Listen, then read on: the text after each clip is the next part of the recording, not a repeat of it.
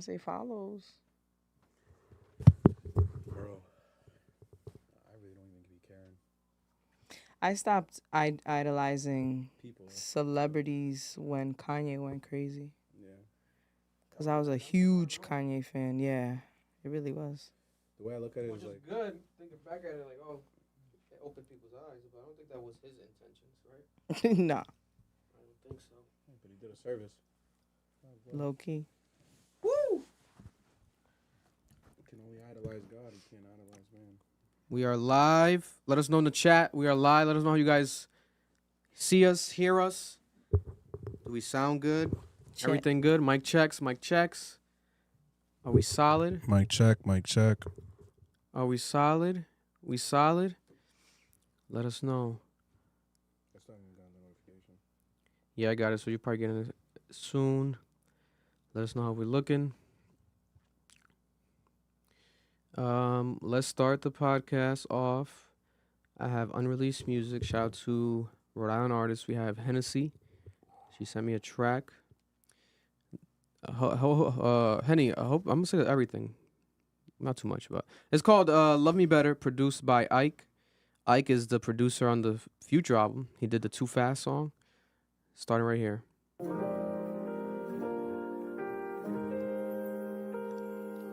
I won't play much of it though. Little snippet. Love me better, Let's check better it. than he ever could, better than he ever would. What he wasn't capable of,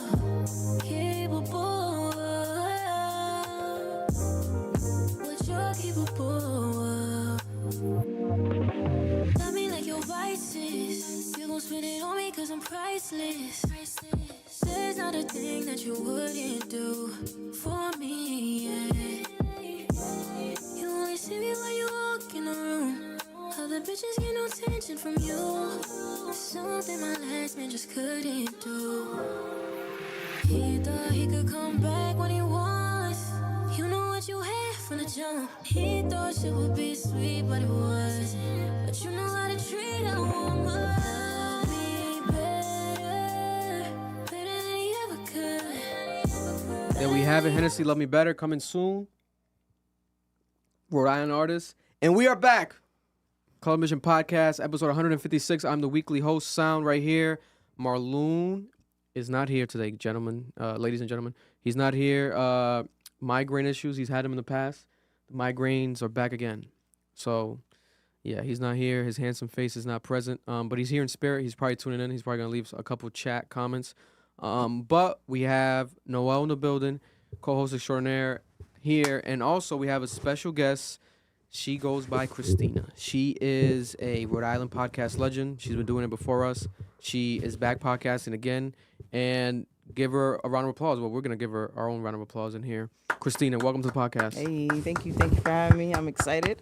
Appreciate you coming through. And since you're here, obviously, tell the people real quick where they can find you, check out everything you're doing, and currently the episodes that you're dropping soon and everything. Yeah. I saw you've been pre-recording a bunch of interviews. Eesh, I am exhausted. You can find me on Instagram, Christina Sev _ Christina no H. You can find me on Spotify, Spark Up Pod, and Spark Up Pod on Instagram as well. So yeah, I'm back in these streets. Should be dropping in about 2 weeks if everything goes as planned, and got 4 episodes already down. I'm like pre-recording now. Before I used to record weekly. Nice. But it was too tiring, so I'm just doing them ahead and then putting them out, like editing them all together and then putting them out one at a time. 100%. Listen, it's stressful. It's more stressful than people realize, you know what I'm saying? Especially because she's a parent as well, just like me.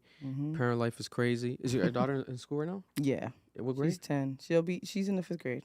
Oh, man. Yeah. It's serious. Yeah. Isn't wild. 6th grade middle school? She's in middle school, it's middle technically. school. Grade is It's middle 6th grade middle school. Yeah, well, the school 6 that to she 8. goes to, It's they like all- consider 5th grade middle school. So, Mm. you know, the attitude is in, the mood swings, about to you get know, serious. girl shit. Yeah. It's a wild time. Yeah, let me not think about those times yet. Let me enjoy these moments. Boys when are we can. easier. No, not this child. Not this child. He My knows. boy's a Sounds villain. like you've been spoiling him. Nah. He does. They both do. Nah. It's a conversation for another day. But we're back. We're going to talk about a lot of things today. We're going to talk about Jay-Z, the Jaguar Wright rumors, again, going crazy. We've never covered Jaguar Wright in here. I never felt the need to, but now it's gotten to the point of national news. She was on Piers Morgan. So I'm like, okay, let me cover her. She got my attention properly now. Did some research on her. I'm going to talk about it as well. The Drake subliminal shot at Jay-Z, it seems like a random IG story post. I don't know what's going on with that. Joker 2, I just watched it like an hour ago, so you guys are going to get my review finally. Let's see if it's up to par to what the internet's saying. I think a lot of you guys are capping, but we're going to talk about it today on Cap. And a couple Rhode Island stories to break. Less stories than last week, which is a good thing and a bad thing, depending how you look at it. And I also noticed, did you guys notice on Reservoir / Elmwood, the Subway sandwich, Subway's not a Subway station, but Subway got crashed. No way. Yeah, but no one's, I found no articles on it. Like, I just saw, like, someone post it, and I passed by it today, and it was obviously crashed. But there was, like, no reports on it. There's always accidents over there on Elmwood. Yeah. And I hated Is that hungry for a sandwich? It's near your crib, too. I'm surprised you haven't seen it yet. I haven't driven by there. Yeah, you be going every morning to get your... Yo, don't put this 6 narrative. inch Don't inside yo, you. That is crazy. First off, if I'm gonna eat a sandwich, it's gonna be a foot long. Okay. Secondly, Okay. no, nigga, I'm not going to Subway to get my sandwiches. That's crazy. I mean, that's not like we didn't go... I used to go to Subway every time All the after time. school across the street Of from course, classical. but we was young. Once Yeah. you eat real sandwiches, you're like, that's just really bad. Yeah, I guess. Sure. I Yeah, guess. no, you wanna know what it is, bro? And we used to afford it because it used to be That's $5 what it foot is. longs. That's But what I was that's about just to dead. say. They don't do the $5 foot longs no more. For real? Should be like $12. Yo, so why would I pay $12 for a Subway sandwich when I can go $12 and get a real fucking sandwich? What are we Yeah. talking about, bro? No, you're right. And these real sandwich places like a deli and stuff, they be hitting. Yeah. Yeah. Riccati's, Middle Spring. Ooh, I might have to try. My boy told me that's just fire. Ricotti's? Mm-hmm. What? There's a spot that Brian and David used to work at. They sell sandwiches near like Plant City. Damn. Oh, in downtown by the bridge? Like right behind Plant City, like up that little hill, that street. Oh, you're talking Good about ass Boston sandwich Street? spot. Is it way Boston Street? That's what it's Might called? be good ass sandwich spot. I think it's Jeff's. Some shit with a G, Jeff's. but I think it's Jeff's sandwiches, but with a G. Oh, I gotta go over there. My God, I gotta it's go over expensive there. though. It's expensive. Oh, it is? Yeah, but I guess it's not too expensive in comparison to Everything $12 else. Subway. The Subway sandwiches. Bro, that's why I don't eat McDonald's no more. It's $12 for a freaking meal. Yo, McDonald's is expensive. Expensive, bro. Yeah, no, yeah. I had my son eat his 1,000th Happy Meal today. God bless his heart. Oh, shit, no support Palestine? Oh man, here we go. Yikes. Here we go. No, God bless. Damn. It's October, Breast Cancer Awareness Month. Condolences to everyone that's lost someone or has even gone through, even if obviously, shout out to all the cancer survivors, breast cancer survivors for this month, but even going through that, actual illness and experience with your family members and friends, extremely stressful. You don't wish it upon nobody in this world, but it happens unfortunately, so we want to reach out and shout out to all the breast cancer survivors. Breast Cancer Awareness Month every October. The run happened this weekend too, and I usually The do water it. fire. Yeah, but I usually do the run and everything. But I forgot completely about it. I didn't even know it was top of the month. I thought it was like during the middle of the month. But You run, nigga? no, I didn't run. I let myself down. You be running? I do the little 5K Do a little Yeah, that's 5K? easy. That's or light. whatever it is. I think it's less than 5K. That's the only reason I do it. I got stamina. I could do a marathon or two. Okay. Yeah, it's just running. I wasn't familiar with your game. Well, now you are, buddy. But we did it because Deja's mom, she had breast cancer years ago, and then Yeah. after that, her surviving it and going through it, we've gone. But yeah, not this month. Unless we find another one, it might happen in Boston somewhere nearby. Might partake in that. Shout out to my sister. We celebrated her birthday over the weekend. Vicky, shout out to her. Marlon was let's not talk about it. God bless. Shout out Marlon. Shout out Marlon. I think I heard a door. It might be Edwin. That guy, man. God bless Edwin. This guy, it's like clockwork. Like clockwork. Every time we're recording, He's sporadic. he's sporadic. He'll stumble upon the studio.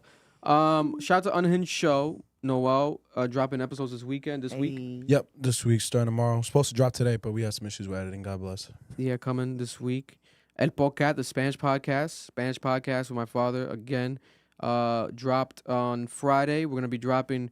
It seems like on Fridays. We ran into like a little. I guess we're on their end. We're trying to do the Spanish radio La Mega, but Oof, they that's have like big. new management over there, so they're running through a bunch of stuff. But we'll see. Hopefully they figure it out. If they don't figure it out, God bless them. We'll still be doing the show on this channel. So make sure to check it out, the Spanish podcast with my father, El Poca, every week. But yeah, and also shout out to a sponsor, an affiliate, Underdog Fantasy. Use our promo code AMBITION if you guys want to actually download the Underdog Fantasy app. First time ever using it, up to $100 free when you deposit your first $100 at sign up. That's AMBITION, the promo code. NBA technically is back. It's preseason. It's technically is back. The preseason happened, and you can. I ain't never watching that. Yeah, you can bet on the preseason. Bro, it's in Dubai. What am I want to watch this? Yeah, and actually we should talk about it today. I was gonna skip kind of sports, but we should talk about it because of LeBron James and Bronny. Yeah, he's crashing out on Twitter. That shit was crazy. Ronnie? Well, LeBron, no, LeBron was saying Yeah, something LeBron about, was crashing out on Twitter. But yeah, because was it about how the articles are reporting like how he went to LA or why he went to LA? Yeah. You guys are lying.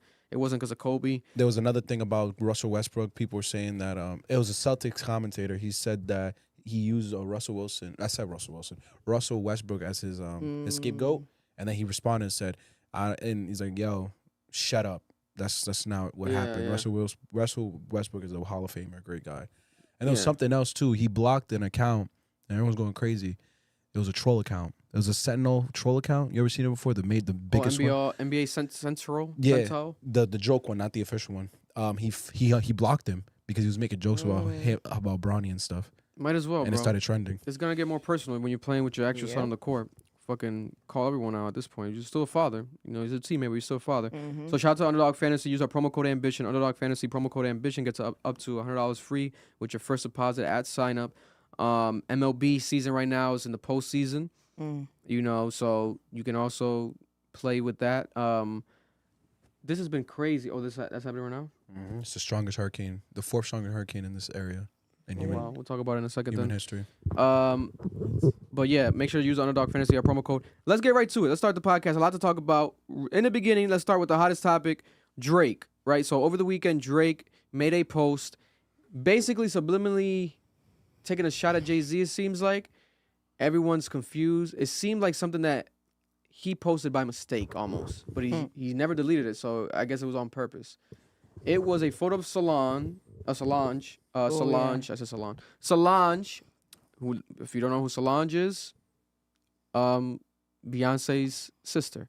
And it was the photo specifically right after the elevator fight that happened, I think, in 2014. It was a minute ago. Yeah, around 2014. It was a while ago, right? If it was 2014, then that was like 10 years ago, exactly.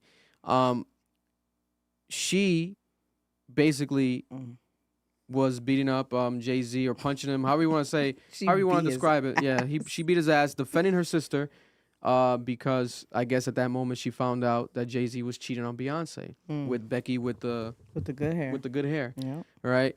Off of this, we got the Lemonade album. We got the 444 album. Amazing. A lot of historic music. A lot of history was made in the culture. But it was crazy because this was the first public incident that we've seen Jay-Z basically take his first L of his career, right? Where it's like, oh, she punched, she slapped him. The elevator video got leaked, etc.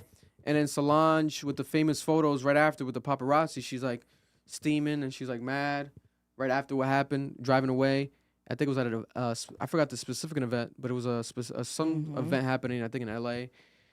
So then Jay-Z, after this, we have him now years later, this year after the Diddy arrest, Jay-Z's now been thrown into the name, right? People are like, oh, Jay-Z's next, right? Jay-Z, etc. But I think it's a bit of both, right? It's the Diddy and Jay-Z allegation, which we're going to talk about a bit more, but it's also the Super Bowl, right? The Super Bowl happened, and Jay-Z's behind the Super Bowl decision, and then we have Kendrick Lamar performing at the halftime next year for the Super Bowl. Drake and the Kendrick Lamar beef. People are saying that Jay-Z did that to sub Drake. I felt like it was a reach that has nothing to do with Drake. It was just maybe monetary. He's the hottest artist this year, right? Kendrick Lamar. You want to get the clickbait going, the money going, the commercials, the most viewers. Kendrick Lamar probably get him that. I think it was either Kendrick or Taylor Swift, and he went with Kendrick, right? He kept the hip hop how he's been doing it ever since Rock Nation basically has taken over. But now with this post, there's no other way to kind of look at it, I feel like, because if he was joking, he's not close enough to Jay-Z to joke this way. And anyone that's close enough to Jay-Z wouldn't joke this way, I feel like. And I was like, damn, did he mean to post this on his Finsta, the 100 gigs Finsta? But then if Drake posts this on his Finsta, technically it's still like, It's a sub. It's what a the sub. fuck is going on? It still would be taken as how it's being taken now because people know that's his Finsta. There's nobody else's Finsta. But I was dying to talk about this on the live stream. Well, I want to know what the Cap Crew thinks in the live chat. What do you guys think about this? Is this directly a shot at Jay-Z? And also, does it feel like, I guess, breadcrumbs leading up to something that's going to be bigger? Like, is he going to go full anti-Jay-Z? Is he going to now start dissing Jay-Z? Is he going to start, kind of go against Jay-Z? Does he believe that Jay-Z is a part of this alleged sexual assault ring or anything? Did Jay-Z do anything inappropriate with anybody? Or does he know more about Jay-Z than us? Probably, right? Drake is Drake, right? When we're us, right? He's Drake. He's a fucking billionaire guy that has all these connections. Told us, Say that? I feel like Kanye would have told us at this point. That would be sick. But Kanye did say something. Remember, he was during those During Well, I towards think they were Diddy talking though. about money though. Yeah, he's talking about money. But remember, like, don't you guys remember? I think it was a Yeezus, one of those tours where he was like, You can get rid of me. yeah, like, don't send Jay, don't send those hitters after me, please. Yeah. I know you That's can send your crazy. hitters. And then people were like, Hmm? okay, let's keep going, join the show. Like, they just kept pushing Yeah. and rushing aside. But it's like, bro, this Right. guy's making these really crazy allegations, like saying like this guy. But it's like technically, yeah, anyone that's rich and famous can do that, can hire someone to kill someone. Doesn't mean that they need to. Also, Jay-Z's a street nigga. Yeah, Or retired. right. Retired Right. drug dealer. But the idea of him being Kanye, he's been that close to Jay-Z. He knows more than us if he's capable of doing that realistically. Mhm. So to throw that out there is kind of Yeah. weird. I feel like in one of those rants he would have lost it and said it. You'd been like the same way he said about Diddy. There's mad videos resurfacing of Of Kanye saying Kanye, it word yeah. for word. Yeah. Be careful of Diddy. Diddy is a weirdo. Like there's a lot of them. So I don't know about Hov. A lot of people have said that, but Drake subbing Jay-Z doesn't really surprise me though. I feel like he's always had like that little brother complex, and he's probably one of the only rappers I can call Jay-Z for a feature though. But Always. Jay-Z has always sunned Drake, so I think he obviously probably feels some type of way that Jay-Z didn't choose him or not. But Young Money is very much like they still operate like hood niggas. So is if you're coming for one of mine, I gotta come for you now. And Drake is a superstar. It's a superstar against another superstar. I mean, I feel like the feud is just it's inspirational. I think Drake is fueled by drama. Yeah. I feel like he knows how to get the people talking. So this post alone, as we have it behind us on the screen, for those who haven't seen it, here's the photo of Solange, right, with the bob cut, pissed off, fingers in the face. Classic photo. And then also, people did connect it. When I tweeted this, I made sure to just highlight this because this is what I found significant. But people did connect Aaliyah because he did post Aaliyah right after. All right, let me see if I spell it right. I always butcher That's so crazy. Aaliyah. 2 A's. Yeah, but it came up still. Twitter does it's a correction on its own. Here was the photo. This is from the song that she has with DMX, the music video, right after the Solange post. Right? That's a big rabbit hole that I don't really want to dig into because that gets into the conspiracies of, He dated her. well, that he dated her illegally while she was a minor. Allegedly, right? There's always been rumors of that, and also her death. And then she also died on a Dame plane? Dash being engaged to her. Dame Dash was engaged to her, but didn't she die on a plane? Yeah, she did. Right?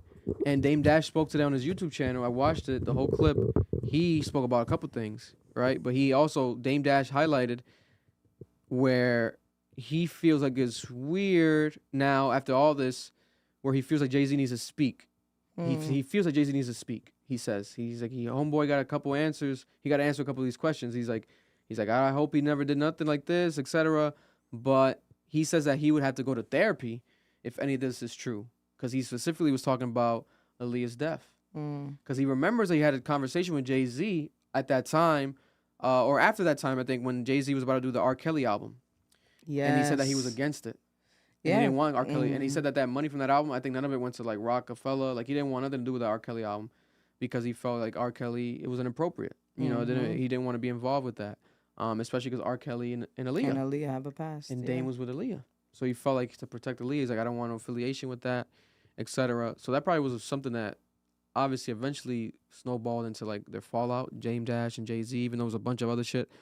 But that actual, situation, I'm thinking about it now, I'm like, that would be crazy. Like if all this turns out to be true. Why would Jay-Z want Aaliyah to die? I don't know. I feel like maybe I'm still naive because Jay-Z is the rap god. But when Aaliyah passed, it was like what, 2001. Jay-Z was still at the like he I wouldn't say he was fresh in his career, but he was like walking into his like biggest moment. And that's when September 11 happened and all that stuff, and he still went platinum. But when they did the autopsy on the pilot, it said that he was on drugs.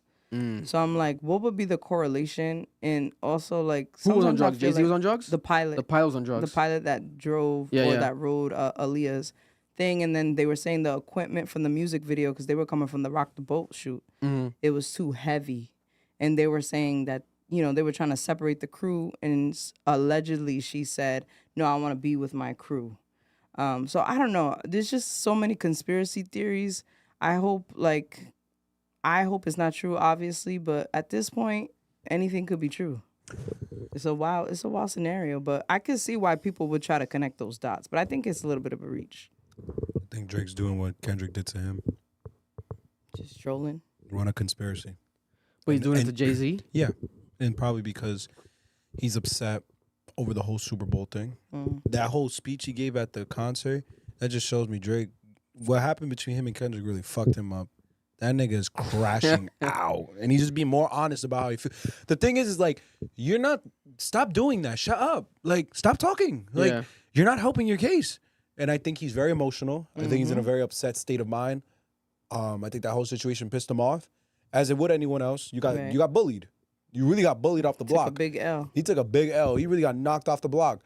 And it's like, that doesn't mean you can't come back. That doesn't mean this isn't still your block. But it's like, you're gonna just hop on a mic and start rambling and ranting and just sound like a fucking loser. Like, you gotta have some composure, some demeanor. So when I seen that post, I'm like, oh, okay. The chat's saying, not to cut you off also, but they mentioned Timbaland. Timbaland was also in love with Aaliyah. Remember, and he kind of, I think he revealed that more recently, too. Yeah, his wife looks like her, too. Yeah, no, that's weird His now behavior. wife. Yeah. That's weird. So people, they're saying, Timbaland was, shout out to Angela. She says, Timbaland was in love with Aaliyah, too. It seems like a lot of people were. I think she knew something and people were making sure it didn't surface. It's like, man. I could fully see a scenario where Drake is like, the same way you ran this little Epstein narrative about me, Kendrick, I'm gonna do it to Jay-Z. Let's have some smear fun. campaign. Yeah, now it's just gonna be a smear campaign. And because the internet isn't like responsible, niggas are just gonna run with it and believe it. Damn. Right. I don't like Drake playing into this He's too big for conspiracy this. wormhole. You too big for this. Like, why are we not getting this Party Next Door and Drake album that you said we were gonna get when summer was over? Summer's over. I'm taking the air conditioners are coming down, heaters are coming on. Where's his album? Like, why are we not getting back to like regular scheduled programming? Maybe something's happening, right? Though I feel like legally behind the scenes, lawyers are being reached out to. Yeah. Drake's probably reaching out to lawyers because Diddy might have, like I said before, might have been the straw that broke the camel's back. He might be in there snitching, and that might be him lying, exaggerating, pointing names out, tying people into things to save his own ass. Jay-Z I wouldn't put it past him. was a consistent, no matter how we look at it, right? I love Jay-Z, legend. I think one of the best things to ever happen arguably to humanity has been Jay-Z's existence, just for the impact he's caused in culture. I love him. But he was very close to Diddy. Like, he was at all the parties next to him. Like, it wasn't like niggas just attended. We know people that have attended, like, oh, they just be there. They always go, but he was like hand in hand with him, like it was like their party. Rock Nation brunch, the same thing. Cheering. It was their parties, like they were always together. So people are gonna kind of be like, what's going on? Like, did you not know other stuff? I have a conspiracy. What's your conspiracy? Uh-oh. I think he knew. I just don't think he cared. I think there's this big misunderstanding of how powerful money is. If your goal is to make money and be a businessman, the thing is because we glorify money and businessmen, so we think they can't be this immoral. But I can fully see a scenario where Jay-Z was so driven by his pursuit for money and success that it's not that he acted like Diddy, but he probably saw Diddy behaving that way and said, yeah, okay. That's what white people do. I was gonna say White Jay-Z CEOs moves does like that a shit. politician. He moves like a white CEO, like a Yeah, white politician. yeah. Like he moves, like we've heard stories of this, of white CEOs allowing rappers to crash out. There's the whole Leo Cohen when he was on the Breakfast Club, and Leo was like, I gotta feed my people, I gotta feed my family. I don't like. It's okay if this rapper raps about lean and murder, and it's like, yeah, that's that white people shit. Yep. Like business comes first. I mean, he's This is the always shit done y'all business. glorified. Right. A lot of people have said he stepped on his whole Rockefeller team to get to the top. Yeah. So I wouldn't be surprised if he knew. I just felt like, you know, sometimes it's like when you hang around niggas in the hood that are doing shit, but you don't say nothing. You know, you just keep it moving. Because your goal is yourself. It's how Right. he knew Beanie was a crash out. He just let him crash out. Like you just, bro. Crazy. Sometimes, bro, He's selfish. money comes first. For that, to niggas like that. For niggas like that. It ain't about the morals. It's, yo, I gotta get to my fucking bag, bro. You can do whatever you want, weirdo. Right. But with the Drake shit, right? Do we think that Drake and Jay-Z have a real Issue? between each other?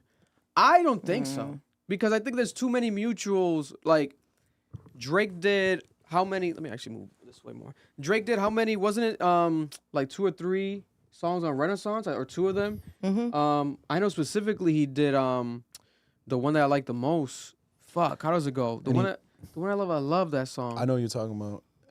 He also knew about the club out The house music. the house back. music album. He heard it before Yeah, that's anyone Renaissance. else. Yeah. Oh, that's Renaissance. Yes, the Renaissance album. Yeah, he heard about it like He works with Jay-Z. 2-3 years he before. works with Drake. Works with consistently. Yeah, right? they've done other music on her. Yeah. Self-titled too. 100%. And Drake, he wrote one of those songs. Yeah. Yeah. He wrote the whole song. There's a whole version of just the Drake song of it. I love that song.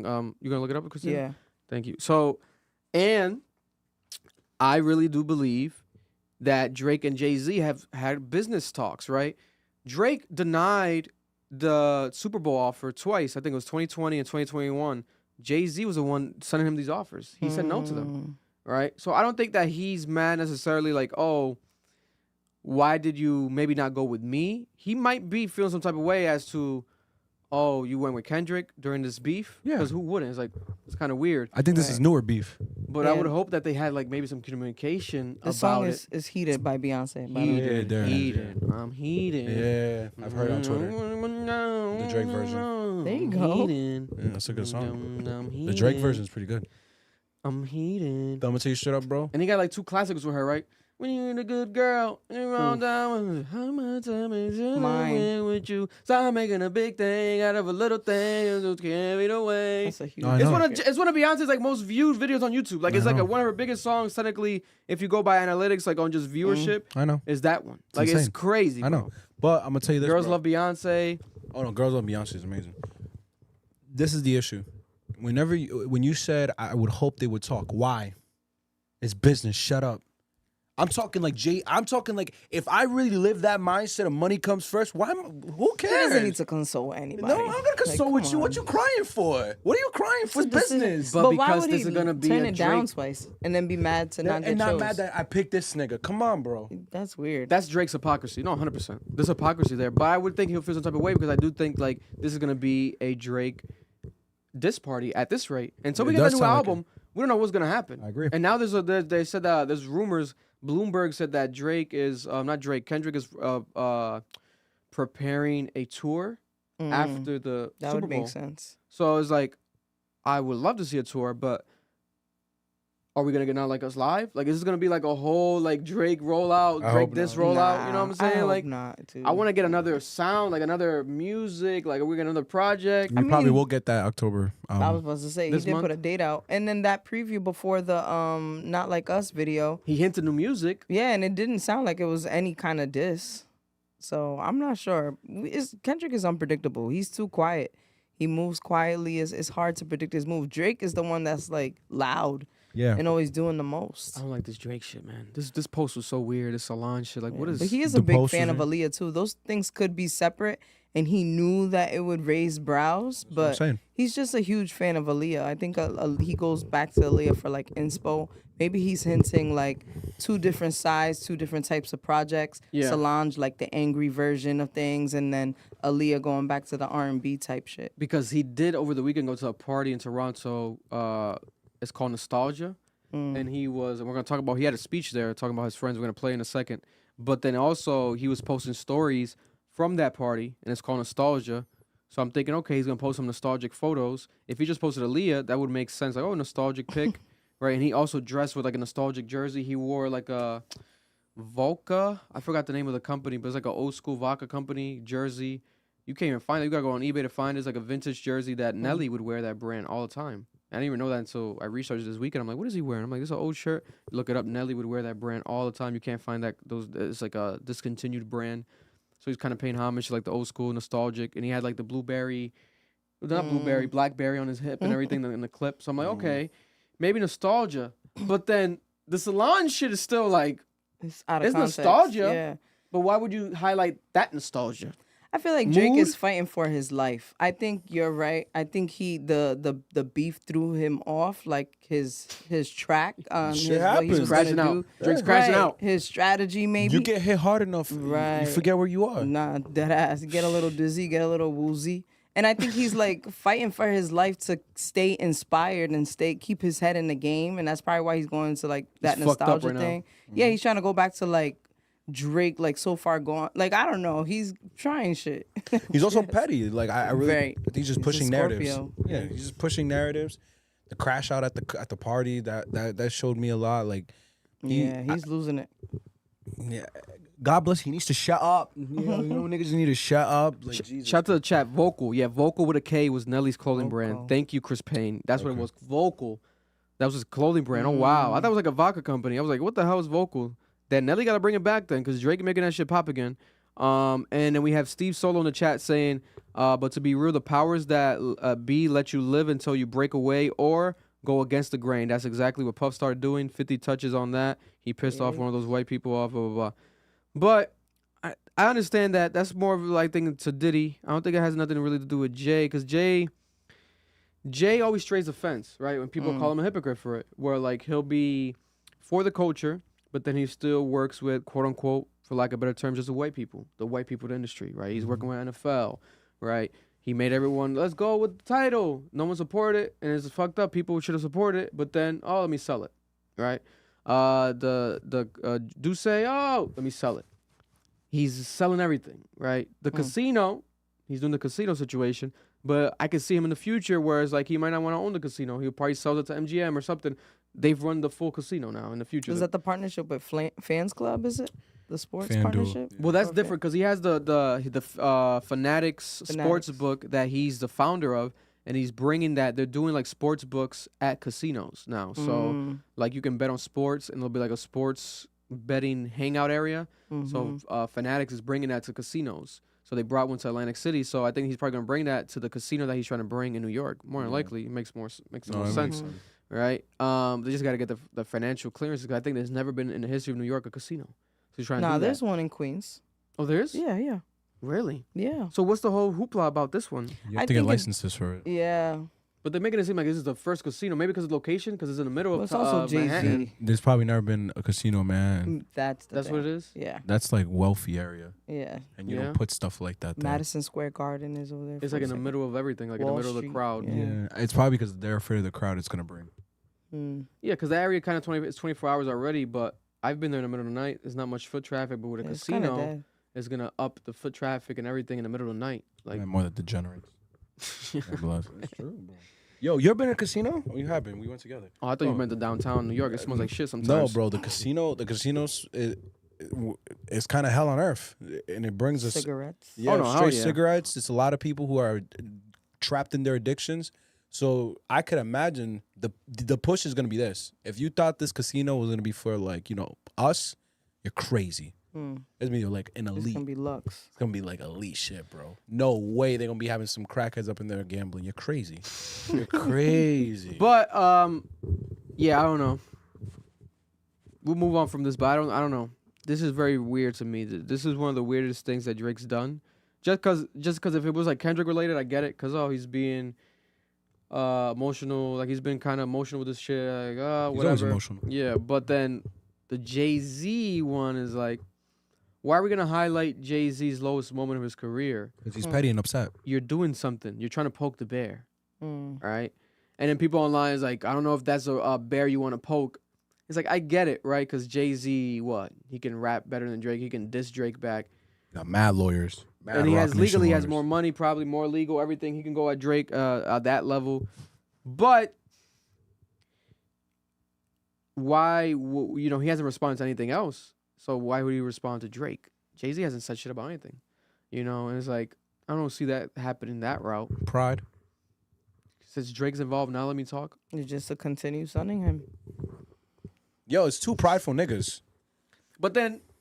Yeah, it's just one can put his pride away for money. The other one seems to struggle with that sometimes. God the only way bless. this makes sense is if Drake knows some shit that we don't about Jay-Z. You really think he's not just pushing a narrative? Without knowing anything? Yeah. Nah. Kendrick just did it. And you believed it. Now I'm saying you believed the narrative. I mean, you believe that that Kendrick never had real information. Yo, Vic, you can't have that energy, bro. You can't say Kendrick was lying on Not Like Us and then say Drake isn't lying here. That's not fair. They both said lies. Well, we don't know what the fuck he means, no. You're going off of an assumption. He might just posted that shit on some throwback shit, and Hove texted him right after, yo, what was that about? He's like, nah, bro, I'm just Then why posting did- nostalgic pics. Oh, nostalgia pics? You getting your ass beat in the elevator? That's not a nostalgia pic. Well, He's maybe just saying he trying to wants to be spread a Jay-Z's narrative. ass. Yeah, like he's trying to spread a narrative. Like I get it, bro. Kendrick did the same thing for like 3 months and niggas was hyped. He's just playing game, bro. It's crazy how Drake does some shit, like Trolling. post something on his story, and it's like, The whole world Viral. shifts. the whole world goes crazy, but it's because that's the only way that he communicates. He doesn't do interviews. He hasn't been dropping music addressing things necessarily recently. So this is all we're gonna get from Drake. And speaking of Drake, on some shit emotional, we have more Drake news, right? That everyone kept sending me. So over the weekend, over the past week, basically, Drake, on top of all this with the Jay-Z subliminal things, he got extra emotional, right? So Drake went and unfollowed people on social media. He unfollowed LeBron James. He has LeBron James tattooed on him. And I'm not supposed to believe this nigga's not being emotional. Yeah, he's just spreading narratives to make people upset. He has LeBron James tattooed on him, I know he does on the Mount Tattooed Rushmore on backs. him. You never seen the Mount Rushmore of backs? right? He Playboi looks like a Carti. a vision board. Yeah, it looks like a vision board. He has Playboi Carti unfollowed, right? Playboi Carti, his Vamp, his brother Vamp, right? Kendrick Lamar unfollowed after the beef, because people were like, "Why are you still following Kendrick through this whole time?" Now he decided to unfollow Kendrick Lamar. This was October 1st too, by the way. He started October, his month, October month. The OVO. first he woke up October 1st, unfollowing these people. And I'm not supposed to believe that this nigga's a not some rollout. DeMar DeRozan. Everything's petty a nigga. rollout. Yo, DeMar DeRozan, right? DeMar DeRozan, Joe Budden, that was funny. Of course. and Rick Ross, right? Finally, Rick Ross. Like, why haven't you unfollowed Rick Ross yet, right? He unfollowed Rick Ross. And then over the weekend, he did a speech at the Toronto party about real friends. He said, my real friends are definitely in the building. And he's like, in life, you're going to come to a point in life where you people you thought were your friends or people you thought were close to you, they might switch up. Right? And I'm going to play the clip of the actual speech behind me right now for those who haven't seen it. This is at the Nostalgia Party. And let me get the gentleman's name correct from Toronto. Tyrone Edwards. So Tyrone Edwards throws this party, I think, once a year. And he seems to be like a media person out there, to be honest. Like, he does like red carpet interviews. He has like a video interviewing, I believe it was Rihanna and everything. So it's pretty serious, it seems like, at least. So here we have the clip of the actual speech. My real friends are definitely in the building.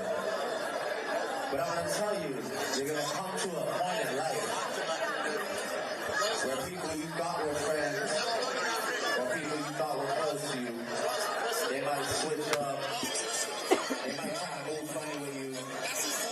They might stab you in the back. They might do a lot of things. They might stab you in the back. You'll come to that realization. Wherever you're at in life, you've probably been there and you'll be there again. That's how life is. But look, sometimes it's you and you alone by yourself. Sometimes it's you alone with your thoughts. Sometimes you know what?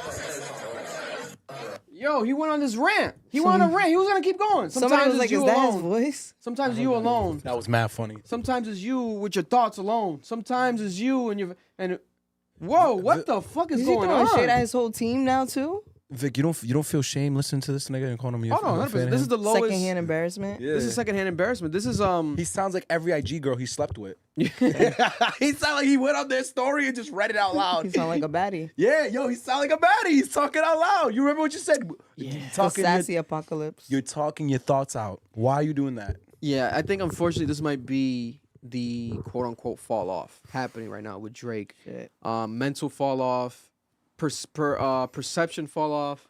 He's looking the weakest he's ever looked. Negative aura. This just bad. Yeah, This it's just terrible. bad. And then you connect the Jay-Z post where it's like, okay, after this weekend of you doing this rant, like, what the fuck? Like, we thought you already addressed that shit. Right. Like in that song, what was that song? Heart Part 6. No. Aside from that, the recent ones and on the 100 Oh, gig yeah, shits, 100 gigs. Oh, yeah. Yeah, that song. No Face. No face. You already addressed that. Talking about I was listening to studio when I got trapping. here. I'm locked in the room. You know, see you boys soon. I'm glad that you niggas showed me who you was. Something like that. Yeah. But then it's like, bro, where's the music? Like you're teasing this new music that you're gonna diss these people, you're gonna address your friends, and instead you unfollow them on social media, which is like, okay. I don't. There were some people underplaying it, like, how is this news? And I get it, right? Oh, how is this news?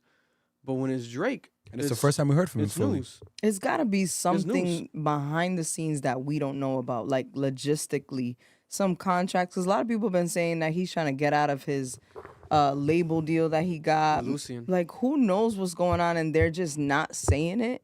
But you can't be this petty against people that are just like your celebrity friends. Are you really friends with Jay-Z, Kendrick? No. And all, you know what I mean? Like, what is this about?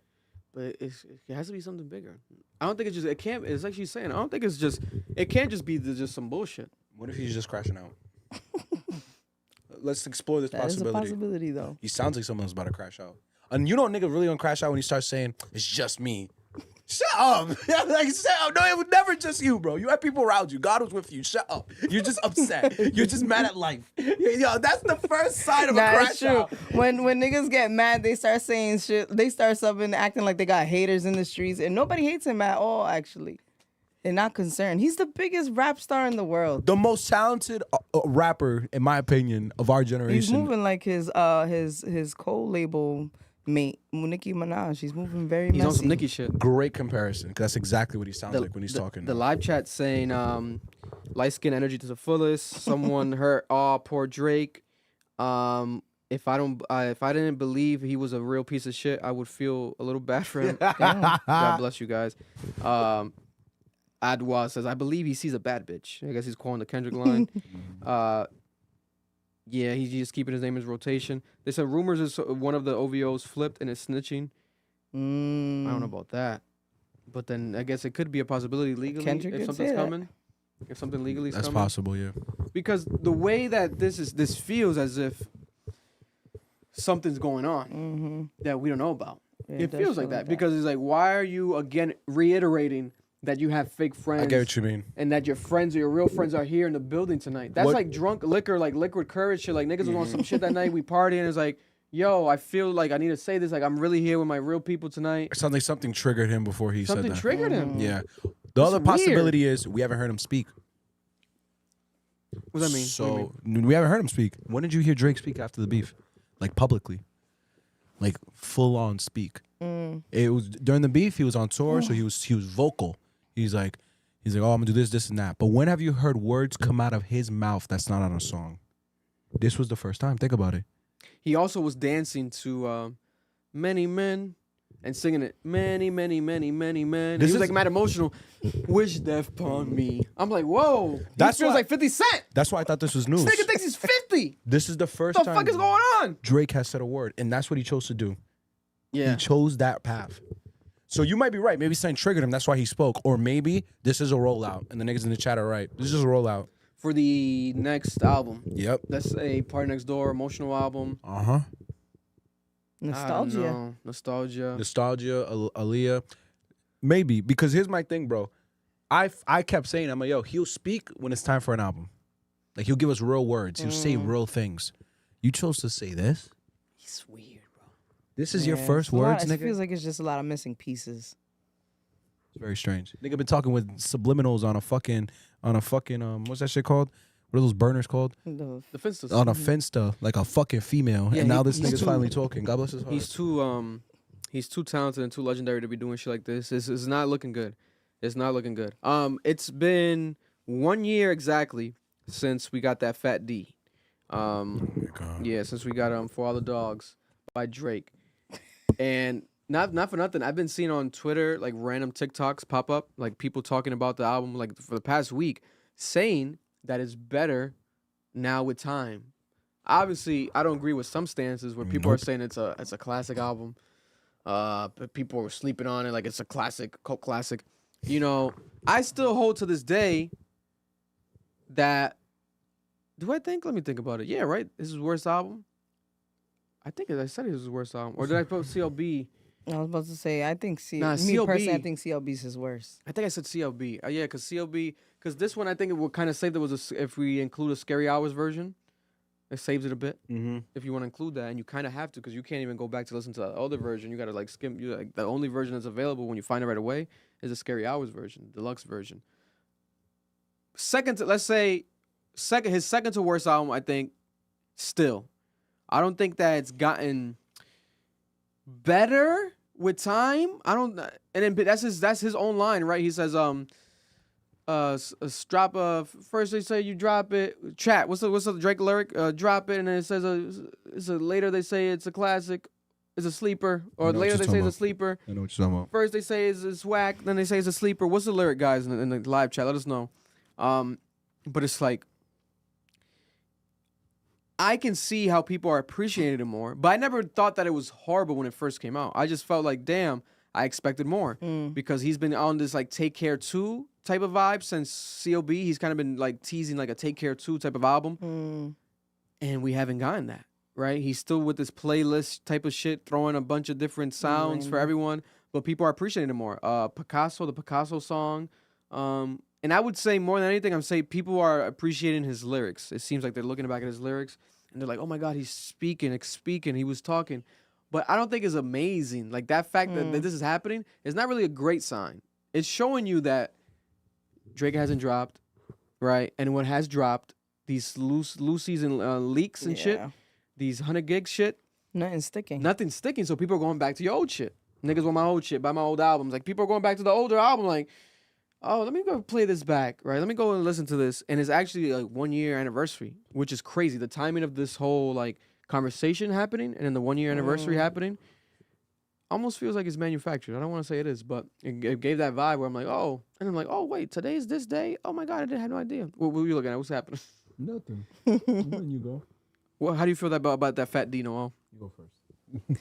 The Fat D? Yeah, that Fat D. I didn't even know the internet was calling it that. Yeah, it's Fat D for all the dogs. That's Fat D. crazy.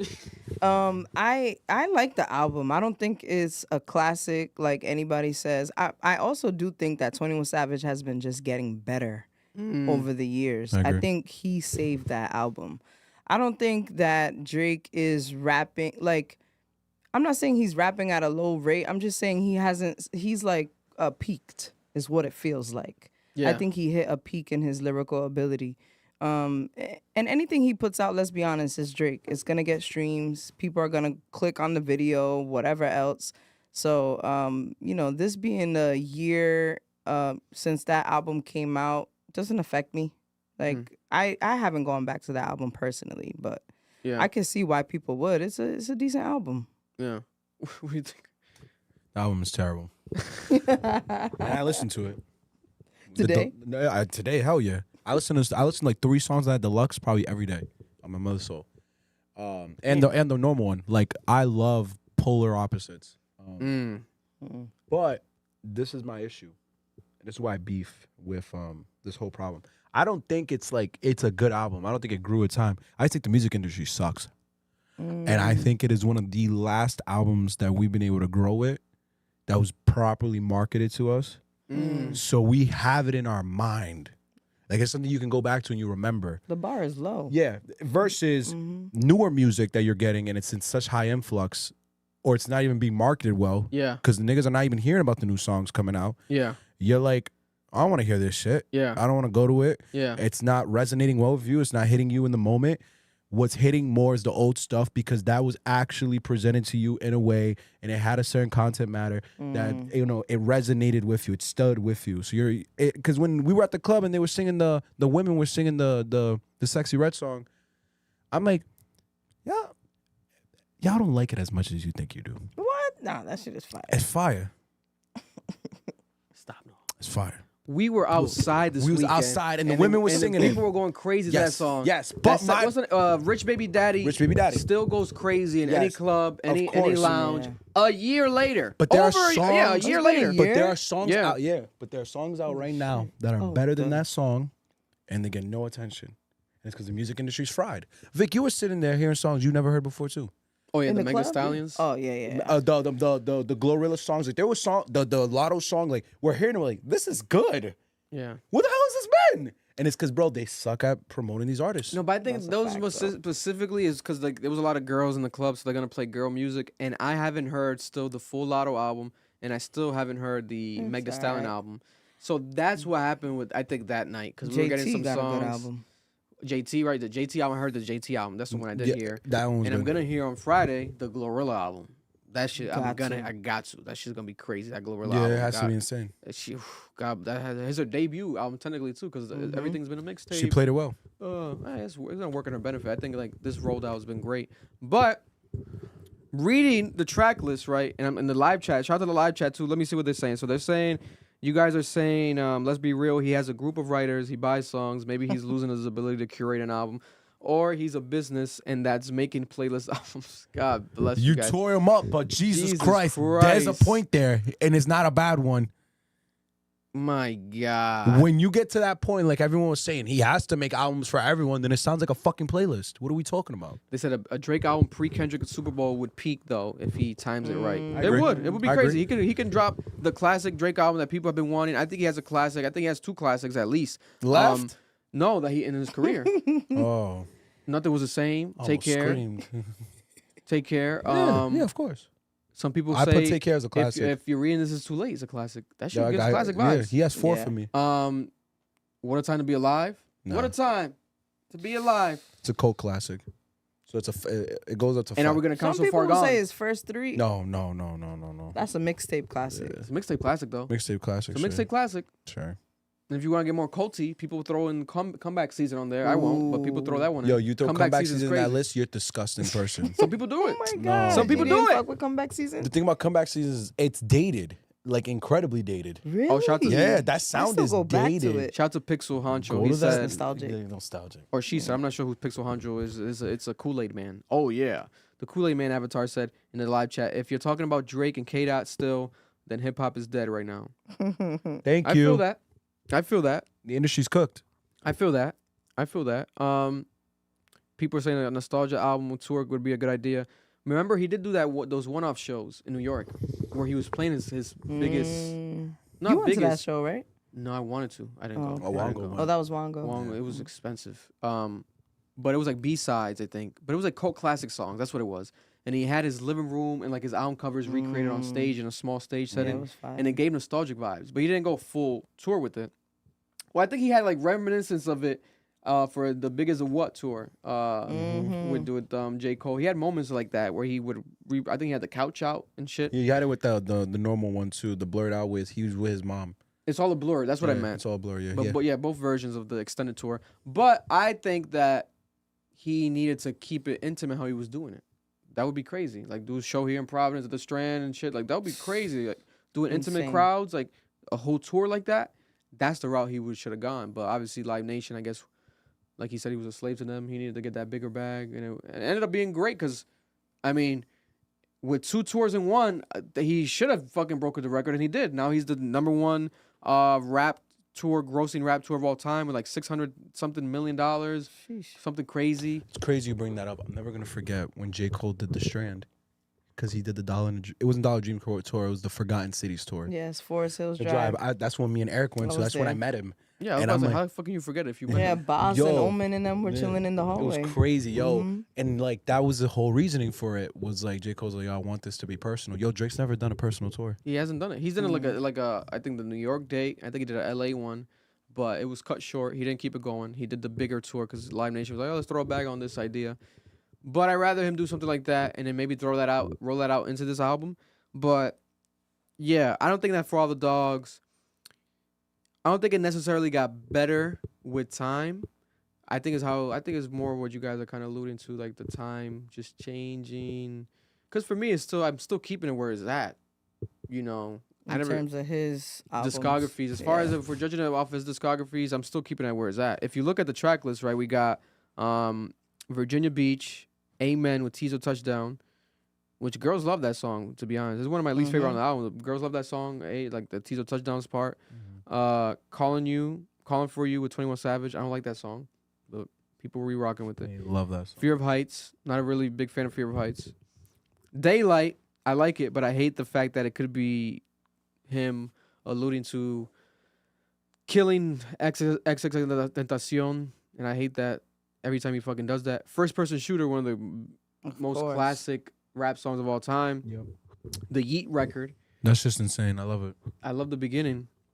And to be honest, I do like Virginia Beach because of the fucking Frank Ocean sample. I wish your mother could be proud of you. Yeah, yeah. It's like a unreleased Frank Ocean song that he sampled, which I think that song's gotten better with time with me. 7969 Santa. I love that record. Slime You Out. Sliming You Out. That record didn't. I I hate don't that think song. it did what they thought it was supposed to do. Nah. I hate that song so much. I'm not really a huge fan of that one. Bahama Promises I like. That's one of the ones that people have been highlighting on TikTok with the lyrics. Tried Our Best, decent record. Screw the World interlude, I don't really need it. Drew a Picasso, one of the best songs on this project, and one of the ones that people highlight lyrically with Time Now. Members Only, Party Next Door. I like that record, bro. I don't think Drake and Party really miss. That was a mess. No, you crazy. This record right here, you're bugging. Let me see. I cannot defend her. You're too down with the gangy. You're one of my That's a vibe. members. Come on, Noel. Stop it. What would Pluto do? What would Pluto do? He probably fucking on this hoe. Hey, which might have been him alluding to Future fucking his girl. Yeah. Yikes. Or a girl that he fucked or some shit. All the Parties. I like that record with Chief Keef. I think it was kind of a unique way to use Chief Keef. I'm like, but I do like the record. Could do without Chief Keef, but it's like, I wanted their collaboration to be better. 8 AM in Charlotte. I think is maybe his worst timestamp record. I think so. Without a doubt. I think so. You heard the way it's mixed? What, terribly?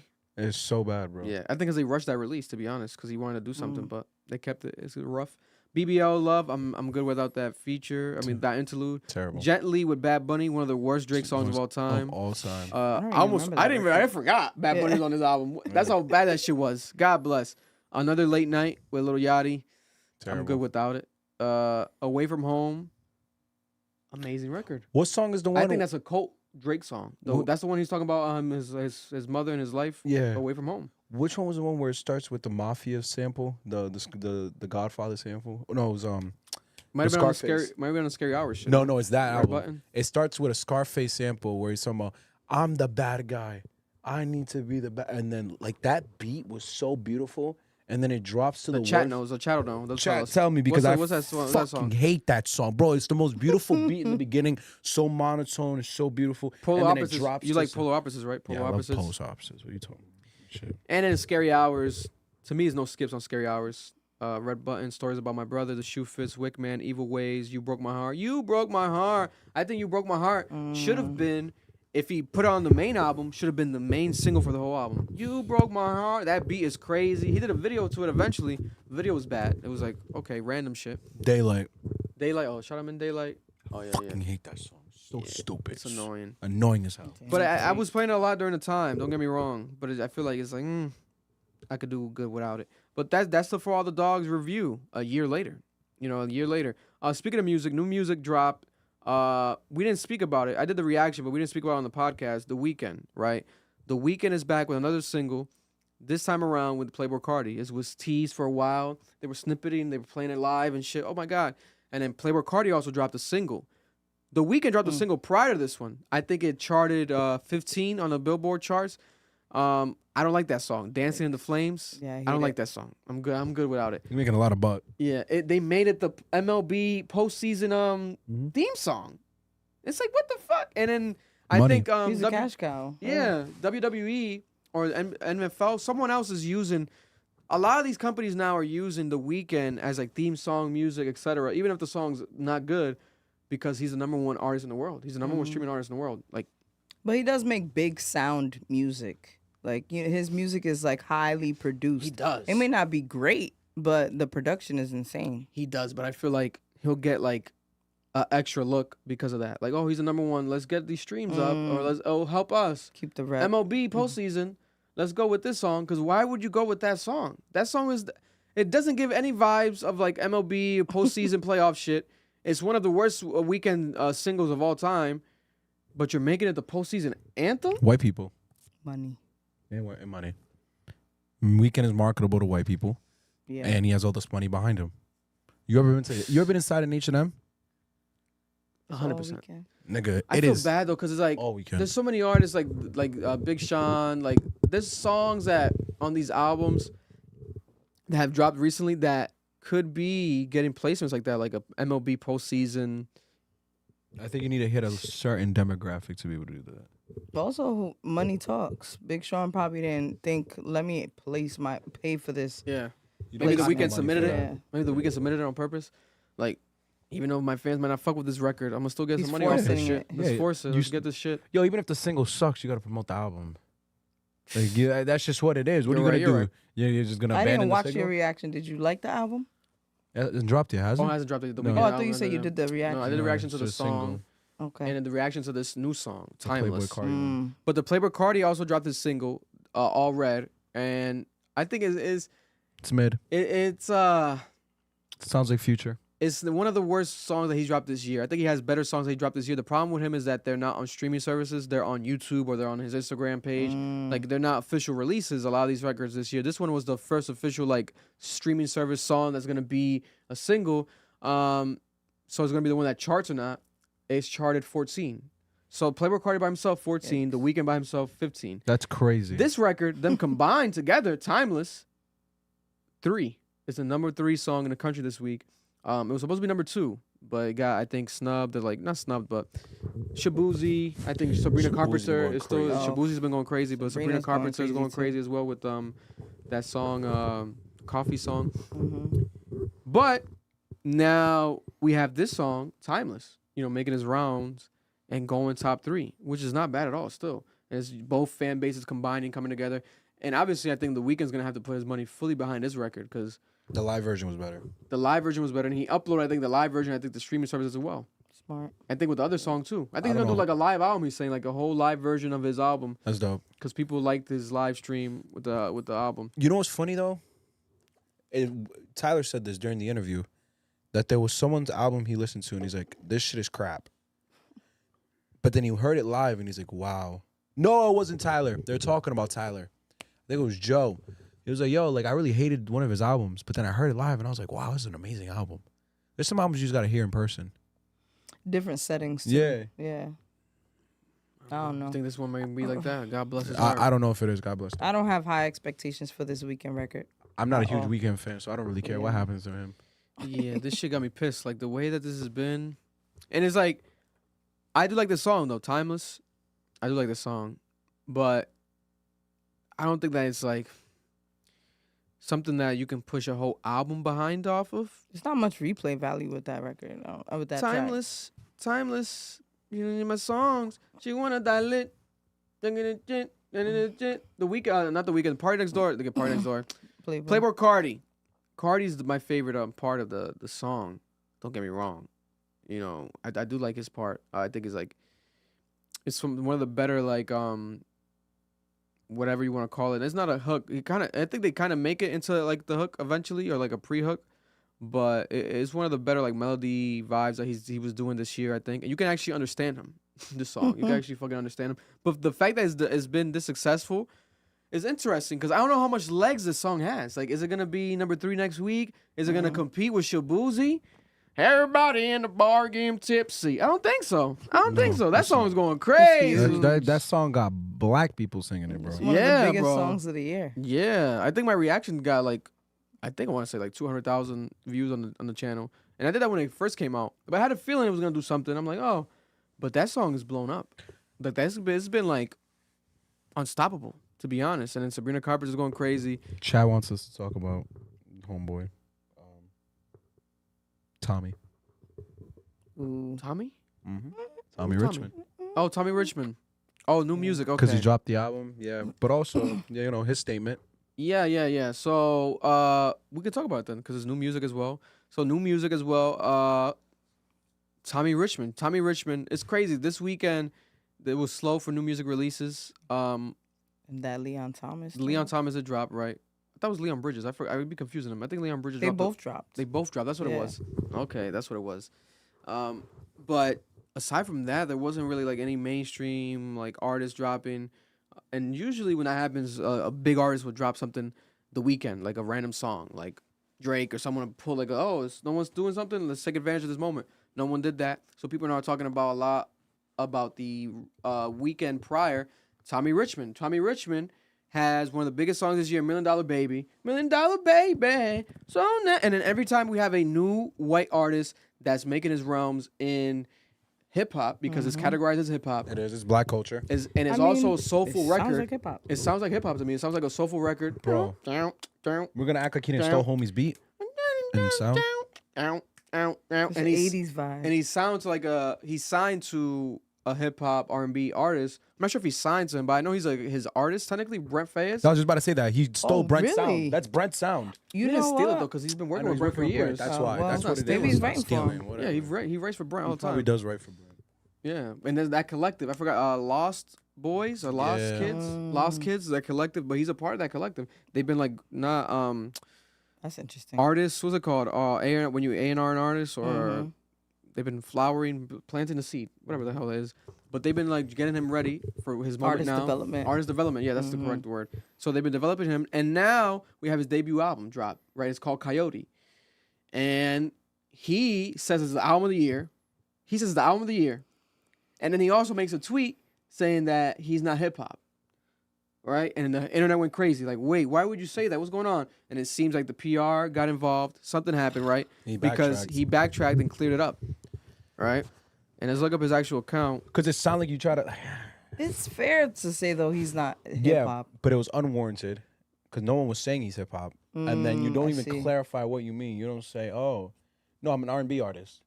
Or I'm this artist. Right, you just it sounds like you trying to say I ain't a nigger. Like that. Oh, I said that RDR. My bad. I've been saying it all week. But that's really what it is. I've been saying it all week. It's crazy. Because you know what, bro? I want people to finally just call us what they think they are, what we are. Like, I'm tired of this shit. Just trying to sugarcoat your energy. Like, why are you saying that? Right. I'm not hip hop. This gives like Post Malone vibes when he said I don't like rap music. Yo, that's wild. So it's like, what are we doing here? Why are you making this music? What is your purpose? What do you categorize yourself as? Because there's no need to say that. It's a trick, because that's a great comparison. Post Malone, when he came out with White Iverson, we're like, all right, easy, we got another white boy in hip hop. And then he switched up on us. But he has arguably one of the biggest pop songs, that Spider-Man joint. Yeah. So, and that's hip hop too, technically.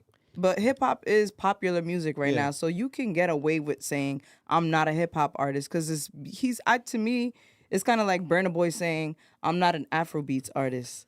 That sounds like a stab in the back, but really he's just saying, don't box me in. And here's the thing, I get that, because I remember Lil Yachty said it after his album.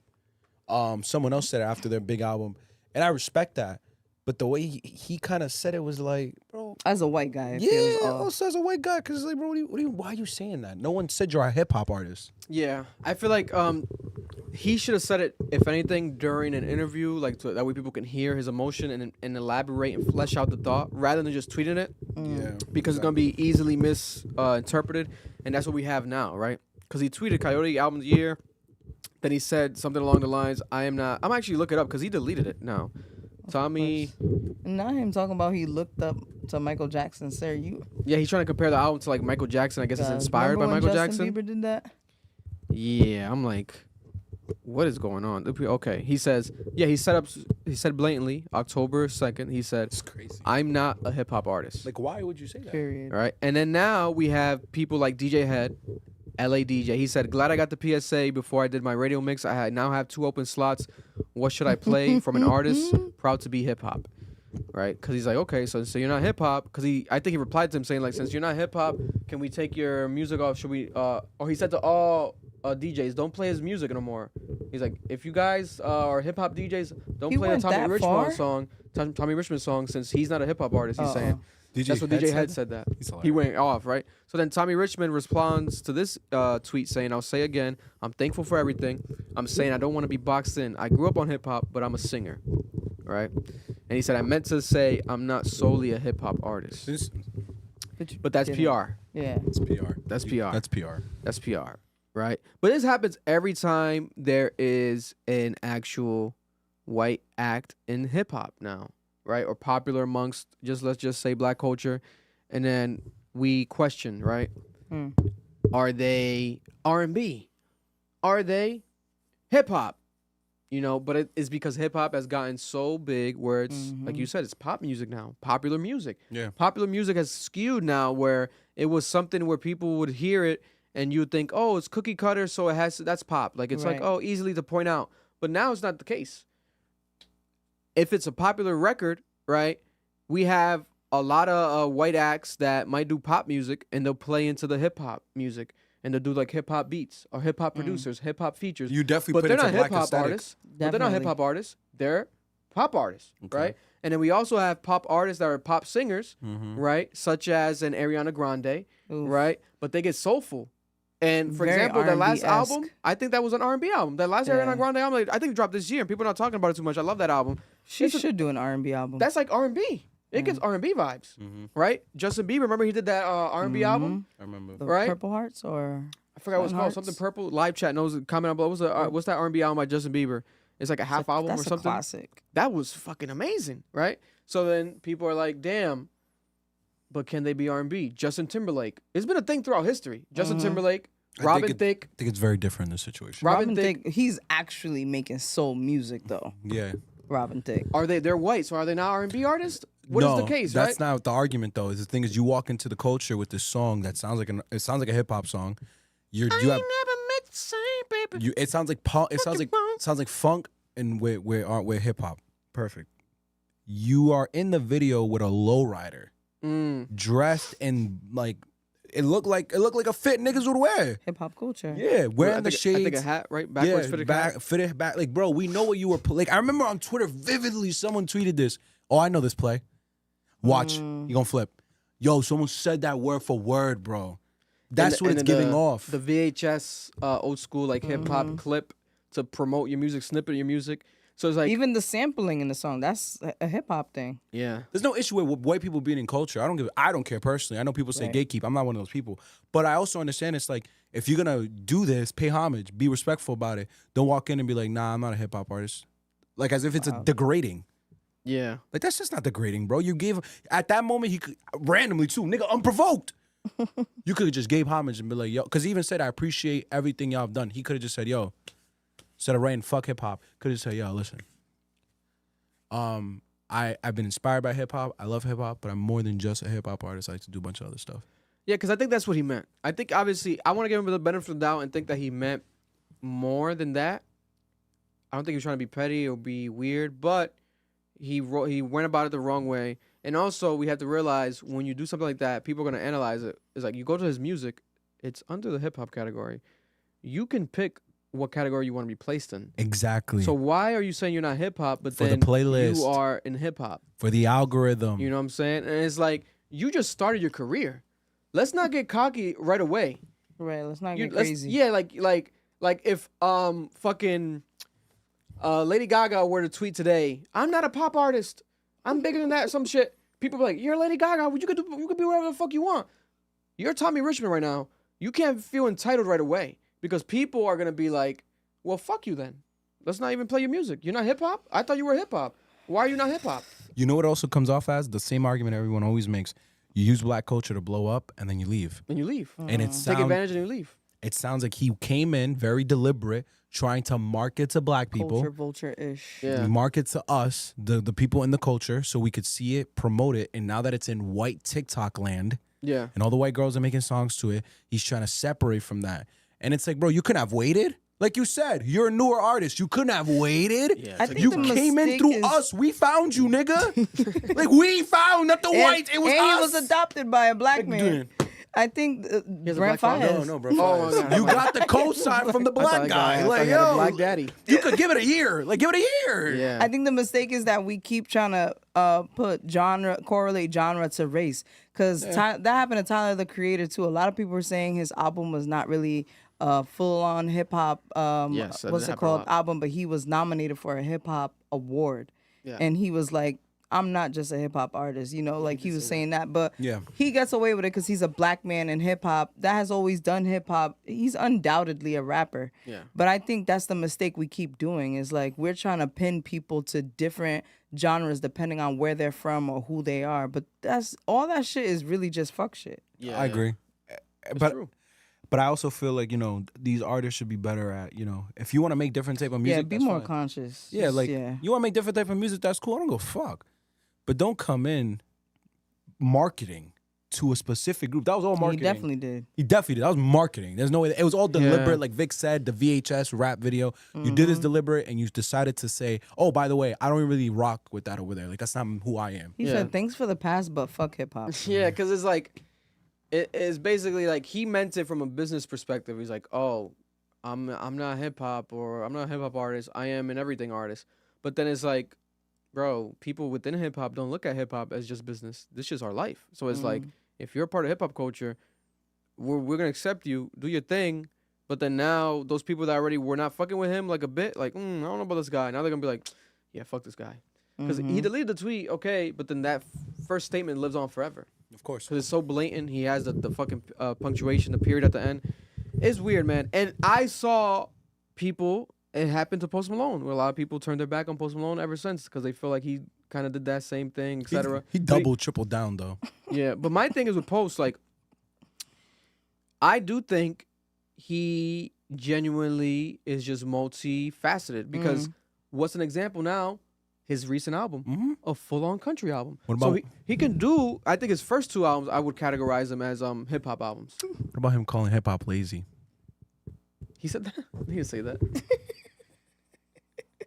Yo, when I read that shit, I was like, he didn't say that. I think he said it was easy to make or some shit. That's what he said. Something like that. Like he wanted more of a challenge, so he's starting to experiment. Not wrong, though. He's not It's wrong, just bro. out of pocket for a white man to say it. Yeah, it comes off wrong. Yeah. Especially when you come in the game with Braids, White Iverson. One of the most successful rap songs of all time. I love that Yo. song. When that song came out, it was crazy. It White still Iverson. Shit is crazy. But I think he can get back in that bag if he wants, and he probably will, because everything comes full circle, right? Right now, he's going the country route, and it's still successful. That album's sounding like crazy. I still haven't heard it. I still want to listen to it. People want a reaction. It's I'm going to good. get to it eventually. It's good. I never got Wi-Fi in here. Oh, your Wi-Fi's wrong. I'm sure. The Wi-Fi's not working. You can't find the misquotation that you just said out loud to the fucking public. That's what happened. Yo, chat, find it for me. Oh, find it for you. No, I'm gonna find it. Don't worry, come Let's back not to this. play I'ma my find guy this. Posty, bro. No, I remember I'm pretty sure he said it in a He's video. fucking good as fuck. I'm pretty sure he said it in a video. If I find the video, I'm playing it. And we're not Bro, gonna defend Post it. Malone. We're not gonna defend it. Bro, even when Charlamagne was coming out, I always rode for Post Malone. Bro, Post Malone, like I think he's a very innocent soul. Like I think it's just, I don't know, man. He never gave me that Culture Vulture vibe ever. The braids themselves, they didn't look the greatest on him. Anyone that has braids on their head and it doesn't look the greatest and they go about Here it, it is. they genuinely just love that shit. Post Malone was criticized across the internet this week. This is according to Fader. For comments made in a recent interview that seemed to dismiss the emotional range of hip-hop, the genre of music he creates. If you're looking for lyrics, if you're looking to cry, if you're looking to think about life, don't listen to hip-hop. He said, adding that whenever I want to sit down and have a nice cry, I listen to Bob Dylan. Perfect, right? And then they came back at him, and you know what he said in response? Who am I to tell you you should feel a certain way when listening to something? That was his response to the criticism, to that statement. Makes perfect sense to me. Vic. Makes perfect sense Yo, to me. Vic, if anyone else said that, you'd be pissed. You'd be like, No. hip hop is an emotional genre. Yo, you're smiling because you know it's No, true. it makes perfect You're sense a to me. fraud. It makes perfect sense to me. Yo, what did Fuck Flex say? You're a liar. You're a liar. Yo, you're a liar, bro. It makes perfect sense He's to a liar, me. though. He's a liar. It makes perfect sense to No, me. it doesn't, bro. Hip hop is an emotional genre. Stop it, Vic. Yes, but what he's trying to say is that for him to like get emotional, he prefers to listen to other music. So why He you gets make? evoked by different emotions. He gets evoked He's by a different white emotions. man anyway, right? What are you So supposed to they say? feel hip hop differently than the Then way why'd we you feel ever it. make music? Why'd you ever make hip hop to begin with? Because he loves it. it's He cool. loves it. And No, it's cool. Oh, you love it, but you don't look for it for lyrics. Then what are you looking at it for? That's the same argument with Beyonce right now, though. Luke Bryan got fire under his ass because he was saying if you want to be considered a country artist, something like that, come to our world. Yeah. Supposedly, people from the country world were reaching out to Beyonce when they found out she was putting out a country album or putting together a country album. And she said no to them because she wanted to collaborate with black country artists, rightfully so, to put them on, right? Now Shabuzi's like the most nominated black person in the CMAs and all this other great stuff. But people are saying the same thing about Beyonce, that she's not country enough because she hasn't made country music her whole career. She grew up in the South. Of course, Houston, yeah. but we can argue that with anybody is what I'm saying. Post Malone, I think white people specifically, they don't understand the culture the way we understand it. They're not of the culture. So when they hear it, to them it's like a cool song they heard at like the supermarket. And they're like, oh, that sounds dope. Being a fan of music genuinely, maybe, right? Let's play around with this genre. They don't understand the importance of paying homage to the thing. But it's hypocritical because now they're doing the same thing to Beyonce. What year was the interview too? That was 2017. 2017. Watch. Hey Siri, what was the most popular hip hop song in 2017? Why are you making music if you don't even like it? 7 years ago. People grow up too. Despacito. Cool. Ew. Oh, disgusting. Dethroned. I'm the one. Yo, but this is my point. Despacito and I'm the one. He was talking about the current moment, what he would listen to. That's what he was talking about. He wasn't talking about Raw in Life. 2017. You're gonna go by those two songs, Vic. You want to talk about Drop 2017? XX Tentacion Drop 2017. That was an emotional rap. You cried for that song. You were in that fucking car crying with Vic and Eric. Nigga, but I'm not Marlon Post and Eric. Malone. Oh my God. Post Malone is gonna my listen to God. the most popular Bro, music. No, he's not. He's working with is. them, bro. He's working with them. And he's gonna create the most popular music with them. But Yo, you know what it you sounds expect like? Post Malone to listen to White like Iverson a never drops. new hip hop artist? White Iverson never drops. Does he blow up? Off whatever that bullshit he making now? No. But I don't think he No. wasn't talking Maybe. about. He wasn't Back answering. then? Not back then, no. He wasn't answering for us. He Today, was yeah. answering for himself. Like, oh, right now, would you? That's and he's concerning. Like, oh, I wouldn't. Blah blah blah. And then look at the music that was popular at the time. It was that. Now, if you ask him this year, he probably won't say that because now this year people are saying we're focusing back on lyrics because of Kendrick Lamar. Blah blah blah. If he names a Vic, Kendrick there Lamar was a bunch song, of lyrical albums that year, dropped that year. Migos Culture dropped. Let me see. Isaiah's Rashad, the Sun's tirade dropped. but we're talking about us. I'm just saying. Right. If Actually, we're no, just, I dropped the year If before. we're talking about Post Malone, if that's not a very like popular hip hop year as far as the top records, Big X- Sean dropped that year too. He don't. But It they're not doesn't evoke lyrical. And that was emotion his to him. best album. I'm the one was the number one song though. Let's say that's based off number one song. What lyrical content? I'm the one. Oh, You know what else Justin dropped Bieber? that? Hold on. You know what Justin else? Bieber. Watch this. That's You know what not else? One of Okay. Lil Wayne's worst verses. Hold on. I want to make sure this album dropped that year. This is where I'm gonna end this. I think you're argument. confusing years. Yeah, I'm gonna end this. 2016 was one of the best years in hip hop. It sounds crazy For our to say that generation. hip hop doesn't evoke gonna- emotion though. I might. He could have just said. You know what album dropped? Hold on. You know what album dropped that year and won a Pulitzer for its fucking lyrics? Yeah. You know what album Damn. dropped? Yeah, nigga. I hate this shit, bro. But what- Yeah. You want to get more specific? Look up the day. What's the date of that interview? That album dropped in April. What was the date of the interview? November. At the end of the year? Yes. That's what I'm trying to tell you. This white nigga don't fuck with us, bro. Nah. Niggas don't be listening, bro. He looks at us as nigger music. Hell no. All right, Hell I'm joking. Sorry, Yoobs. No, he doesn't think He doesn't that. think that. He doesn't think that. I'm doesn't. getting Maybe he emotional. does. Maybe he does. Maybe he does. I hope he doesn't. I hope not. I hope he doesn't. Because you could think a genre of music is bad because you see it as degrading, but you can also be friends with black people. That's what people don't understand. I he can see. disassociates. Yeah. I can see Yeah, your because he culture definitely as is buddy buddy degrading. with Quavo and them. He be Yeah, chilling. but I can still see your music as degrading. Yeah, That's a thing. Speaking of topics and Bieber, Diddy. Diddy.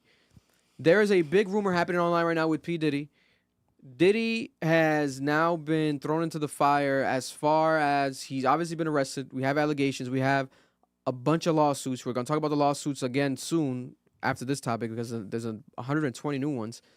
But now there's rumors of a tape, a Diddy tape. They're saying that there's a Diddy tape that's making his rounds around Hollywood, and there's a bidding war right now, specifically between two news companies for this tape. And then we have a lawyer. She represents a woman that is accusing Diddy, I believe, of rape. One of the most recent lawsuits.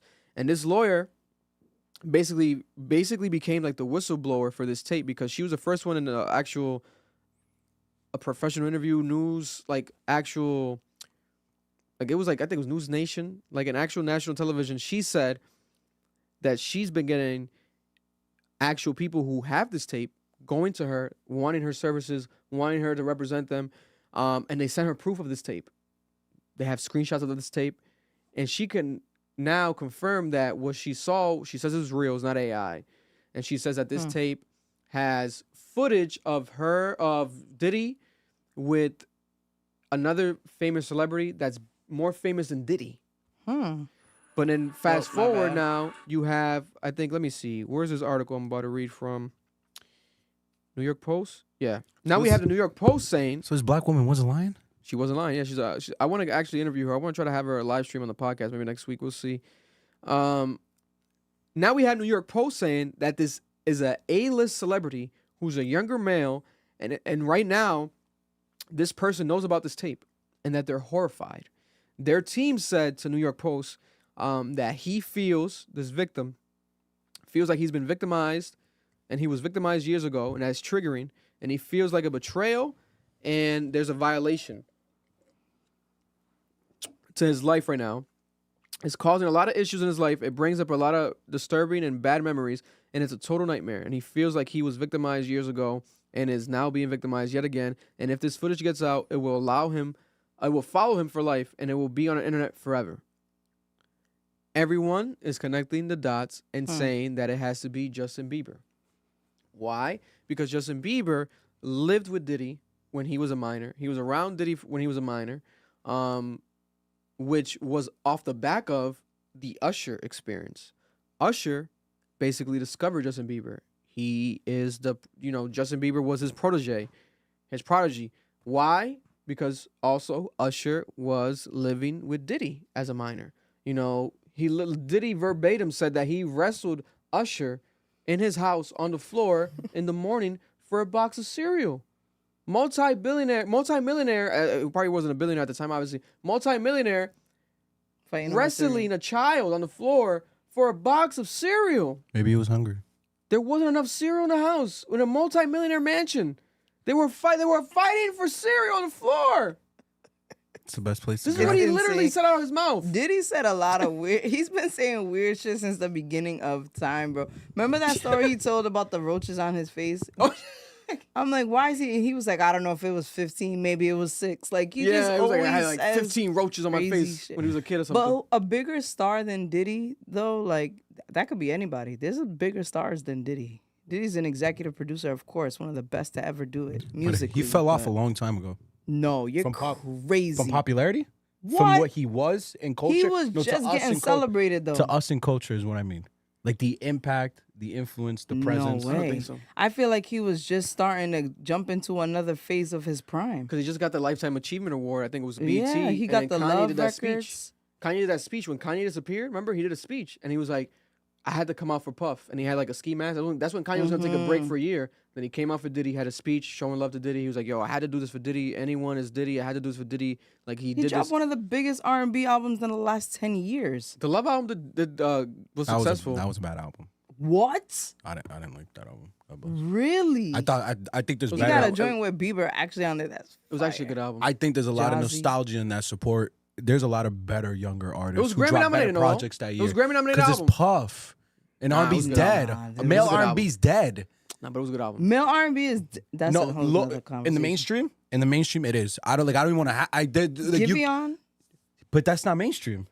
He's mainstream. Mainstream. But he think- hasn't had a lot of success recently. You But he think- has been his mainstream. I think the closest thing we had to a super mainstream R&B artist was Daniel Caesar, and he wanted to like parade for white women. And let them say the N-word. yeah, yo, like that, and after that, it just fell apart. Because I'm not saying there's not male R&B artists, of course there is, but they're very Lucky Day. underground. Of course, but Lucky Day is not mainstream. He's mainstream. I could walk outside right now, like in like, Well, you know what? You're right, because I just saw him at the House of Blues. It wasn't a big show. I'm sorry, I think Party is bigger than a lot of the people we just mentioned. I think Party has a better mainstream name than a lot of these people. yeah. But he's also OVO. But like, I think the women have a much more dominant control. Yeah. Yo, literally, I'll give you. Yeah. Summer Walker announced her Alani, album. Oh, People yeah. went those are crazy. stars. Those are women. Those are stars. But Diddy, is this? First of all, I feel like this is disgusting. The fact that we have media companies obviously bidding for this tape, It Like- gotta be something. it has to be something, right? And in the video, she says, the lawyer says that this person is doing a sexual act with Diddy, but this person is also not looking at the camera, meaning it was a hidden recording that this person might not even known about. Then this is illegal. Then this is illegal because this makes it, if it's a minor, we don't know, it's younger. They don't know if it's a minor. Could be child corn. Let's say corn. It's the already live stream, corny even if they knew or not. Child corn. Or, but then I also know, well, I don't know how it works. Like, remember, like, different states have different rules and shit. What's the legal age of consent in California? I think It it's might be 16 or some shit. Like, these states have random numbers and shit. It might be No, 15. they all have random Well, he's on numbers. trial Especially in at New that time. York right now, so it's different. Yeah, it's not even in his jurisdiction. But this is where I know somebody's lying. Because I know for a fact, and this is a newer law that got passed a few years back. If you record someone without their consent in a sexual act and you post that, it's viewed as revenge porn. It was a newer law. This It might have been applies. in the- not in the 90s. It would but still this might have apply been- to previous situations. From previous recordings, from what I understand. I would have to double check. I'd really have to look into it because I remember the only reason why I knew this is because there was someone who was trying to sue someone and it almost went to the Supreme Court over this same issue. Because I don't see a scenario where the person didn't know they were being recorded, bro. Think about it. That's possible. But They're is it- if saying you're he a has a lot minor- of tapes. If you're a minor, yeah, they say, and they also said that. Remember when the first raid, they had that flight They found overseas? 300 gigabytes? Yeah. They said that that That's plane went to drop off tapes somewhere out the country. But they're bidding for it. That means it's a legal tape. If you bid for a tape, it's because your lawyers told you you can use it. yeah, I don't think Washington, let's say New York Times are bidding for the tape. You think the New York Times gonna give millions of dollars to whoever has this tape, and they didn't check with their lawyers if they could even use it? That means something. They've definitely seen it. Everyone who's bidding for it has seen it. That's how bids work. They sat there and they saw it. So whatever they saw was legal. I don't know. Maybe not legal, but they want to be the one to break the news. I think whatever they saw was gruesome. It was legal in the sense of I can report this. I don't know how you can report someone being recorded without their consent, especially a minor. Oh, I see what you're saying. I see. I don't know. I how mean, that if it's could give- being used in the trial, now it's evidence. It technically can be released. if it's evidence of a crime, the police would have to step in. And they also did say they're not going to be publicly sharing the stuff that's going on in his trial. So there's a lot of funny stuff going on. I think a lot of giving big Epstein. CEOs, is given that. CEOs and just the one percenters. There's a lot at stake here with this Diddy trial. I mean, he's a billionaire. There's no way he doesn't have ties to these kinds of people. What's the live chat saying? What They said in LA LA is 18. Oh, LA's okay. 18. It's still possible to be Bieber. Somebody said Lucky Day ruined his career by bringing a deadbeat dad. I don't even know who he's talking about. I think he meant being. Being a deadbeat dad. I didn't wow. know he had. I didn't I know didn't he know has he a had- father. But that I know would he's make older sense though. why he's a deadbeat. I know he's like older. He's like 40. Yeah, and he also was like closely tied to not Usher. Was it Usher? No, Neo. I think Neo like helped Mario. discover. Oh, Mario. Well, That's one of actually, them. I'm wrong. I think it was People only were Neo. saying Mario sounds like Lucky Day, and he got offended by it. That's what it was. No, and it Yeah. was Neo. Remember, because he slept in Neo's bed or house or Oh something. yeah, he was poor. He Yeah, said he was some shit. broke. I remember Yeah. that. He's homeless. But Vic, so that's the thing. Wow. I believe this exists. I believe it exists too. I believe I think it's real. all the allegations against Diddy. I believe all of it. That is crazy. I believe all of it. This nigga's crazy. Bro, I'm trying so hard not to. I know it's painful, But it's not about I believe pain. it. Oh. I just don't want to spread conspiracy theories. No, I mean, I don't like spreading conspiracy theories either, but I feel like what's done in the dark will come to Of light. course. I just don't want it to be true because if it's true, Oh, you're saying if it's Bieber. yeah, well, If it's anyone. if it's anyone like him being with a minor, and especially a male, They said specifically it's a minor. So it's a younger person. it's a younger person. But Diddy's old But as they don't hell. want to say minor. I mean, would they say minor already? They might not know. The They can age. assume when it happened Right. because you can look at the video. Let's say it's a. I think they're coded with a timestamp depending when this was recorded. It could be if it's like an old tape type shit. Oh, yeah, because when you VHS. right click a file, it gives you the No, properties newer when it ones. was created. Yeah, no, that's it's coded inside the file itself. But I was gonna say like Justin Bieber. Let's say it's Justin Bieber. Any male, any young boy, you can kind of tell like when a young. I feel like men Could with be young French. French Montana. God bless his heart. Nah, French. I think French is God. older than him. French looked like That he was under Moroccan- that Diddy spell for a minute. Getting some Moroccan cheeks. Oof, my God. Please, bro. Please stop. You don't Don't want describe it like. Moroccan- Stop, bro. That's French- a man. French- I don't want Moroccan French Montana butt cheeks, bro. Yo. No. Did he smell have- like essential oils? Yeah, bro. Did he have French saying, huh? It's gonna smell like hookah and essential oils in there, bro. God It's disgusting, damn. bro. I'm not doing that, bro. Cocaine, was it Cocaine Boys? Was it called? Coke Was it- Boys. Coke Boys? Ooh. Stop, bro. Yo, don't say God. ooh like that when you talk about another man's cheeks and his coke. Coke Boys. Sniffing coke Coke off Boys, the booty, bro. baby. You remember the Leonardo DiCaprio scene in The Wolf of Wall Street? Yeah. Ooh, That was powerful Diddy. scene. God Right bless. off his Well, butt. they're saying he was on worse drugs than cocaine. I believe it. You can't be in your right mind to be doing all this crazy shit. Yeah. It's fifth. Okay, so Diddy's 54. God bless. Anyone that we're mentioning besides French, but the people we're mentioning will always Younger. be called younger. Yeah, Right. I don't think Bieber was underage. If it was Could be him. Trey Songz too. Trey Songz been doing some kinky Trey shit. Songz been Trey rumored Songz to gay. have diseases. But he's to not be bigger gay. than Diddy though. Well, not. DL. Yeah, My thing is this, right? a younger person that's bigger has to be Justin. Once it gets confirmed officially Shit. that Diddy in general has been obviously with men, you're gonna see a lot of homophobia. That's what's Without a that's doubt. what's gonna get I mean, scary. We've It's gonna get already been scary. seeing that. Yeah, we already been seeing like that within the jokes, etc. And it's like I get it, but sometimes it gets too like hold up, right? They make it too offensive, or you can tell it's like just not even trying to be a joke. You're just trying to offend people. Mhm. Where and in hip hop, we obviously have seen the homophobia always be existent, but now, right, when people get exposed this way, you know, most recently, who was like an example? Isaiah Rashad. Unfortunately, right? That tape was an NBA crazy. player too. That tape was crazy. The Like, with, Isaiah like, Rashad video, one was with, like with different. video evidence, that was crazy. Yeah, they had a man. video of him. Yeah, I I think he mean, was getting his He dick was sucked. getting his dick sucked Yeah. by I think 2 men or something. Yeah, but again, what I'm like saying? he's Yeah. bipolar. Bipolar. It's crazy. Bipolar. He's Bisexual. bisexual, and like Mm-hmm. I felt more bad for him because his thing was like they all knew he was gay. Yeah, Yeah. Yeah, he they- got outed. Yeah, he got outed. That People was killed weird. themselves over that. Yeah, 100%. That was weird. 100%. That was weird that they did that shit. And Vic's right. I remember there was someone on Twitter that said this, that the only reason why they cared that the only reason why Diddy got canceled is because he was sleeping with men. Yeah. If he was just a female abuser, this wouldn't have happened. You know, it would have. Think They would have so? been much. Nah, I think it's too far. It still would have gone. been bad because of the tape, the Yeah, footage. but also They the were defending cast. him when that Because happened. niggas still ain't fucking with Fabulous over that shit punching allegedly Emily's He's a teeth out. woman beater. People for are still sure. like, Niggas be lying because when Soul Tapes hit fucking Apple Music, they downloaded all 3 of them.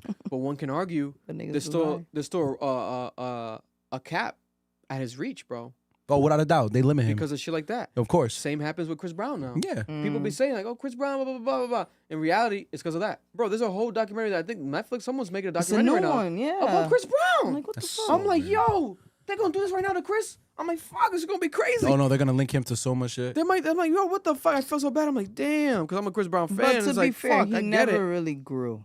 Yeah, he still be on his bullshit. Like, Dwight Howard's another one. Someone just mentioned this in the Yes, chat. I I forgot. heard. Dwight yeah. Howard got outed. That yeah. was correct because I remember he was messing with a tranny. Yes. And the Yes. trans. I'm sorry, that's the wrong term. He was messing with a transgender woman, and the transgender woman, she outed him on Twitter and his pastor Yeah. Oof, because him and the pastor were harassing her, golly. sending her threatening emails, trying to pay her off. And bro, right after that, like a couple years later, after he won the championship with the Lakers, then it like fully like came out like, yo, this dude did sleep with somebody. bro. They blackballed him out of the league. Yeah. Here we have footage of Diddy with a young Chris Brown, multiple clips that. A young Justin. Oh, my bad. Yeah, not Chris Brown. That would be crazy. God bless. You know, shout out to Chris Breezy. Chris Brown is in the building. Young boy just turned 16. A lot of those songs would like age badly. Like these people have been saying that baby. This is whole theory that baby oil. I'm like, no, he was not saying baby oil, guys. That's a reach. It's crazy. It's crazy. That's crazy. I thought you were always gonna be mine. You thought he was rapping about Diddy? Yeah, they say he's talking about Diddy. He does have a song talking about the Diddy parties. Comment down below, live chat. Send that song. We're gonna read the lyrics to that song. We got to break this down real quick because this is just unfortunate. Bro, like if I get brutally anally, raped or whatever, Graped? There it is. Thank you. I keep forgetting. If I get brutally anally raped, I'm not making a song about it. Saying I want you back.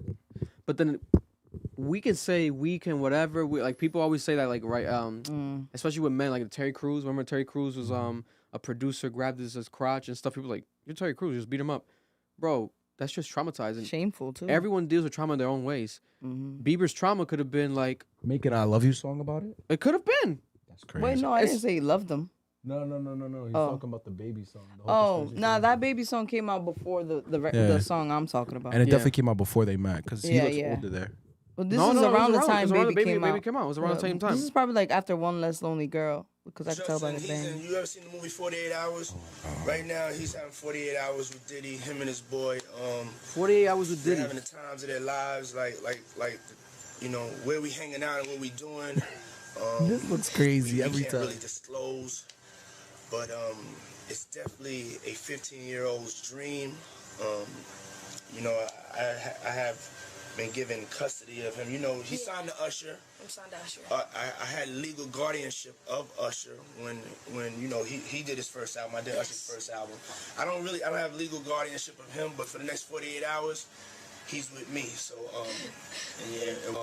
His awkward laugh. So excited. He has no idea what's about to happen. Go full crazy. He probably don't even know the impact, the cultural impact of Diddy anyway. He's from Canada, Yeah, he has young no idea. white kid. He's a buck fool crazy, basically like buck wild. Right. What you about to say? Buck nasty? Buck naked? What you about to say, Diddy? Undisclosed location? Undisclosed location? Yeah, Why are you that even sounds filming crazy. this? Why would you say that? He's at the island. He's on. It has to be like Love Island. His Love Island, allegedly, right? Look at this. This is after. This is years after, right? And this is when they disconnected, and then Diddy's pressing him like, "Yo, you change your number? Like, what the fuck? This is a child, bro. Leave this guy alone. Why you care about his number?" That's crazy. Listen. Starting to act different, huh? You ain't been calling me and hanging out the way we used to hang out. Well, I mean, you try to get in contact with me, through all my, partners and whatnot. But you never really got my number, so. Right. Okay. My number? Yeah. I'm gonna tell you. Starting to act different, huh? Man, starting to act different, huh? You caught him off guard. You could tell. He And looks why nervous. record that shit? It's very strange. But then it's like, there's people that might have called this out in the past. Obviously not with this context of an alleged rumor. It makes it crazier, but it should have been crazy back then. Like, why the fuck is this guy? Like, where's Justin Bieber's parents? Like, what is going on here? And then obviously there's clips of him being emotional in his interviews about just going through stuff in the industry as a child. Not highlighting anything, but basically people just assumed fame hitting him young. And he cried here because he didn't want Billie Eilish specifically to go through this, so he felt bad.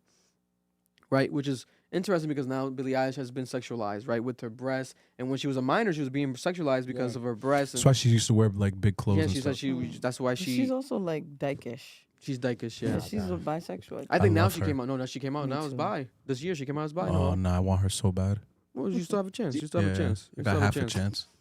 And Diddy, this is one Women of are his pretty. I'd be losing. one of Diddy's IG lives with a young girl. Oh, this is It was like a neighbor's girl, neighbor's daughter, and he's like, I adopted her. Ava. I'm a Scorpio. No. What's your last name? Oh, Ava Combs. What's your other last name? Ava Baroni. Eva Baroni Combs. Yes, it was breaking news. Diddy adopted a white child. This man's a menace. It was just really, and then I could play you guys this clip. This one I didn't see until this weekend of Diddy and Bieber. Right now, he's having 48 hours. It was on, I with think, Jimmy Diddy, him Kimmel. and his boy. I think I mean, the Diddy stuff is gonna be big for a long time until we get some truths and stuff. But I think this is a bigger conversation about the way people are dehumanized when they enter the music industry. Because a lot of 100%. young people have this experience, and boys just in regular everyday life. I mean, I'm sure all of y'all, when you were already like 15, 16, people were asking you if you were getting cheeks. Yeah. That's an inappropriate conversation for a kid. Hell yeah. Doesn't matter boy or girl. So I think it's just heightened in the music industry. So I remember when people used to sexualize him as a kid. He was on the Chelsea Lately, Yeah. Chelsea Handler show. She was asking him mad questions, and I'm like, yo, you're like twice his age. Why are you asking him? It was Because uncomfortable he for me. was like a sex symbol to like at a young Exactly age. what I'm saying. But like, why are you giving him that title at such a young? It's just wild. Everything is fucked up. And it's crazy because think about it. Without him intentionally doing it, there could be an argument being made for his art playing into it, where like the record, Baby, it's like about a relationship, etc. You know, thought you were always gonna be mine, and that's what made the girls go crazy. Like my little sister, she's the biggest Justin Bieber fan in the world. a believer. You had no idea. It was the craziest thing. Like she wanted to marry the guy. It was insane, right?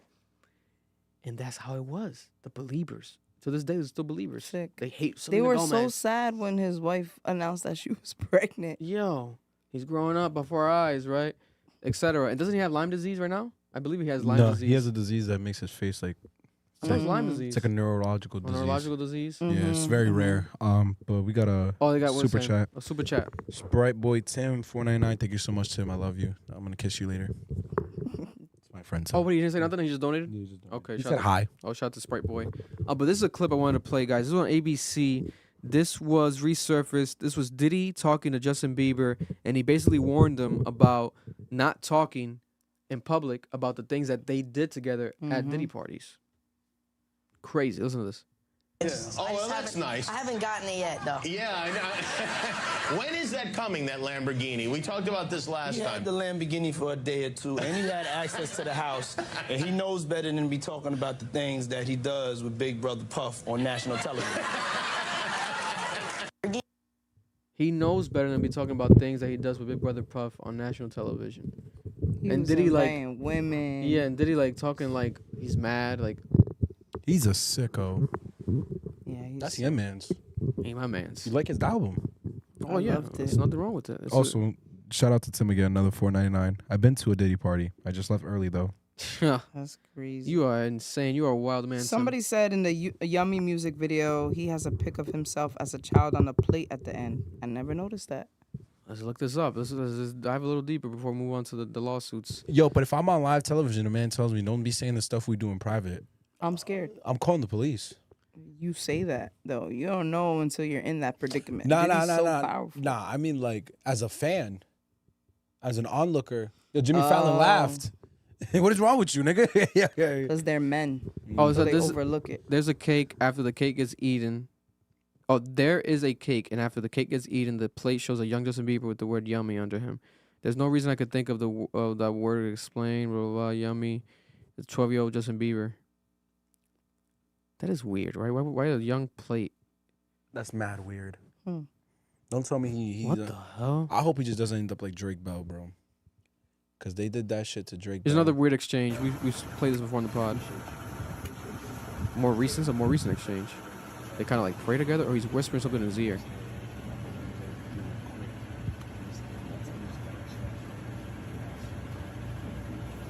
Go tell the people the stuff that we done.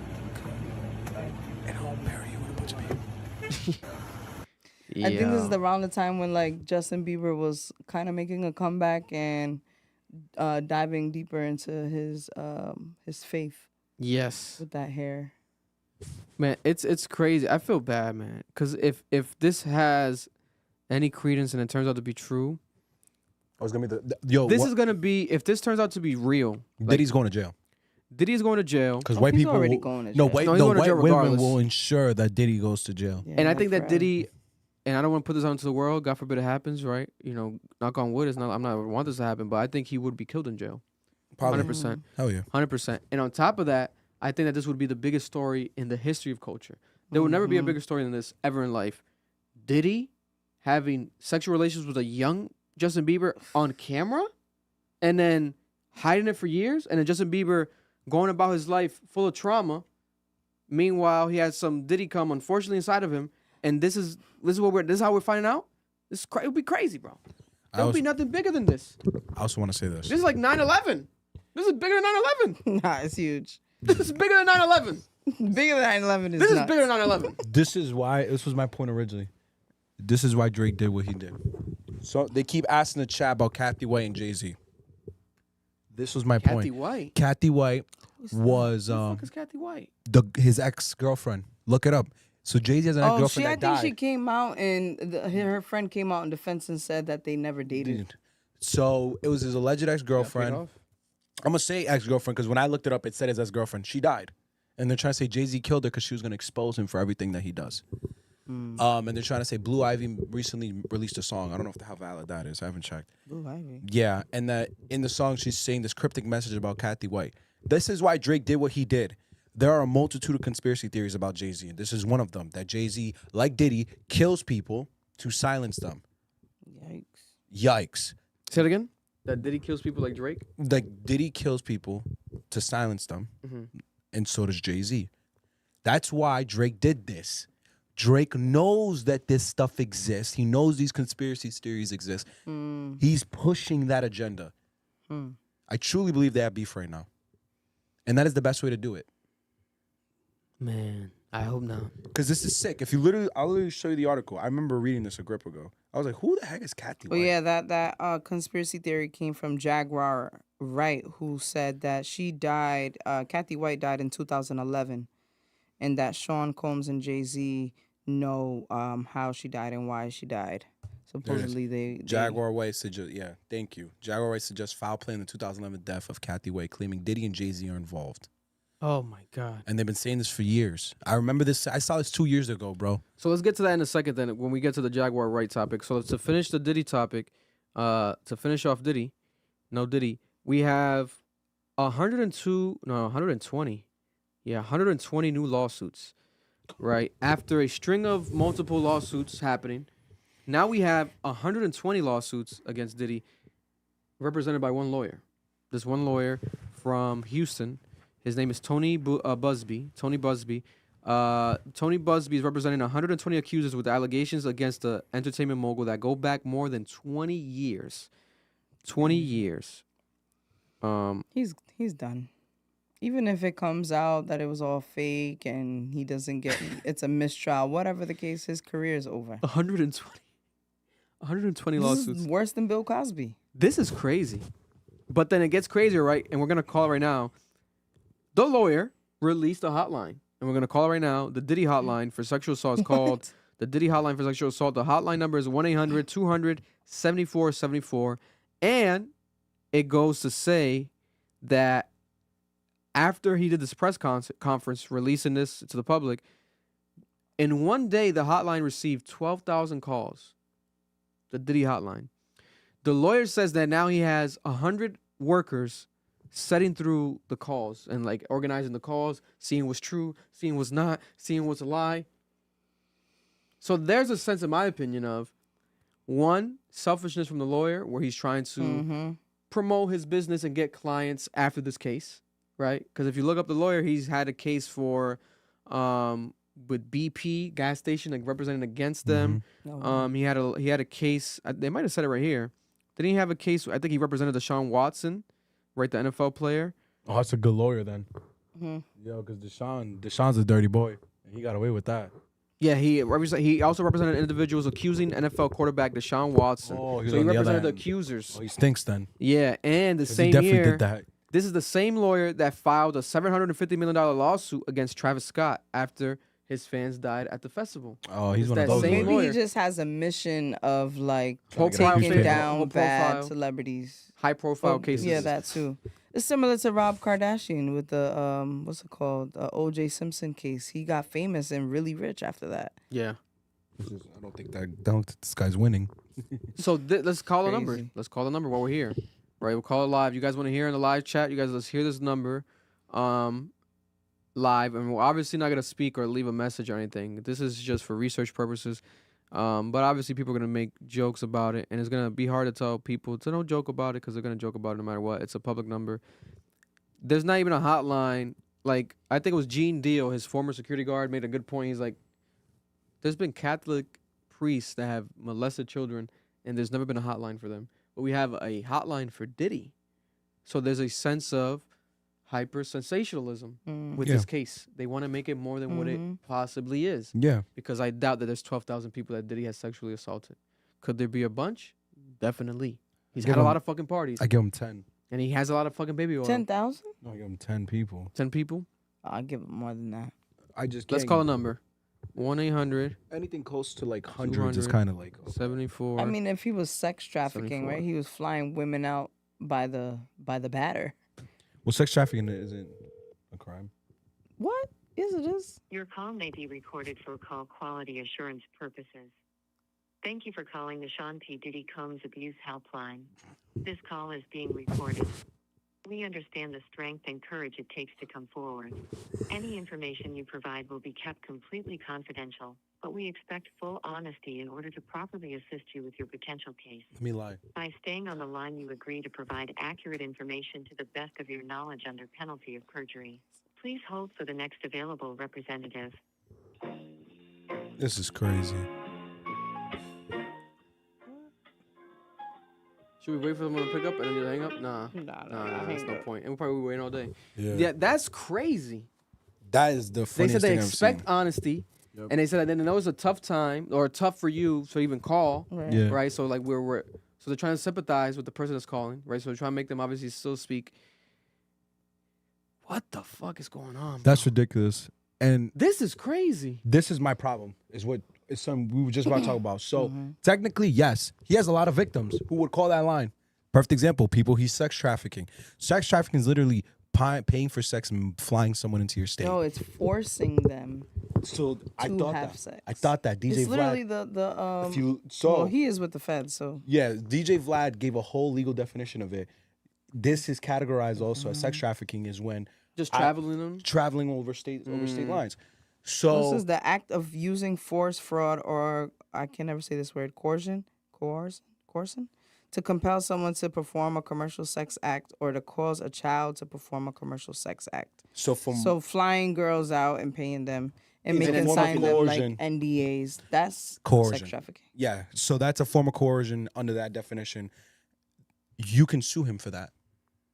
So they can call the line and say that. That's why I said it's a crime, yes, on paper, but in reality, it's not. You're consenting adults. Like he paid for your services, you signed the NDA, and you left. But it's the forceful part that makes it wrong. In what sense? If I pay a sex worker to come to Rhode Island from Massachusetts? I mean, because you're basically abusing vulnerable people. Oh, of course, yeah. You're violating your no. power. I don't agree with this form of prostitution. I don't agree with prostitution in general. I understand what you're saying. It's just legally, it shouldn't be this way. Right, like on paper. Yeah, because it's like this is a business. I approve of prostitution, and depending on the situation, there could be some handicapped people that, no, I swear to God, there's people bro, there's people in situations like desperate, like, yo, Okay, if yes. I'm handicapped, You got is the box. and I still want sexual pleasure All because you got is the I'm a box. human, and my penis still gets hard. Yeah. But That's God the box. forbid I'm burned in half, or God forbid Yeah. I have no more arms and no more legs, All I but got I is a got a throat. hard dick. I would be down to pay a Oh, prostitute. you're a man in this situation. What, am I gonna be female? You slinging dick. You slinging. Oh, I'm not the prostitute. Oh, you want I'm services. receiving. You're receiving. You can get it up if you're handicapped. Well, could it be Maybe. possible? Okay, If it's just your legs, and I don't believe in any form of prostitution. That's just Not even my- that form? No, it's So that person has to die without getting a vagina for the rest of their life. If we lived but in a, you know how many or if we times lived in I've a It could better be gay. It society- could be gay But if we prostitution. lived in a better society, like you wouldn't care that the person's in a wheelchair. But yeah. But I mean, we don't. yeah, we we don't don't. We know. don't. It's We not don't. But you know how many My times I've perspective's had theoretical. girls say, like girls I know that'd be like, "Ugh, I'm so tired of work. I'm about to sell feet pic. So you're telling me OnlyFans that same now. girl that has said that won't pick up a phone call from Diddy, right? Like we can say that, we can play those games because the lines get blurred if people are consensual But it's the fact that he abused his power. Yeah. And we don't know what he did to them when they arrived at site. I'm not disagreeing with that. I just understand the only reason why that form of prostitution is illegal is because of a backwards male perspective. Not backwards, because I agree with Like a double standard. It's a double standard that is fundamentally rooted in a problematic understanding of Christian fundamentalism. They're literally just pushing this idea that like, oh, you shouldn't be having prostitution, you shouldn't be flying out prostitutes, but it's like, you guys are doing these things behind behind closed doors. You people, like, it's a moral standard that they don't actually follow, and it's used to criminalize prostitutes. So no, that's why it's business. Like patriarchy. Yeah, it's patriarchal. It's because this is business. If shorty, even if you are broke and starving, nigga, it's your business. Gotta make that money. Yeah, come suck dick. Yo, where's the throat? Bring the throat. Not the throat goat. That's not me though. I'm Christian, so I can't do that stuff. But I understand why someone like Diddy rather pay. It's more convenient. It's business. And now he's gonna go to jail for partially that. The other stuff he deserves to go to jail for. I personally just don't understand it. If you go to Europe, this is all legal. I think he did all of it. Oh. I think there was girls who were consensual, girls who weren't, girls who got drugged, girls who wanted to take drugs, didn't want to take drugs, but you have a powerful man paying your rent or whatever the case, and they did it. Yeah. I get it. I just it could be anything. If this was Europe, he'd be fine with those charges. Everything else is going to jail. God bless his heart. But that's what kind of frustrates me, because now what we're gonna see is I could fully see sex workers calling in on that line.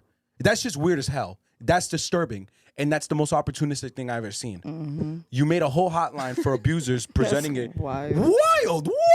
Like, got the whole background. Like, yo, this is like peak capitalist dystopia. This is like, yo, I got a line like music in my ear when I'm about to go tell someone my whole traumatic experience with this very powerful and then you man. gotta hear all of that.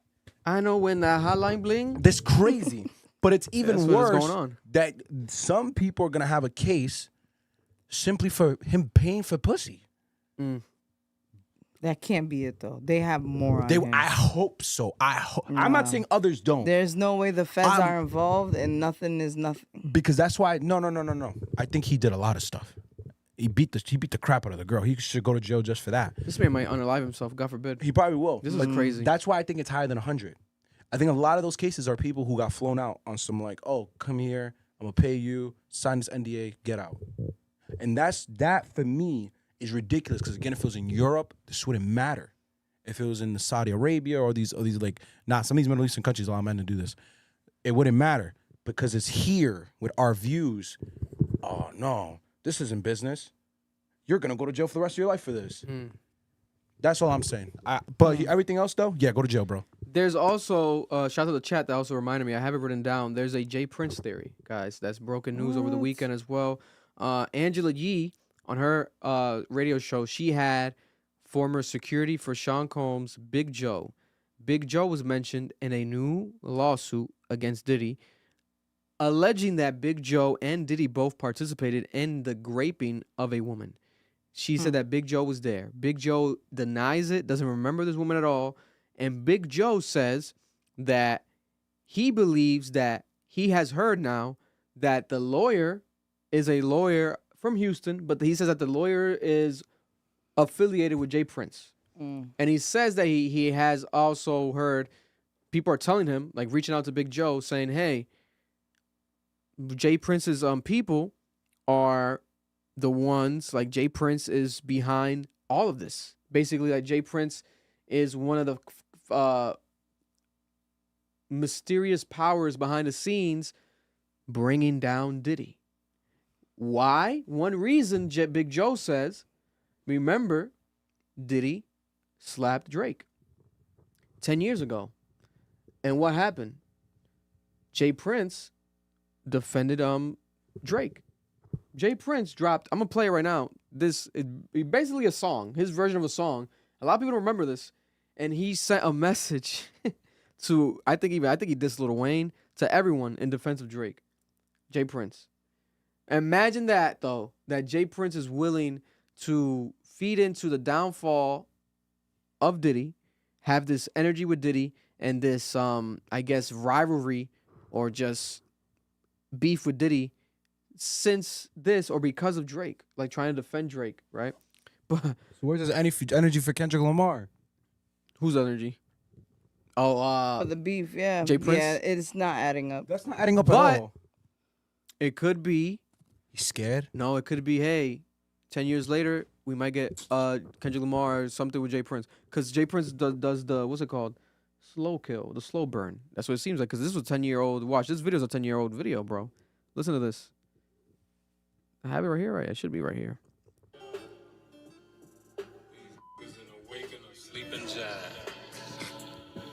This is real. So let me put these bullet niggas on notice by letting them know Drake is family. And the weak shit from Puffy and Suge is on my radar. First of all, Puffy, feeling like he can put his hands on my family, open the doors for his family to be touched. You reap what you sow.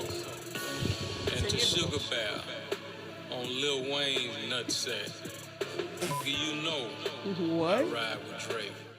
So I accept any invitation you want to bring. I'm your worst nightmare. But why he's coming for Lil Wayne? Why Lil Wayne catching straight like this? Any man tells me on a beat, I'm your worst nightmare. Bro, That's weird. you got to stay away from that, He's man. sus. This is Jay Prince, bro. I'm starting to truly believe Jay Prince is full of shit. I feel like it's all Houston hype. I feel like you niggas in Houston's are fucking liars. bro, you might This be is really a what's- killer. This is I don't crazy. believe this. I don't believe this at He all. put this on the beat. That's It's called corny. courtesy message. And he put it sounded kind of reminiscent to the Tupac song. Yeah, like The bells in the back. What's the chat saying? This is crazy. They're saying this is silly and old news. I'm glad it is, because this is stupid. Yeah, it's old news, guys. I understand, but what I'm trying to say is That he had it that coming for is Diddy. this is a confirmation of his issue with Diddy in the past. This is a history of him having issues with Diddy. I forgot about this completely. I forgot this. I remember that Drake got slapped by Diddy. He ran into the club. The whole shit, right? That whole clip went viral. They eventually became more amicable, right? Mhm. But we confirmed that basically they weren't the best of buds either. Like it Yeah. was just like amicable. They used to be the You best never of buds. seen him at the Diddy parties. Yeah, no, it wasn't like that. But this cursing message from Jay Prince. Could Jay Prince be one of the powerful people behind the scenes? Right? He's using. They're saying that he might be tied to the lawyer behind 120 lawsuits. I looked it up. I researched it. There's nothing on their connection between that lawyer specifically and Jay Prince. Obviously, it could still There be might be. happening with that without it being public behind the scenes. Ghost lawyers, ghost cases. I'll tell you why. Interesting. When Deshaun Watson thing happened, right? That same lawyer, he was friends with the owner of the Texans. Everyone's wondering, why are you friends with the owner of the Texans? The Texans and Deshaun Watson had egregious beef Yeah. because Deshaun Watson requested a trade. They signed him with their first round pick. So, and he had a great year coming off like almost an MVP year. Mm-hmm. So then Deshaun ends up asking for the trade, and all this shit came out. That he's asking for massages, Oh yes. that he's yes. doing all this stuff. People are like, where the hell did this come I from? How remember did the seeing team this- not these know? rumors. And everyone was like, wow, the Texans owner destroyed he tried to destroy his reputation, his career. Texan, Houston, Jay Prince. And the Texan lawyer, then the Texas owner had a lawyer on standby, and it was this guy. The same guy that's going against, Against Diddy. Diddy. So I could see that connection where the Jay Prince, the Houston man, probably knows these people, and he set it up. This is so messy. And so messy. But this is my point. How many of these 120 victims are actually legitimate? Even if it's 5. I feel like Jay Prince is probably gonna talk about this Terrible. soon though. He'll probably break Horrible. his silence on Diddy somehow. But that's the problem. And this is why this is evil. When too many people come out trying to get something, it takes away from the real victims. Yeah. I, as someone who tries to not jump on things very quickly as much as I can, I find a lot of this doubtful because of how, like you said, this happened so weird. It happened so fast. Yeah. How do we trust anyone that's speaking at this point? Every day it's something new. Yeah, we need evidence, real cold evidence now. But this is the problem with sexual assault cases. Evidence is incredibly hard to find. Yeah. A lot of times. Because a lot of it is emotion, right? Like if if I'm laying down with a guy and he touches me and maybe I feel threatened, not really, I never said no, had sex with him anyway, and then say I didn't like that after the fact, that's considered rape. Like, rape is just such a nuanced concept. thing. That's why you have to have that conversation of consent in the moment. You'll be like, are you sure you Yeah. want to do this? Every time I'm in sexual act, I make it clear. Do you want to do this? This is your decision. Because You that sign a paper. You don't have the paper. no, I don't have the paper. The NDA on deck. No, I'm poor. I'm a full Make them scribble on a blooded piece of paper. brown poor person. I got no goddamn. I don't even know what an NDA looks You like. could chat GPT it. Yo, I've never heard information so crazy that I would need to sign an NDA. I promise you, I don't have one. So, bro, this is my thing. With consent? With consent? Are we in agreement in this room? Imagine. Saying it out loud. With the camera recording. This day and age, you never know.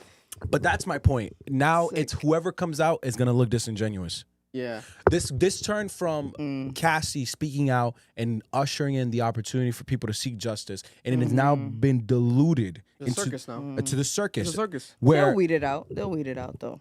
but I hope so, because there are severe crimes in this situation that should be going to court and highlighted. There were also text messages leaked from a bunch of girls texting him, Yeah. like basically alluding that he put their hands on him. So Cassie and Dawn, who came out Dawn too, are Richards, not yep. the only ones Danny who Kane. are accusing him of violence. Yeah. So I mean, he's a terrible person. Goddamn Diddy, bro. Because the last thing any of us want is this: he gets off. Yeah.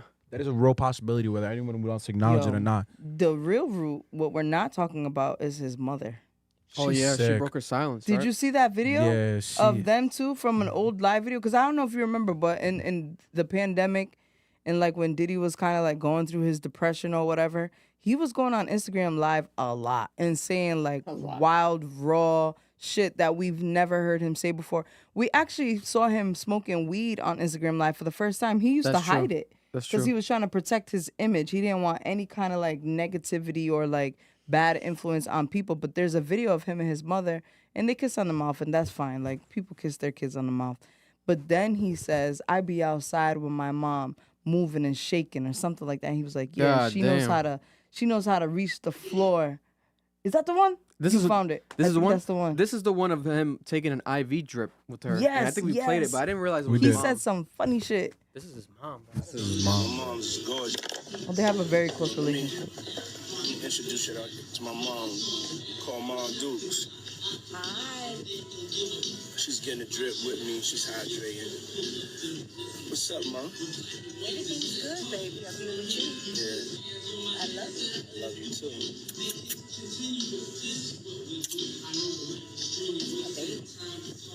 Mom, freshly dipped though.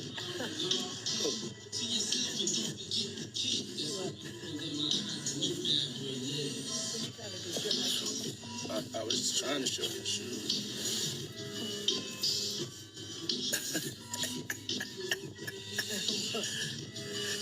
Yeah, my mom's is single. Mom's is single. I ain't gonna hate on my mom's. She's single. out there. He's on live. Me and my mom talked about one time doing a dating show with her. And she's so picky. She's so picky, they don't stand. But yeah, that'd be the funniest show in the world. It will be. Especially with me. Yeah, baby. Right here. Real. Mom Duke know how to have a good time. She ain't sitting in the house playing. They outside moving and shaking, baby. She come with me to strip club. I don't care. Real. It's my dog. You know, I want to live life. We out here moving and grooving. So my mom told me, she just said, keep moving, baby. That's right. Keep moving. She Don't stop. She could touch the floor with her palms. You know? Flat. Oh. Wait, whoa! What? No, but he's He about said to that? say take that. He's about to say take that. Look at him. You want to hear something nasty? Nah, bro, Telling this you. is Hold on, crazy. hold I on, never hold saw on. this. You want to see? So you want to know Oh something? my god. Vic, you forgot something. In the court document that you read, they Yeah. said Diddy used to use IV drips to recuperate from long nights of Freak sex offs, and yeah. drugs. Long days, 3 days of freak offs. So taking why IV is drips. so why is his mom doing an IV drip with him? She be shaking and baking like he said, and she be putting her palms on the fucking floor. There's Fucking rumors gross. saying that she was a pimp when he was a Younger. kid, She gives looks like pimp it. vibes. Mm-hmm. I was just gonna say I don't that. want to. I don't want to judge nobody. and his father She was a drug speaks like a dealer pimp. allegedly. She talks like a pimp. She talks I've like a met some pimp. pimps. And She I- gives little pimp vibes. I think she probably had him sleep with her girls when she was young, when he was younger. Right. So That's now probably his abuse. brain is disoriented. He don't Yeah. know right from wrong. So now he's doing shit based off of the trauma that his mom passed on to him. It's wild. This is crazy. And she's spoken. She's broken her silence. His mother has broken her silence, and she has said, "I have the main quote. I don't gotta read the whole thing, but she said right here." She releases a local news. She said, "My son is not the monster they have painted him to be. It is truly agonizing to watch the world turn against my son so quickly and easily over lies." She says he may have lied about the domestic violence that was caught on video, but that doesn't mean that he is guilty of the sexual assaults that he is accused of. So she's basically siding with his innocence, Of course. you know. And this is a predicament that could have been predicted as far as what's to come if they go to full trial, where someone that could be of a good judgment of his character would be his mother, right? Oh, his mother. Mhm. How have you known? Like, how have you known him to be? How was Diddy as a child? But then also, if it gets into the realm of where people have been alluding to actual trauma that he's faced as a child, who would be behind this trauma? Potentially could be parents, family members, could have been the mother. The way he's talking to her, it gives that vibe. I'm not gonna just judge off of the kiss. That's whatever. I have no issue with that.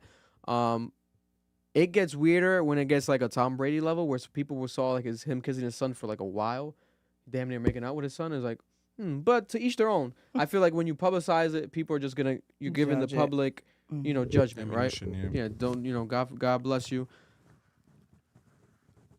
But when you connect that with the saying that my mom's single and she be out here, she goes to strip club with me, I don't give a fuck. Touching the floor. She with can her touch the floor with her palms. palms. Take that. Pew pew. Pew pew. Whoa. Back shots. Back shots. You talking about your mom taking back shots on live? Crazy. The IV drip. And she's taking an IV drip with you? She's dripped up. You trying to show her toes? That's already sexualizing. You're trying to show her toes. He was like, she's like, don't show my shoes. Don't show my He's like, I'm shoes. trying to show your feet. Whoa, that's your mother. Calm the fuck down. You're a billionaire. You're Diddy. Now he's horny for his mother. That's the thing. R. Kelly. R. Kelly said he wanted to marry his mom, remember? Really? Oh, yes. You're right. And she You go to passed. McDonald's. Mhm. I want to look at that clip. What did R. Kelly say? This Go to nigga's McDonald's and crazy. kiss her. My mama kiss on the put her red lipstick. I'll kiss that red lipstick. My God. I think his mom would kiss leave lipstick on a piece of paper. Sick. But that's a real thing with mothers and sons. Oh, It's, 100%. Like, I don't know what the term is, but they say like women, it's like a complex of like, this is your man. Oedipus and your complex. husband. Yeah. It's a weird, I never experienced that. I don't have a son, so I can't say, but I can understand how that could be. I'm not saying I would fall in love with my own son, but I do like boys a little differently than I like girls. I find girls to be more annoying.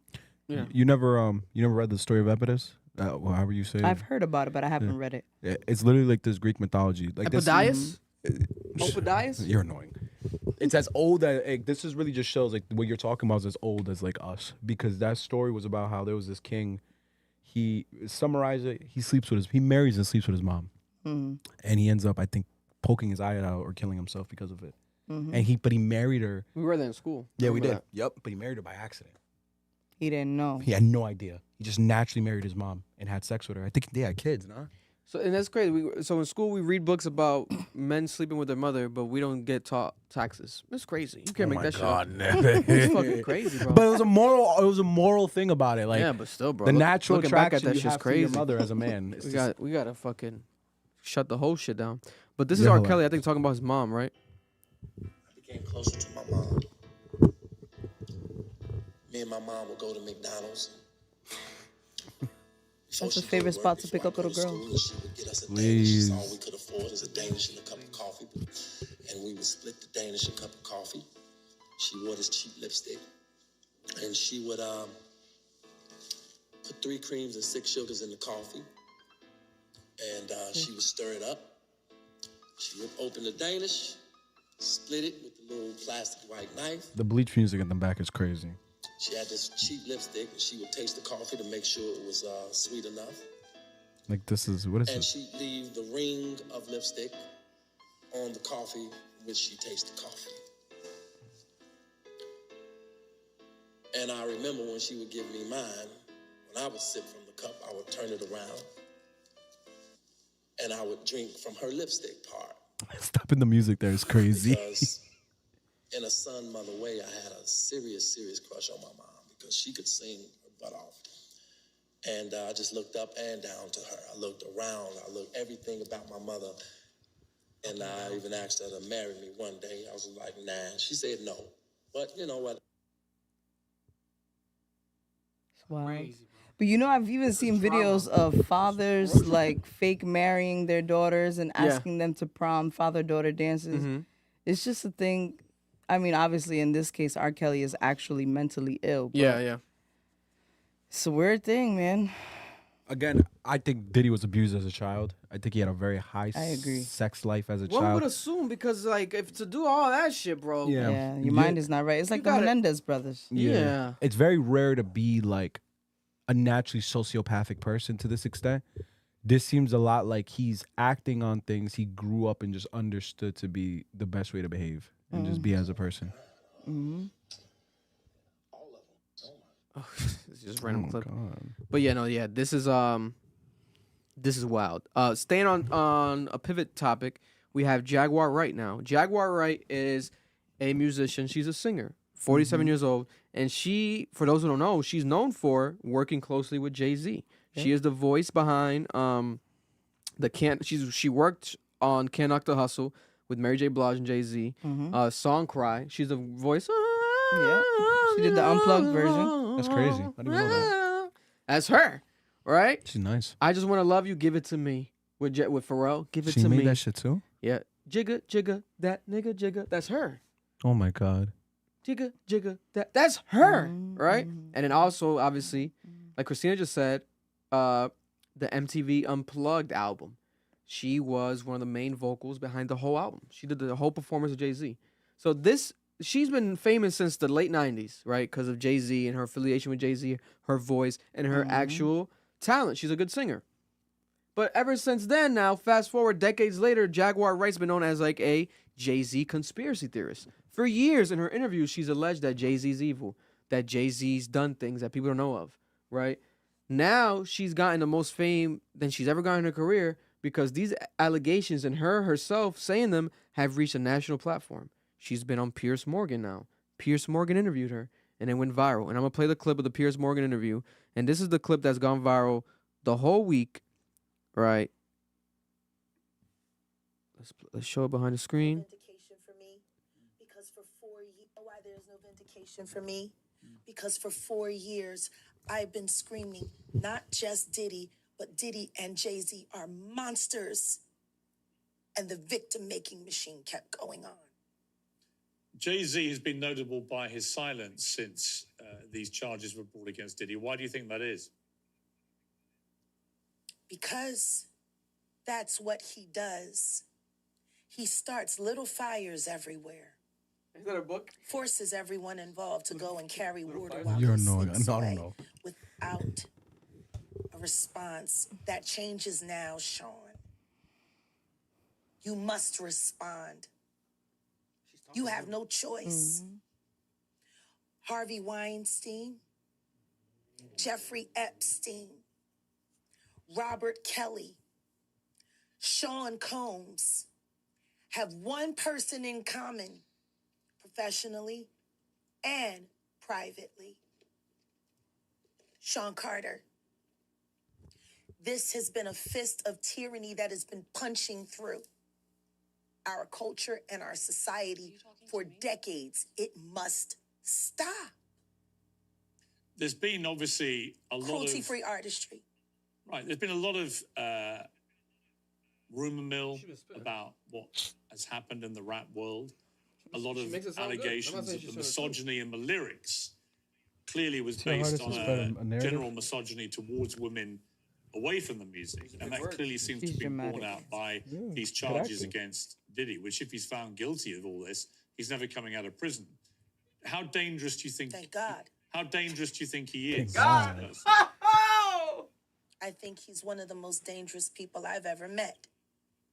A lot of people have been questioning, well, she doesn't really know him. She has no knowledge of him. She doesn't have a picture with him. I'm smarter than Claudia Jordan. I would never take a picture with the devil. Everyone knew he was the devil. Rhode Island He's legend, been Claudia Jordan. the devil for Rhode Island. 30 years.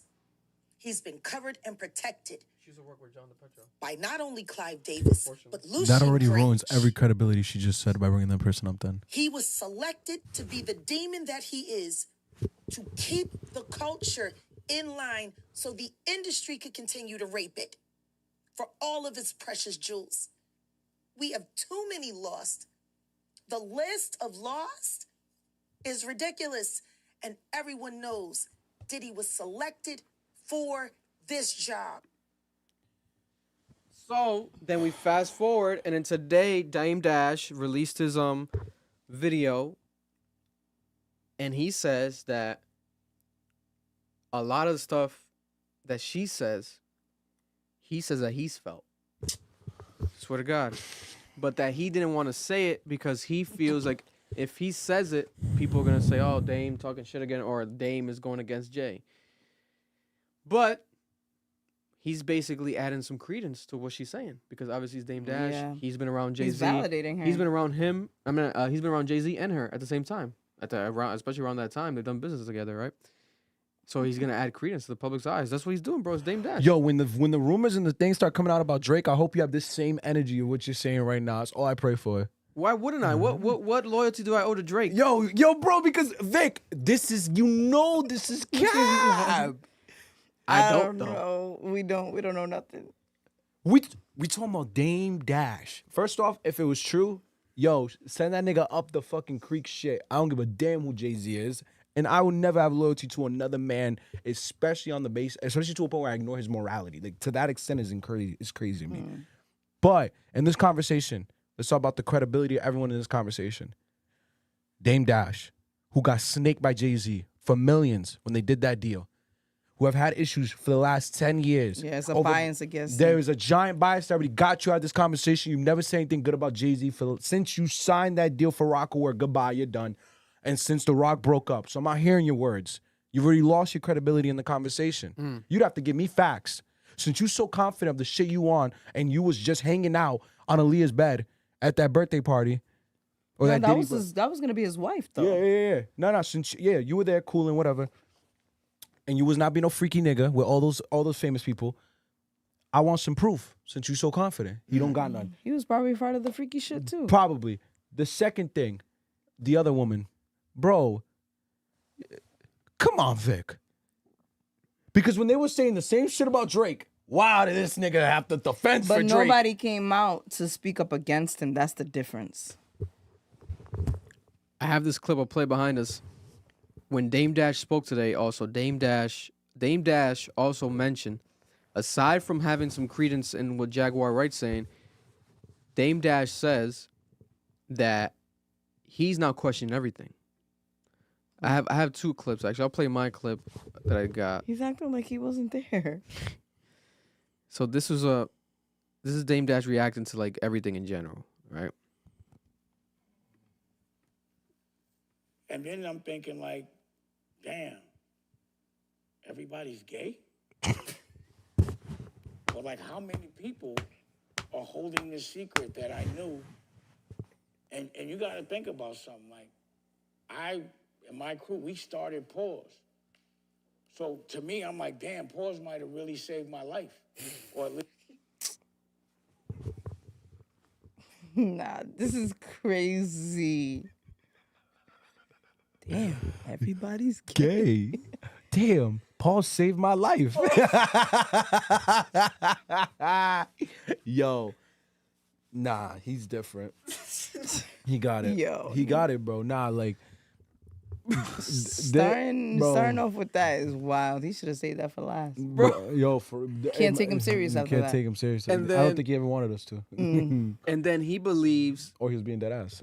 he believes that it's, and this is there's a good point to this, right? Where it's like, unfortunately, Diddy's situation and sexually assaulting people, and then he's tied into an alcohol company, Ciroc, and it's like, oh, and then obviously a lot of times people use alcohol to take advantage of people, right? Especially they take advantage of a lot of women when they're drunk. It's like, whoa, okay, but then he alludes to, oh, that Diddy Ciroc, and he's like, and then I thought about when Jay-Z, he says with Jay-Z, he says at one time when he, in the most recent years, when he's kind of been cool with Jay-Z was when Jay-Z gave him tickets to a concert because he wanted his daughter wanted to go see, I think it was Jay-Z and Beyonce. And he says at this concert that they were trying to like have him drink Douce for the first time. He was like, Douce. And he's like, yo, I don't want to drink. And they made him drink Douce. And he says that Jay-Z's boy, who just takes photos and videos of everything. Oh, yeah. It might have been Kodak Lenny? Lens. Yep. It might be Lenny S. But I think it might name someone else, was filming him after taking a drink. And he was like, yo, why you filming me? And he's like, it feels suspicious now. Like they try and get me drunk and then filming me while I'm drunk. So, and he's like, listen to this, bro. This is just crazy. I wanna leave. Is if his hustle is putting stuff in people's drink, he made a liquor. I mean, that's the illest shit in the world. That everybody was partying and you don't know what was in that drink. What? And if he was, Pause. undercover gay, because I didn't know it. And obviously, if he was knocking men out and they were waking up violated, he's making somebody gay that doesn't want to be gay. That's not how that works, by the way. So I'm like, what was in them drinks? What was in them drinks? And then I'm starting to think like, damn, when did hip hop start to lose its masculinity? When did dudes, and again, no disrespect to nobody, but like tough niggas started wearing dresses and pocketbooks. Like maybe that could be the reason. And I'm just thinking it through. Like maybe that could be the reason why hip hop took a turn for the feminine. Because that shit, if homie was really putting shit in people's drinks and he's making the liquor. And for context, he's talking about the lawsuit of 120 people because it mentioned that Diddy would allegedly fly people out and have them drunk, and then the next day they would wake up with their private parts hurting. And again, I don't know, and I'm not even saying it to be funny, but they saying, homie was putting shit in motherfuckers' baby oil. So how could you trust that person to serve you drinks at such a big scale? So I'm remembering Nori. Such a big scale. So adamant about me taking a shot of Ciroc, and I'm like, nah. And I brought my own. And now y'all can understand why I always want to make my own. So I brought my own liquor. You know what I'm saying? I was taking shots of my own. We got to And then what deplatform happened, this, I man. made him take shots of His own Ciroc. platform. It's on his own And platform. then he ended up getting too drunk. Talking about take your shirt off and all this type shit. We should have a ban It's list on for the tape. internet. So it ain't like you just naturally start. There was this one time What's the time right here? that when my daughter was 16, Jay had a show, and my daughter wanted to go. So I'm like, yo, I'm not going to deprive my daughter. So I hollered at Jay, sent the kite, and told him I wanted to go to a show with my daughter, and they accommodated me to the fullest. People were really surprised to see me there, took pictures with everybody. But, and again, Emery's my brother, so I would hate to think that he was fucking around like that, pause. But he kept asking me somebody, that was the first time I had tasted that Douce, and I got ridiculously drunk to the extent, and my daughter and I were talking about this the other day, that I was like, yo, I don't get this drunk. Why am I so drunk? And I ended up, wrestling with Kevin Hart. Nigga got me in a chicken wing. And I remember Vaughn taping that shit. And I'm like, yo, why you taping, Vaughn? So I'm thinking, I'm like, damn, because homie makes drinks too. And again, just if this is true, these are the things that I'm like just reflecting on. And if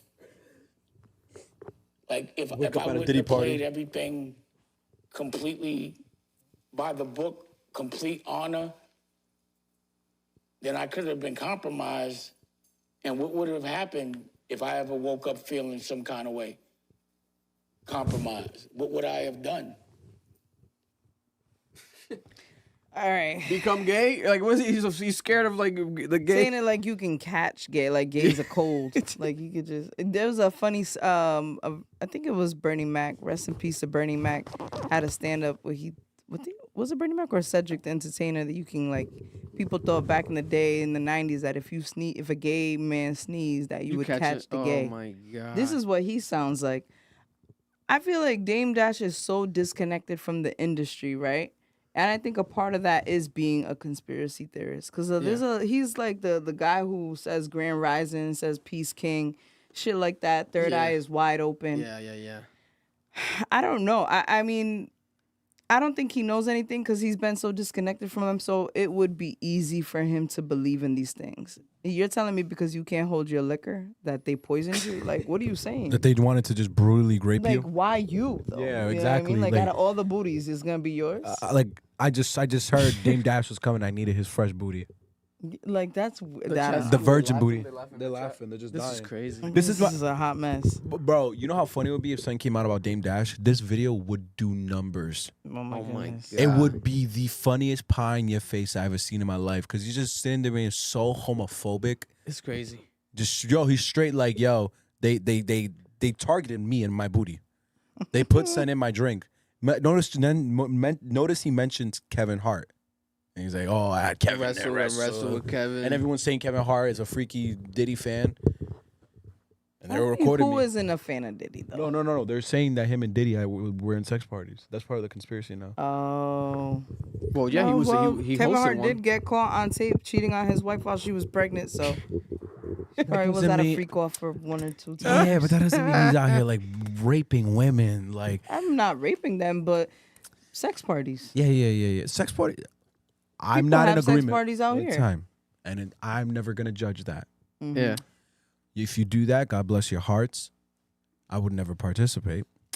But if Kevin Hart's in the sex parties and it's consensual, that's fine. Enjoy yourself. Yeah, have fun, bro. I'm trying to find that clip. Freaky Imagine it was little this. nigga. This is freaky little. I feel like almost every man in the industry has done some very out of the box sexual stuff. I don't put J. Cole in that category. Nah, not J. Cole. J. but a lot. Cole's innocent of everything. J. Cole's the most human rapper in the history He of was life. having a lot of missionary sex with women. That's what he gives me that vibe. Like he's whispering in their ears. Yo, stop J. it. Cole don't get Stop head. it. Because you're saying that as a woman, and I get what you're trying to say. You say he don't J. give Cole doesn't head? get head. Nah, he doesn't he get head. does. He gives it, though. You think so? He You gives think he's it. the type? J. Cole's just a penis man. Yeah. He just gives a penis And that's dips. and dips. J. Cole is Dip and dip. he's an emotional. He's a human dipstick. He looks like this. That's all he does, bro.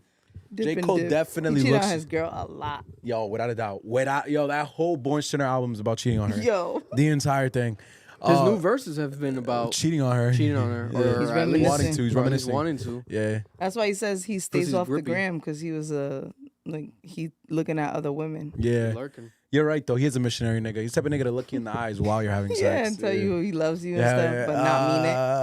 That's a nasty nigga. It's a regular fuckboy. This is just regular fuckboy. This is the clip of Diddy saying that he used to wrestle with Usher. Kevin Hart. Kevin Hart's in too many of these clips and conversations. I'm starting to believe it. He was like 10 and I was a little bit older. His older brother. We used to fight over the Frosted Flakes. You know what I'm saying? Before pause was invented. You know what I'm saying? But it's my brother for real. We used to actually wrestle off of the Frosted Flakes because he used to always get up early with me. Now he's one of the richest stars in the world. And Yo, what the fuck did Puff just say?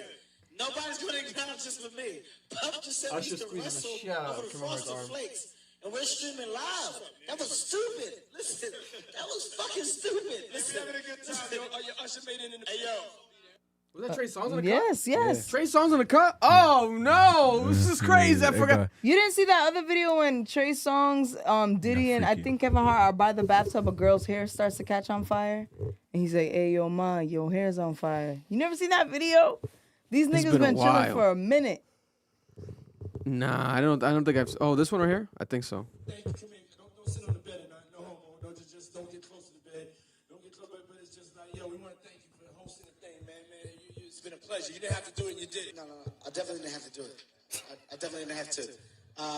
First and foremost, I'm not getting the bed. Shouts out to him and what he did. I'm just gonna, if we can, let's just put the camera a little this way, just so we're not. I don't want my shot to even, I don't want it to come close to the bed at all. I should look like he fresh off a goddamn plane. Oh, the same one. What? Nobody's stupid. Oh, it's the same one. Diddy looks offended by But that. yeah, this live stream in general was crazy. Like, why do that? And that was like pre-live stream. He was like ahead of his time with the live stream shit. But then he's like, but that's another thing, right? Where this has been seen, not to compare him to a murderer, but we have seen this in criminals, where like when they say that there's been murderers that return to the scene of the crime. And there's also these murderers that do these ransom letters because they want the fame, the attention. So him with his parties and shit, he never hid it per se. He would put it in people's faces. Plain sight. It was in plain sight. He hid it in plain sight. It was there, but it's like no one talked about the after parties, the freak off parties, that are confirmed to have happened. At minimal, at the end of the day, we know that Diddy has had freak off parties. He's done freaky shit because of the baby oil alone, right? He's been abusive, hitting Cassie. Everything else has been rumors. Yeah. We have confirmations of him being into kinky shit. Everyone has their right to, right? Potentially being obviously bisexual. Maybe he might not even see, like, even because Isaiah Rashad never said he was bisexual. He said that he is basically gender fluid. Like, that's what he believes in, right? So Diddy might be along those lines of that. You know what I think? I think he's a serial rapist. He fits the persona. And I think that's why so many people... I thought you said he fist. No. He fits the person. But I had to let him finish. It's Like, crazy. He fisting personas. It fits the persona. Because I looked it up. I was like, I wanted to make sure. The only reason we're here is because he kept all of the evidence.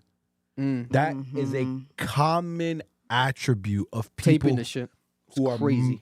Serial murderers and serial rapists keep mementos to relive the crime. That's weird. Very weird. And He's no a one, sociopath. no one thought of it that way. No one really sat there and said, "Why would he keep this stuff? That's stupid." Yeah. Destroy the evidence. It's better than keeping it. And it's because of the fact that he was rewatching these tapes and reliving those moments. And it was with one of the it was the biggest people too. The Cassie It was like tape, a pride thing for him. the Cassie thing beating her up, that tape was in his house. That's how CNN got it. So I'm sitting, I'm like, why would you keep something like that? You're rewatching this bullshit. Because he's a sexual abuser. He's a serial abuser and a serial rapist. I think he's a narcissist too. Because Yeah, in that that's video part of with it. his mom, he's listening to his own music. Yeah. And then maybe he wanted to use it against the people, blackmailing, etc. That's what people are saying too, that he has tapes of all these famous people and he was holding Just it over using their it. heads for money. Yeah. That could also be it. Oh my God. But I definitely think he's watching it. Oh my Because God. here's the thing. Yeah, If I because why have, record it? why keep You it in your gotta house? be watching it. Why keep it in your house? Sick. Why keep it in your bedroom? The safe was in his bedroom. In the video the police took when they raided the house, it was in his bedroom. He's like, Why? let me watch this Kevin Hart tape real quick. Bust out the baby oil. That's why I don't believe the theory that this is a conspiracy. I think what's happened in American society is very interesting. Serial rapists have become powerful. Oh my God. It has nothing to do with this organized secret society. It's literally just that. This is how humans behave. Because if you go online right now, you see a bunch of stories of serial rapists. They act just like this. It's just they don't have the money and power that a Diddy has. So it's just psychos are in power. I mean, for all we know, tomorrow morning we might wake up, and then I feel like something's gonna break soon. Probably. I'm surprised none of that has broken this sooner. But what it could be, maybe that tape, or one of the tapes, and that's gonna be tape number 1. Because, yeah, this is just. There's too much just like waiting around-ish. And I feel like it's because something big is gonna just come out of nowhere. No, Dan our Lathan luck, it said will. it perfectly. He says it's a lot of smoke in the air. Yes. Yeah. Smoke and mirrors. And where there's smoke, There's there fire. was a fire. Yeah. So I don't doubt that a lot of this stuff is true about him, but there's no proof, right? Like we were saying earlier. So a lot of stuff is going to be hard to prove. Yeah. So that's why you have to have a lot of witnesses, because now it feels undeniable. Like people are going to be like, why would 100 women lie? But we've seen women lie all the time about stuff like that. And it's easy now because of what's happening with him. And the narrative. Yeah. So I think we just have to wait and see what happens and what they give us. And even when they do give us stuff, we're not going to get all of it. Yeah. They're going to hide something. They're going to keep something behind the scenes more. But moving on, another powerful figure in media right now is Mr. Owner and Controller of Media, Elon Musk. Elon Musk went viral over the weekend because he was jumping up and down for joy. Groupie ass nigga. Being a groupie for Donald Trump, right? He spoke at the Donald Trump, I want to say Pennsylvania, at one of Donald Trump's campaign It rallies. was a Pennsylvania rally where he got shot. Okay, so it's a different P word. I could have sworn it was a P city, maybe Pittsburgh somewhere. But nonetheless, he came out in a black MAGA hat, customized, and he calls himself Dark MAGA. He's Dark MAGA. And he told the audience that if they don't vote this year, that this is going to be the last election. That he predicts that this is going to be the last election. What does that mean? I have no clue. I never heard nothing as dramatic like that in my life, right? The last election of all time. I don't know what that means. And then this man is seen jumping in the air, catching. You would have thought he was about to dunk a basketball, right? I never seen this man jump this high. I didn't even know he was athletic. I didn't know Elon Musk was athletic, right? But he got ups. Like we used to say, that motherfucker got ups. He got ups. Bro, it was a terrible jump. He has ups. No, he's just 6'1". He has ups. Oh, he's tall. He has ups, right? And he came out and he is supporting Trump. He's always been, as of lately, in this year, he's been pro-Trump, right? Openly about it. But in my opinion, what makes this odd, you can support whoever you want to support. You know, you can vote for whoever you want to vote. But this man controls media. He controls the platform. Mm-hmm. And when you go on this platform, I feel like no matter what, obviously they say that the algorithm gets customized towards your liking of what you like and what you post and what you whatever. But it seems as if the app has been way more Republican and way more conservative rather than non-partisan, or was it non-partisan? Bipartisan. Instead of being bipartisan, you have it just being skewing towards Elon Musk is Trump, supporting of Trump. And it's like, that doesn't feel like that should be the case at all, right? And he seems to be in denial of this. He keeps being in denial of this. And we have him now openly, literally paying people to vote. Through a PAC. Is it paying people to vote for Trump or just in general? Just to So- vote, right? To sign up to vote? So he's giving you a $47 stipend if you sign a petition, and so if you refer people to sign a petition and encourage them to vote. So the petition is to protect gun rights and to protect the freedom of speech, to the first two amendments in the Constitution. It is under the America PAC that was co-founded by him and I believe one other person or a group of other billionaires. I can't remember. And basically, if you go right now, you send a referral link. In a swinger state, though, he said. In a swinger state. So if you live in Michigan, Florida, I think Pennsylvania is still swinger state, then he gonna send you $10. He gonna send you $47 for that referral. And you gotta sign the petition, and you gotta make sure you go out and vote. And here we have it right here too, because he's behind this company, this America. America is Elon. It's not so it's not a company. PACs are political action committee they're nonprofits. Mm-hmm. So yeah, he is behind the America PAC. So PACs work in different ways. This is called a super PAC. So super PAC allows Get you really high. This guy is crazy. This guy's hilarious. That loud PAC. Yo, we can't do nothing serious on the show.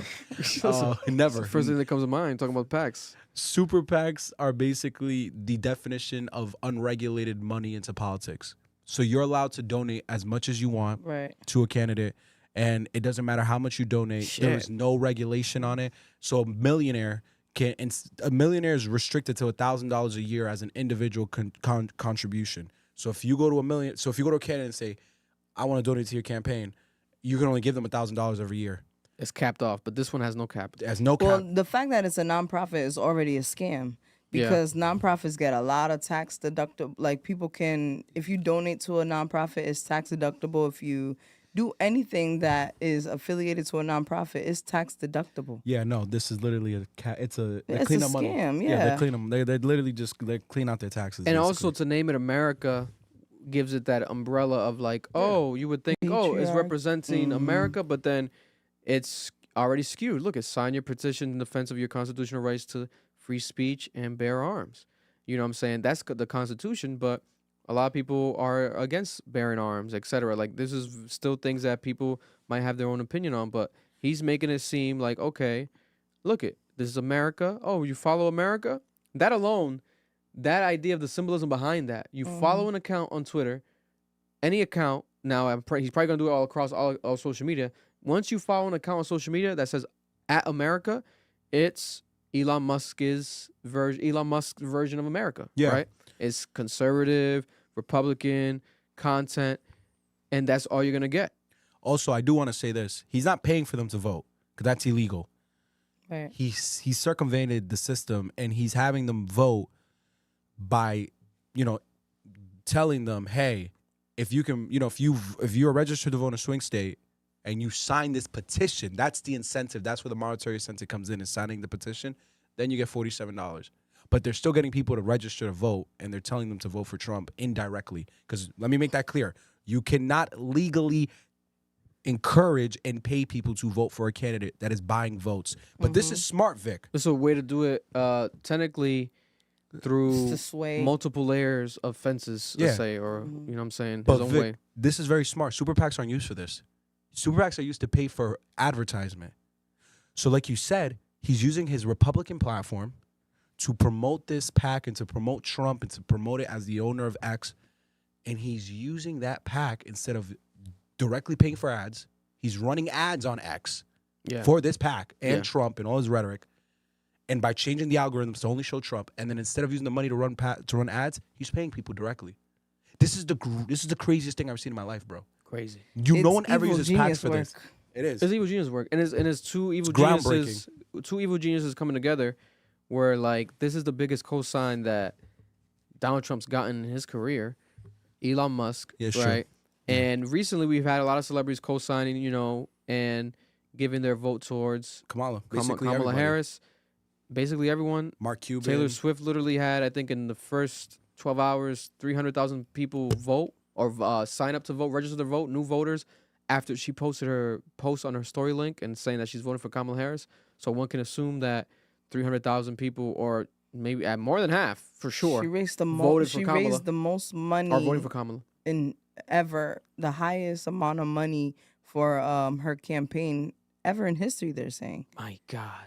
in less than 48 hours. I think it was 300, and I don't want to misquote it, but it was millions and millions of dollars. Yeah, More she money, got than, more money than any presidential campaign ever needs in their life. I'll tell you that much. They don't need that fucking money for marketing when you have everything at your disposal. You It's, better step on it. We are 1 month away. yeah. She got on a podcast and they torched her for it. Oh, Well, call her daddy, because all it was the the same Republicans. day that something was happening. I think in a different state. They said something is on Is fire. it the shootout? No, the hurricane's starting. The hurricane starting. hmm Yeah. But the daddy thing made sense. It worked for her base, but Trump supporters started to call out the woman on the podcast, and they're like, "Oh, Alice Cooper. yeah." They're like, "I can't believe you were my favorite podcast." Somebody from Love Island commented that I she had saw the that. most vote, and it's like, But Alice Cooper said that she literally invited Trump on her podcast, Call Her Daddy, and they said no.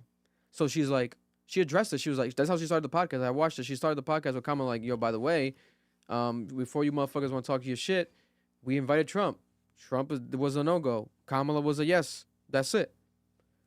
it's because and- Trump knows you get smoked on the abortion issue. Yeah, and Call Her Daddy is a damn near 99% women listener. Kamala Harris on it just makes perfect sense. And they were talking about like shit, they were talking about some sexual I know. shit. Yeah, I that- watched a good portion. with of it. some other type of shit, right? He was talking nasty? Yeah, because that's what that podcast typically is. But sometimes, you could be any type of podcast. Once you have a certain guest, you might just be towards that guest. But Alice didn't Cooper change. stayed on that Call Her Daddy theme with Kamala. I'm like, 'Cause oh shit. Her demographics 21 to 24, I believe. Was the Sheesh. majority of it. Yeah. Yeah. She's like the biggest podcast. Yeah, she in got America. like a new deal. I think she just signed Bigger than again. Joe Rogan? I think she's No, like she's the third biggest female podcast. She's Oh, wow. I think she's ranked number 5 Yeah, she's a podcast goat. She's on some other shit, but yeah, no, this is just crazy. This man jumping for joy like this. I never seen this much dick riding in my life. This is insane. Mouth right? open for the Franks. Because you just have to understand, this man is jumping, not because Trump won the election, not because, Trump is the president. This is not the inauguration. Just because he got brought out to speak at the Trump rally, he's jumping up and down. How much more of this man might have literally better knees than Meg Thee Stallion, because he might ride that cock like crazy if Trump wins his election. Imagine the day Donald Trump wins this election and Elon Musk by his side. What's going to happen? And also think about how Donald Trump's mind's going right now. He might be like, why the fuck did I pick JD Vance? Like, I could have just picked this guy to be my vice president. That's like, crazy, I could have, like, imagine. what else can I, how can we involve Elon more? Like, let's involve him more in He this. would have had to step down from his positions. Every single company. You can't be vice president and run the companies? Hell no. He For could still me, shadow run the it. most fucked up part It's illegal. about this He could shadow run it. is not these two. Yeah, I'll put you in jail. It's the conflict of interest. way they've empowered racist people. Oh, yes. To feel like they have finally we getting our country back to be the way it used to be, the way it was intended to be. Because let's be real, this country was founded on slavery and on oppression. So these people, they're dumb fucks. We know that. It's the people that follow them and believe them and don't see that this is a blatant tactic and an attack on the ignorant population of America. On poor white folks, just like the first time he won, that don't really know about politics, don't really know how it works, but they hear bear arms, freedom of speech, all these things that people have, or Trump has accused people of trying to take away from the people. Of course they're going to vote for them because they're giving them all the buzzwords that they want to hear. And they're going to sway anyway. That's why they're called swing states, because people that live in them states are fickle.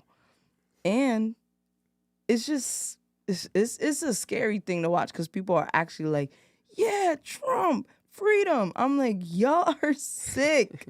It's the same tactic we saw in 2020. And he keeps fooling people. So it's not even so much him. He's actually very smart, some would say, a marketing genius. Yeah. But it's the people that are voting for him. That's the dangerous part, because we have to live amongst these people that are feeling empowered by these racist and sexist and homophobic, xenophobic rhetoric that's really ruining the country. And I feel like we've seen most hate crimes in the last 4 years than we've ever seen. Definitely. I also I find it very interesting in this situation that no one is talking about this enough. They're the same candidate, Trump and Kamala. When you actually go down to the bare issues, on fracking, they have the same stance. On Israel, they have the same stance. On how to deal with a lot of the things regarding the economy, I know Kamala's actual stance versus what she's telling the public because I know her long-term economic ideas. It's similar to Trump's.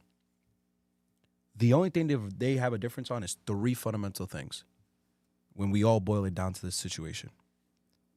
It's the conversation of abortion.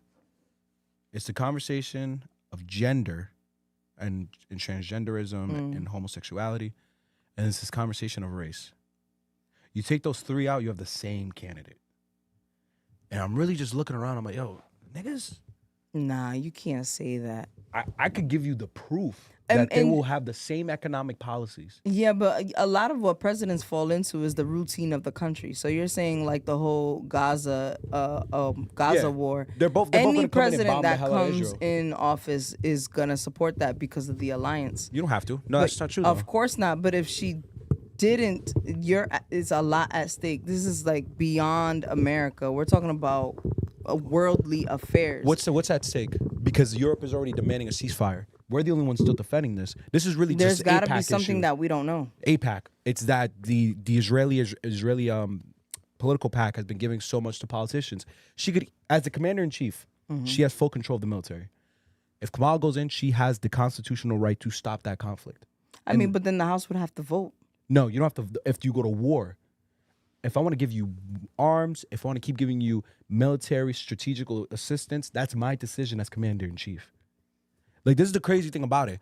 When you like really start to learn how these like the different branches of government work, you realize, oh, you niggas choose to continue this situation, because easily they could end Israel. They could just stop supporting Israel, but then AIPAC's gonna get mad. She's gonna isolate the party, but that's fine because the majority of the country doesn't want to be in this situation anymore.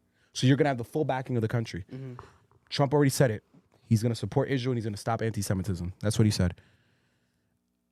I vividly remember their debate when it came to the environment and fracking.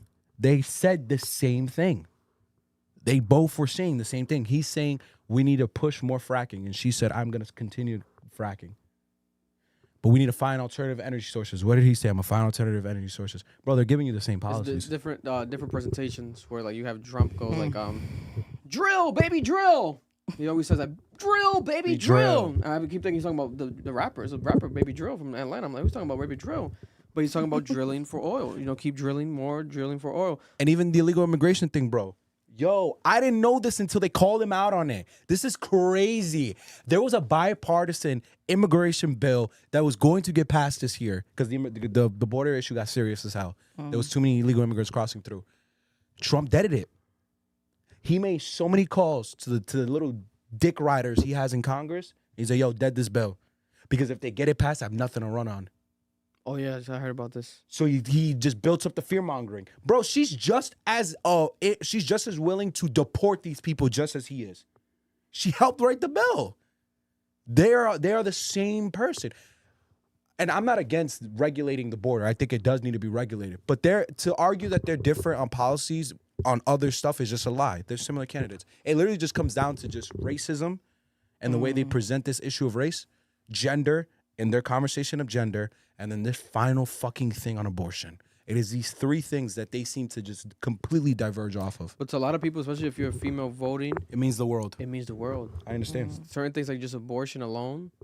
It's just dangerous. It's just dangerous. So, you know what I'm saying? Especially if you've dealt with abortion, if you dealt with lost fetuses. Like if you dealt with anything of that nature or know people who have directly, then that for you is already enough. Especially if you're saying like everything else is similar, but then this is different. Those are going to be the deal breaker moment for a lot of these voters coming up. That's what's going to happen. I feel bad because it's like, I'm going to be real. I get it. Like abortion rights is important. Gender rights is important. But damn, am I dying? So is everyone else. Housing is killing us. Inflation is killing us. Like, y'all gonna make me vote for Kamala or him off these three issues when there's other issues that is really like hurting people on a daily basis, including the groups you're talking about. Like, it's sad. I mean, there's so much wrong with this country. Bernie, where are you, Bernie? Bernie, come back, Bernie. None of his laws would have got passed though. Nothing at all. God bless. I was originally a Bernie fan, and then he got to go down fighting, bro. He should have went down fighting. I learned about Bernie, and I said, God bless his heart too. He needs to go down fighting, bro. You know he's pro-Israel? Well, he was. I don't think he is right now. I haven't seen any pro-Israel from him, at least from what I saw. He's very against the I will not talk about it. There's so many churches right here in Rhode Island that are pro-Israel. There's pastors that have the nerve and the gall to talk about that and then preach humanity and Christianity. But then the tricky thing is, right, where like I'm someone like, okay, Kamala comes out pro-Palestine, I'll be like fully, I'll be like, oh, okay, it'll actually encourage me as a voter to vote towards her. Maybe even Trump, to be honest. That's such a powerful thing, right? No, it would. I'm not mad at the statement. It would. I don't agree with Trump, but I get where he's coming from. But guess what? Is it gonna guarantee that it won't happen? That's the problem. No, not even that. That they can maybe guarantee, like, let's say they try to they put their efforts to stop the war, but is it gonna guarantee, like her saying that, is it gonna guarantee people to go vote? Because right now, a lot of times, what do we see? This social media activist shit where people post these things, etc. Blah, blah, blah, blah. But you don't see none of these people at none of these protests. They had a big protest over the weekend. Palestine support, a huge crowd. It's dying down. Yeah, that's why I stopped doing community activism work, because I realized you're just by yourself in a room while people are on social media talking about the issues. People love reposting the shit, but then it's like there's no sense of like actual putting the shit forward. Like even them voting, it would be a powerful way for them to put themselves forward, you know. But a lot of times I speak to people, they don't care about voting. They never voted. It's very more common, unfortunately, than I would want it to be. But that's the reality. And maybe these people see that where it's like such a powerful issue. If they were to go and say, I'm fully pro-Palestine, are they at risk of... I feel like they're more at risk at losing voters than gaining voters. I agree with you. Realistically. I agree. In a perfect world, it's like, oh, shit, it'll make these younger activists who don't vote at all go vote. But is that going to be enough to skew the actual election? It should, because we have a high population. It should, but it doesn't. We don't vote. But think about all the ties there is to people who are pro-Israel. Oh no, yeah, they're pro abortion, they're pro a bunch of stuff. Yeah, it's like the same person that's pro-Israel is probably talking about pro-life and Yeah, same pro-life and person stuff, that's talking about not giving, 100%. not believing in transgender homosexuality, all that stuff. Like, these people have a lot in common, and that's the dangerous thing for me. And you might be right, and I can't speak too much because I don't really read through all these policies and things because it's long, so you have to like take it piece by piece. Yeah. And we are running out of time, so we really should do our due diligence. But for me, it's the representation, like you said. Like, these are deal breakers for me. Like, I can't stand for racism, xenophobia, homophobia. I mean, I'm in the LGBT plus community. If I marry somebody telling me I don't have rights, or if someone in my family, whoever else identifies as gay, they don't have rights, or you have a Marlon Wayans, he gets backlash for supporting his child who's a trans. Wayne too. You know what I mean? It's just like, it's just too much. It's all rooted in hate. I understand. And that is the dangerous part for me. It's like, sure, Kamala and all these politicians, they're all liars, technically. Even down to the local level. We see it here all the time. Every day we've been seeing some bullshit. But it's the representation. What kind of rhetoric and narrative and energy are they spreading to the American people? And Trump is toxic for this country. I get what you mean. And I'm not mad at that ideology. I just don't think... I think Kamala Harris, on the fundamental level, beyond those things that you mentioned, which aren't the biggest thing affecting this country, that's a sad reality about it. It just isn't. I get what you're saying. There's bigger fish to fry. There's they're about to go to... I know people love saying this phrase, but nigga, I believe it now. There might be World War III in the Middle East. Israel's in war. Israel's prime minister admitted it. I'm at war because he was mad at France because France is advocating for a ceasefire. He called out the French President Macron and said, yo, I'm at 7 wars right now. I'm bombing Libya, Lebanon, Syria, Iran, Iraq, etc. And you want to tell me you want to put an embargo on my weapons? Where the fuck are you at? And I'm sitting, I'm like, bro, did you just hear what you just said? That is literally the footsteps into a global conflict. Yeah. You're bombing a multitude of different Arab nations, and you expect the European world and for us to just be on board with it because of your distorted belief that you're entitled to a Jewish state. So, regardless of the cost. So I'm sitting here and I'm like, bro, so I got to vote for Kamala or Trump. And my influence should be to vote for Kamala because of these 4 things. But she's still going to drag me into this fucking global conflict. Suck my dick. I'd rather vote for none of y'all and tell y'all all to suck my dick. Because this shit, honestly, because what are we doing here? We're in a pickle. Yo, this is crazy to me. And the funny part is, if we all what I've realized is both sides are saying the same thing. You go on Twitter, we're all bitching about the same thing. Shit costs too much. Notice it. Really listen to a Republican. Things cost too much. Housing is too much. Everything is falling apart around me. I can't get a job. AI is taking my jobs. Everyone's saying the same thing, but it's these 3 issues that just splits the line on every time I hear the conversation happen. And I'm like, bro, It's a big deal for people. Nigga, if we just let these 3 issues go, bro. Go. And it's all identity. Who gives a fuck? Listen. Nigga, I'm poor. I want money, nigga. Fuck, I need to eat. I'm starving, nigga. Help. You bitching about gender. Like, what are we talking about here, bro? Listen, click that link. Elon Musk got $47 for you right I'm now. not voting for that nigga either. He got $47 from me. We're not a swing state. We're a blue state. I'm about to say Nigga I'm from couldn't round Pennsylvania. that shit to 50, that motherfucker. Nah, it's a 47 for the 47 president. That's what it is, right? You want to be symbolic? No, I think there's a donation reason why. No, it's not 47, is it? His goal's $1 million. So think about it. It's 47 million. He must have donated that 47 million. I think it's 47. No, it's for the president because 45 was Trump. Then now we have Biden 46, and 47 would be Trump or Kamala again. I think it's a tax thing. I think he donated just enough Just enough, huh? to clean everything up for taxes as a donation. Listen, I'll tell you this much: any man that's not acknowledging their child's identity and not acknowledging the existence of their child, as Elon Musk is doing right now, does not get any proper, real respect as a human to me. So, him co-signing Trump, I can see the business play. Other than that, it's not a attractive thing. It shouldn't be looked at like, oh, this is this is the right thing to do. No, this is just a man that's trying to cling on to something that he believes is going to benefit him financially. And I do see him with his ego one day go run for president. I do see Elon Musk, but I agree. But was he born in South Africa? No. I don't think it matters. That doesn't matter where you're born, right? Naturalization. Because you lived here long enough, right? Yeah, it was enough. Yeah, he's been a U.S. resident long enough. I think it's 12 years.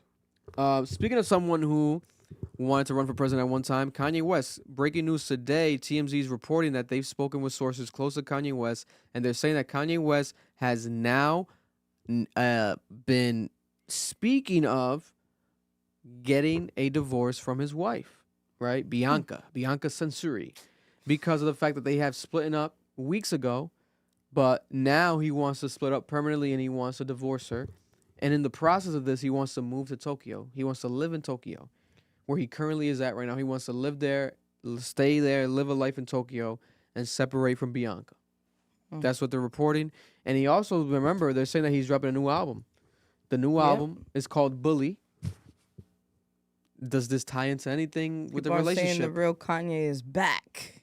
That's what they've been saying. Is this going to be 808s and Heartbreaks Part 2 or Dark Twisted Fantasy Part 2? Are we going to get art out of this that's going to reflect what he's going through in life? Or is he tired of, I don't know, the internet making fun of her? Is he realizing that he looks crazy with her? Or is she the one maybe behind this too, where she's had enough of him? Right? She's not his cum rag? Yikes. Damn. Yo, I'm going to be real with you, bro. When it comes to him, I've come to the realization a lot of things he does isn't rooted in anything genuine. Yeah. It seems fake. I think she seems very freaky. Yeah, off the nigga, videos. 69 guy. She seems very sexually active and like sexually liberated. They have 3 ways. He says it. Yeah. They're open to 3 ways. They have 3 ways a lot. When he was God bless previewing them. music in Miami, she was shaking some ass, and I saw that. And I said, "Wow, I see it now. Yeah. This is your She had a freaky white nice girl. ass, or? She has a beautiful body. Really? She's very freaky. She's I've being never freaky seen with her the whole girls body. there, bro. She was like being freaky with the girls there too. Like she's definitely she's probably like gender fluid. So that marriage, I always saw it as a sham, as a manic sham, like him just acting out his impulses, his sexual impulses. He is bipolar, right? So that's how I saw it as. What comes next? Yo, no bullshit, Vic. If he finds peace in Tokyo, because he, that's where he was with his mom. Oh yeah. He finds some He lived concentration. in Japan for a while. We might get a Kim Kardashian album, which is what we should have had Wait, already. Kim Kardashian making music? We're gonna hear Taking his. her back. No, we're gonna hear his take on everything. Mm. Because the bully title makes sense. He's been the bully in a lot of people's eyes. Yeah. He's been this manic, frantic bully that's harassing people, and he probably feels like everyone treats him like a bully. He probably feels like everyone treats him like the bad guy. We might get Twisted Dark Fantasy too, but about Kim Kardashian. I don't think he cares about this woman or the one before her, the other white one from the movie, Uncut Gems. He does have a thing for white women, though. Yeah, I don't think he cared about those two. I truly think he loved Kim Kardashian. I find it odd, though, how this man, doesn't he have 4 children with Kim Kardashian? You got 4 children, and then now you're going to move to Tokyo. Aren't you a father? Because you can't expect his children to move there. He probably just flies them out. He's going to move to Tokyo. He's going to divorce another That's woman. crazy. A second divorce in the past, 3 years, 2 divorces. He needs help. I think we've been saying it for years. We'll say it again. He needs proper help. And it's just odd how, it just becomes headlines. We move on. Headlines. We move on. This man, I don't know. He doesn't have really real friends around him. Yeah. Yeah, because he told all of them to fuck off. Again, in a manic rage. I mean, but how much can you take from a man that is always being outlandish? It's only a matter of time before you find yourself alone. I'm not saying he deserves to be alone. As a former Kanye fanatic, I used to be obsessed with Kanye West. I feel like what we're seeing is a man who is afraid to confront his mental health for whatever reason. And he's even talked about how being bipolar is a superpower. So I think parts of him probably not. feels like if he gets better, that he won't produce the same type of music or he Yeah. won't make the same beats because he's bipolar doesn't start overnight. It progresses. And the more you don't take your medication, the more manic episodes you have. And you're right. I think a lot of his stuff is not rooted in being genuine. I think a lot of the stuff he does is for marketing and for attention. But I think he understands that his career is very fragile. Like his reputation is not as credible as it used to be, and people are divided on how they feel about Kanye West as an artist and as a human being. And I think you're right. I think he's probably been searching for stuff. He did the same thing when he went back to Chicago, went back to his childhood home. Yeah. He was gonna move to Chicago. And yeah, he was saying all this stuff, and I think it's manic. As someone with bipolar disorder, this is the biggest thing I could say. I could see his manic episode is probably ending. I can only imagine what life would be like if every manic idea I had in my head of myself was confirmed every time I stepped outside. He walked outside and people treated him like God. He already in his head is telling himself he's God. No matter what he does. So that's very like illicit. Like it creates a very I can imagine the sensation it creates in his head. It's no longer the case. It's like y'all said. He's falling off. Right. So now you have to live with who you are. Because that reaffirming bias that you had in your head that was being, confirmed by everyone around you that's saying you're a genius, everything you make is great, you're a genius, that's going away, it's starting to fade. Right. So now all you're left with is your own thoughts and your own understanding of what you're doing and who you are. And he's realizing, oh, I'm crazy. I'm really cooked in the head. I hope he's realizing that. I think he is.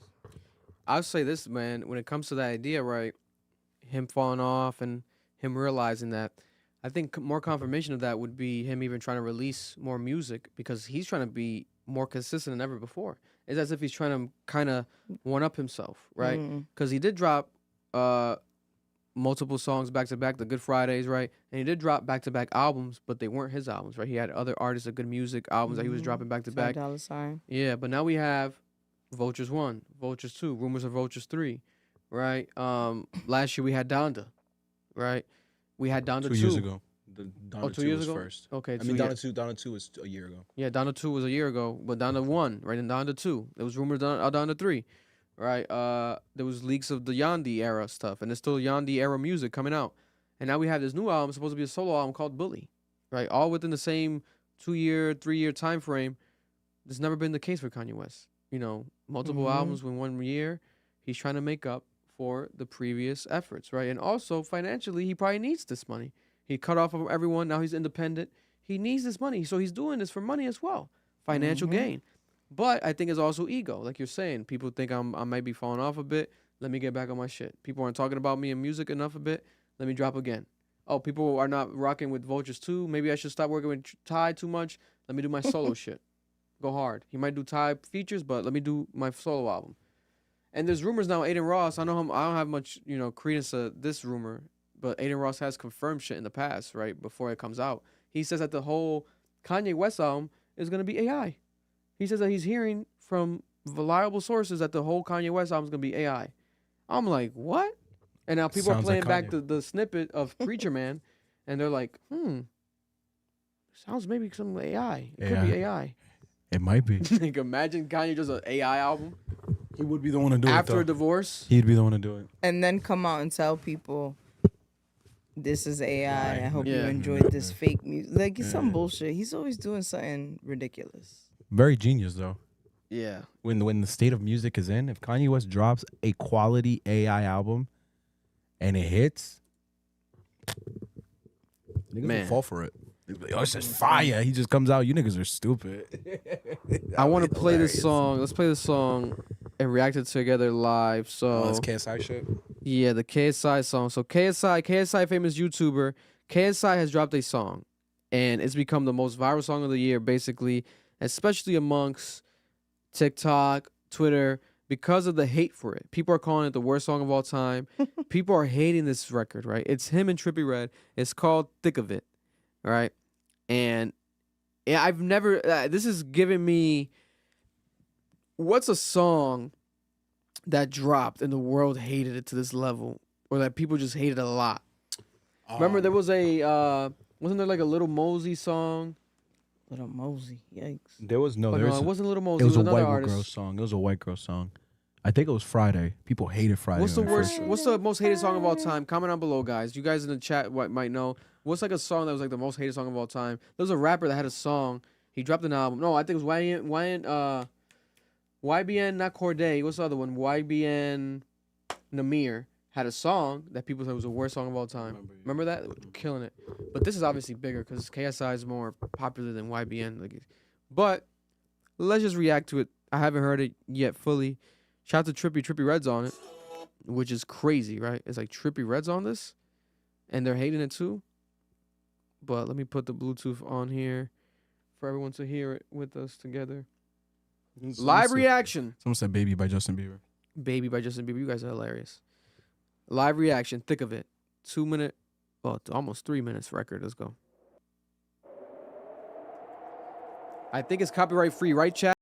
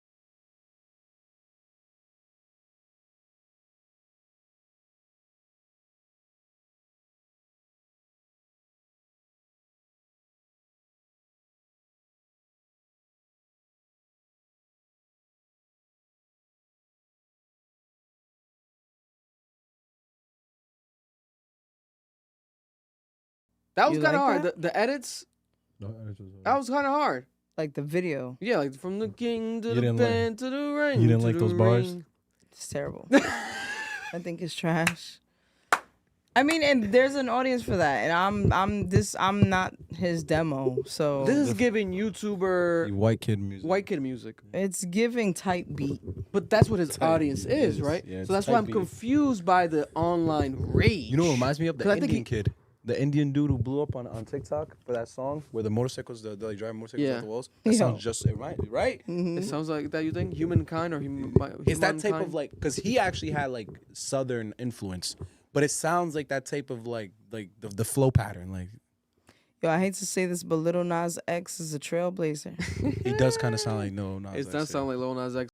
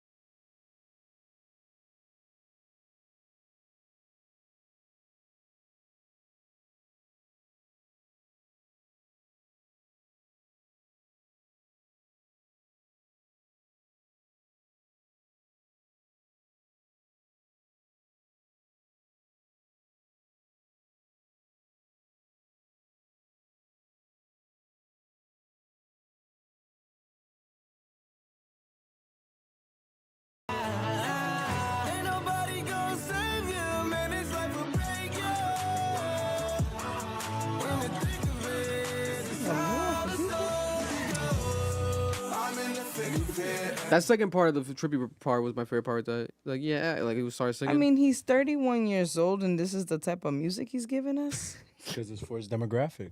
Look at the age. That's the best part.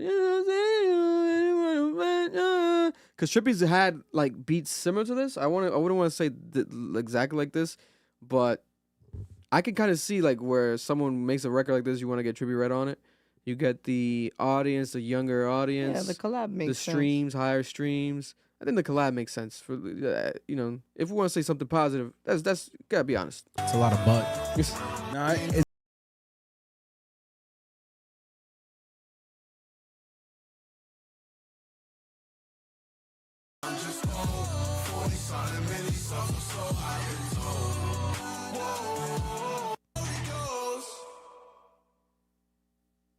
Okay. And this is the moments I wish we could say that's not hip hop. That shit was true. Tommy Richmond. KSI should be saying what Tommy Richmond's saying, maybe. You never know. I'm not hip hop. But KSI has reacted to this, obviously. And KSI, I feel like he's trolling, but he also does seem pissed. Right? There's a video of people right here recording him all over the trucks, right? All over, I think, London. Because he's from London, right? In the UK. He's promoting it. He's putting a lot of marketing dollars behind this, right? All the promoting trucks. You know, it's dope. It's like he's pushing this. And then this account, Drama Alert, said KSI is forcing people to listen to this new song. And he said, what the fuck is this caption? It's called marketing. I can't even promote without people taking the piss now, right? And he said, these stupid ass fans, well, he didn't say ass, but he might as well. He says, these stupid fans leave trash comments on my new song, think they're getting to me. You're not. It's not funny. It's boring. You're wasting your time. He's so hurt. Yeah, he's so hurt. And he said, the hate on my new song is so forced, LOL. And there's a video of Jake Paul when Mike Tyson knocks you out, but his song starts playing. God damn. Yeah. They're forcing the hate on this to a different level. A hate train. It's a huge hate train. Well, that's the culture they built with their content.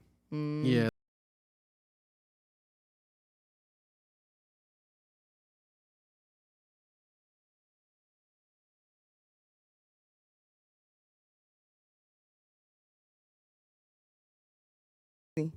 It's crazy. But then someone put it, I think it was Speed, or it might have been Kai Cenat. They put Bolt, the Disney movie, and they played the trailer and they played the song over, and it was perfect. For real? Yeah, but That's this sounds like Disney music. KSI can make money off of this. This is Disney soundtrack music. I think there's a lane for this, right? And I think there's an oversaturated amount of hate on it because it's popular to do that. And it's KSI. It's funny. Like there's people that literally play the song for like 10 seconds. They ended it and they just ended the video reacting. You should just embrace it. Yeah, that's what he should do. But he kind of did with like his YouTube video. He reacted to people reacting to it, and he's like, "Oh my god!" He's like, "People are torturing me, laughing," but then now he seems to kind of be getting hurt by it because obviously it's not a parody song. There's some songs where you question like, did he try to make that a parody? He was This is a serious song. Like he's in the thick of it, bro. He's in the thick of it, and he's not getting out the thick of it. He is in the thick of it. He's still into the thick of it. Or is it into the thick of it? Isn't that a Backyardigans? Into the thick of it. Into the thick of it. And then how's it go? Something about pirates. Pirates. We are pirates. That's what that sounds like. This sounds like Backyardigans. Into the thick of it. But and then people also have been hating on KSI in the past 2 weeks because of the new Lunchables competitor that he teamed up with Mr. Beast and Logan Paul to do another product after doing the Prime drink. So the hate train has been going. And listen, this is also something that he's gonna market and benefit off of no matter what. You know, it's not as if like it's a positive record. For all end all be all, the messaging is positive, right? He's in the thick of it, upbeat, and he's trying to like uplift people who are going through depression and going through their moments, and it's an uplifting beat. Now, is it a banger? Nah. Is this a good song I would play? Never again in my life. I'm not gonna play this ever again. But I've heard worse songs. I've heard worse songs. I thought she was gonna be like very bad. Like I thought it was gonna be terrible. What are people saying? I see emojis. Are they laughing? But he's not known to be a rapper though, right? Like this is the first time he puts music out. He's had music out. He's had music. I think he dropped an album before too. I think he's leading up to another new album. Oof. So that's where that makes it worse. You have experience and you still suck. I'm sorry. Maybe he hasn't gotten better. That's what I can argue. Yeah, that's what I'm saying. It's not like this is like you would think like years later he'll try to do something where it's impressive. It's not impressive music. It's not impressive. I can make a better song this tomorrow. Visuals, though. Impressive visuals. You know, he got the money. You know, put a bag behind it. You can make this shit work. What's the net worth on this guy? Oh, this guy. Watch. This has to be over crazy. Over $1 million? Oh yeah. Oh yeah. KSI net worth. That's crazy. KSI net worth $24 million, and that was 2023, and that was before the big blow up right now with everything. Yeah, he's definitely up 30 million, I would assume. You know, hairline to the back of his head though. You know, money can't. Well, Needs a money could fix it. hairline. Money could fix Right. it, but he doesn't want to. You know, I wouldn't either. I feel like it works for his marketing. People make fun of him. He plays into that. This is look. Yeah, it's his look. But yeah, this is not a great record. Not a great record. What's the chat saying? Are you guys a fan of this record? You know, could you have you heard?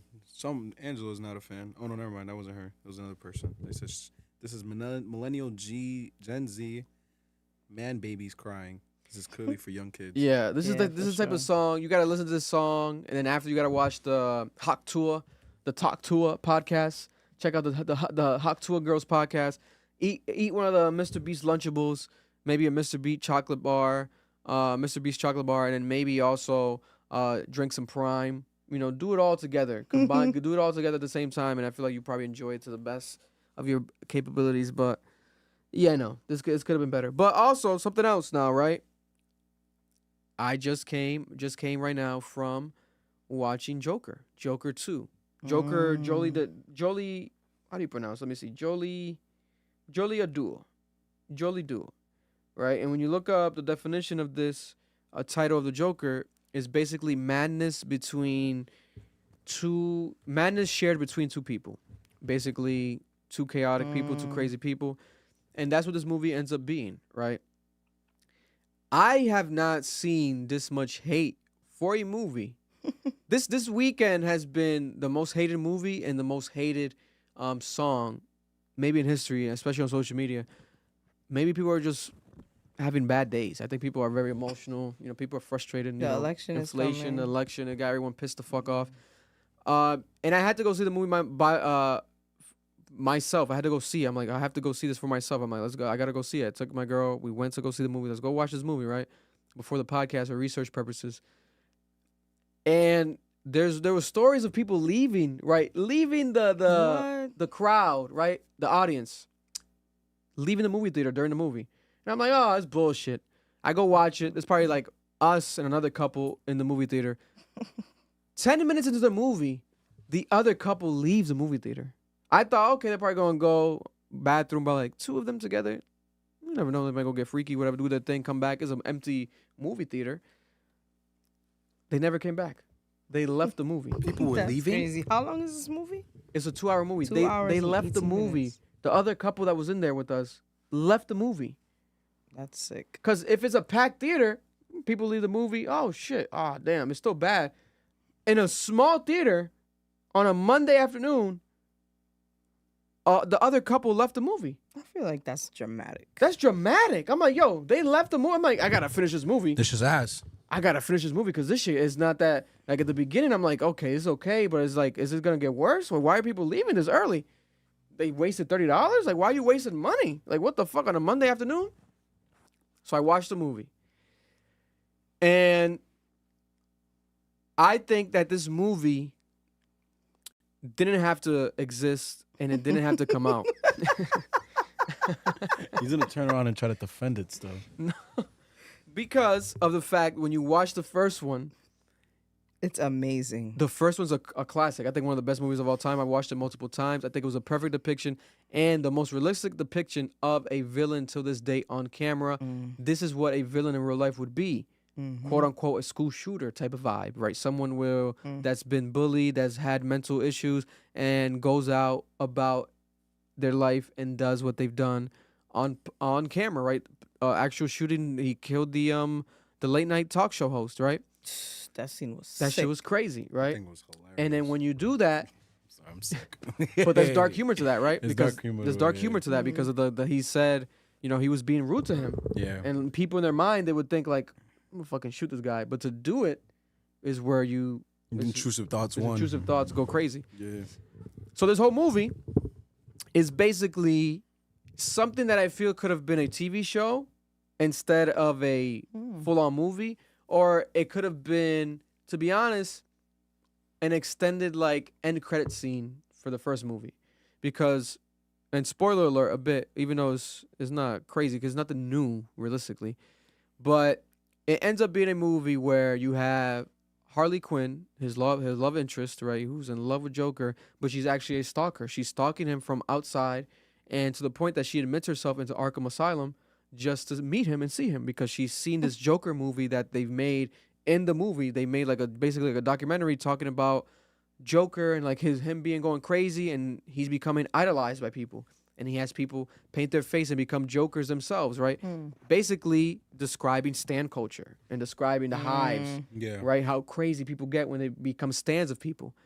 This happened in the movie, and in this movie, and they happened at the end of the first one, but now we have it at a heightened level where we have this person who is that Harley Quinn, Lady Gaga, and she's in this role, and it becomes a musical at certain moments because of the fact that he wants to be a part of this music class in jail, in Arkham Asylum. The prison guard's like, hey, I got you into the music class. You're going to start next week. He starts it, and it's with Lady Gaga is in there already. And she's like, hey, he catches her attention. She catches his attention. They speak, and they become love interests, right? And then she starts singing throughout random moments. And Lady Gaga's a phenomenal singer, one of the best of all time. She's done musicals. She's done theater plays. She's done movies where she's singing. So she's amazing at it. Joaquin Phoenix has never done that. Joaquin, I always mispronounce it. Joaquin Phoenix. And he wanted to, behind the scenes, they were saying he wanted to take classes for this. And Lady Gaga said, no, your natural voice is fine. It was terrible. His voice was terrible. It didn't sound good, like, musically. But, in my opinion, I got what they were trying to do. When you watch the full movie, I understood the messaging. Where the musical aspect, people are trying to paint it as like, it's a musical, I hate musicals. Okay. What they're trying to do is basically show you when people are that mentally unstable and they have their daydreaming moments or like their dozing off moments or their intrusive thoughts. Every moment of an intrusive thought or a dream became the musical. So whenever he was watching the news during the prison and then in his mind he wanted to say something or felt some type of way, he couldn't because he has his mental issues. He can't do that, but he starts singing and dancing, and then randomly he snaps out of it, and they're like, hey, and he never really was singing or dancing. We saw him singing or dancing, but it never was happening in the actual prison. In his mind. Yeah, it was happening in his mind, right? So every time it would happen, it was happening in his mind, the singing, right? They exaggerated it for the actual theatrics. And visually, beautiful movie, bro. Every time, there was times when they would do the singing, and they would cut to like a beautiful scenography and like a theater play almost in a bar and this and that. And it would be different elements and very dope colors, very beautiful. But again, his singing was bad. I feel like his singing was bad. So it wasn't even necessarily a good musical. It wasn't like they were hitting the fucking note on, well, pun intended, they were hitting the note on the actual musical standpoint. Lady Gaga did, but is one-sided, right? So the whole movie is basically her trying to make him like, hey, you're amazing. Like, let's get out of here. Let's escape. You gotta escape. Whole time she admitted herself in, but she's lying to him. She's saying that her mother admitted her in, that she's poor, that her mother abused her as well. This is a rich girl. She's a rich girl.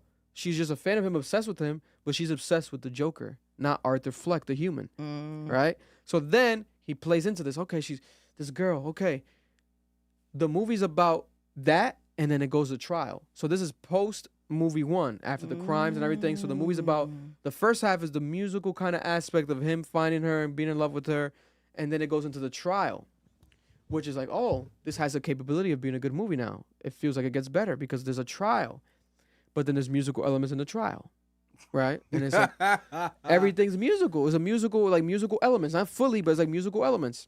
It has a 5.3 on IMDb. Yeah. That's low as hell. This is the lowest. I think is the most unique superhero or villain movie that we'll ever see in our life. It's easily memorable, whether you love it, hate it, just because of the fact that it has these musical elements, because it's very unique. It's like, oh, they're trying to do this musical shit, but it's like random moments. It's not like a full-on cast singing like they do in these movies.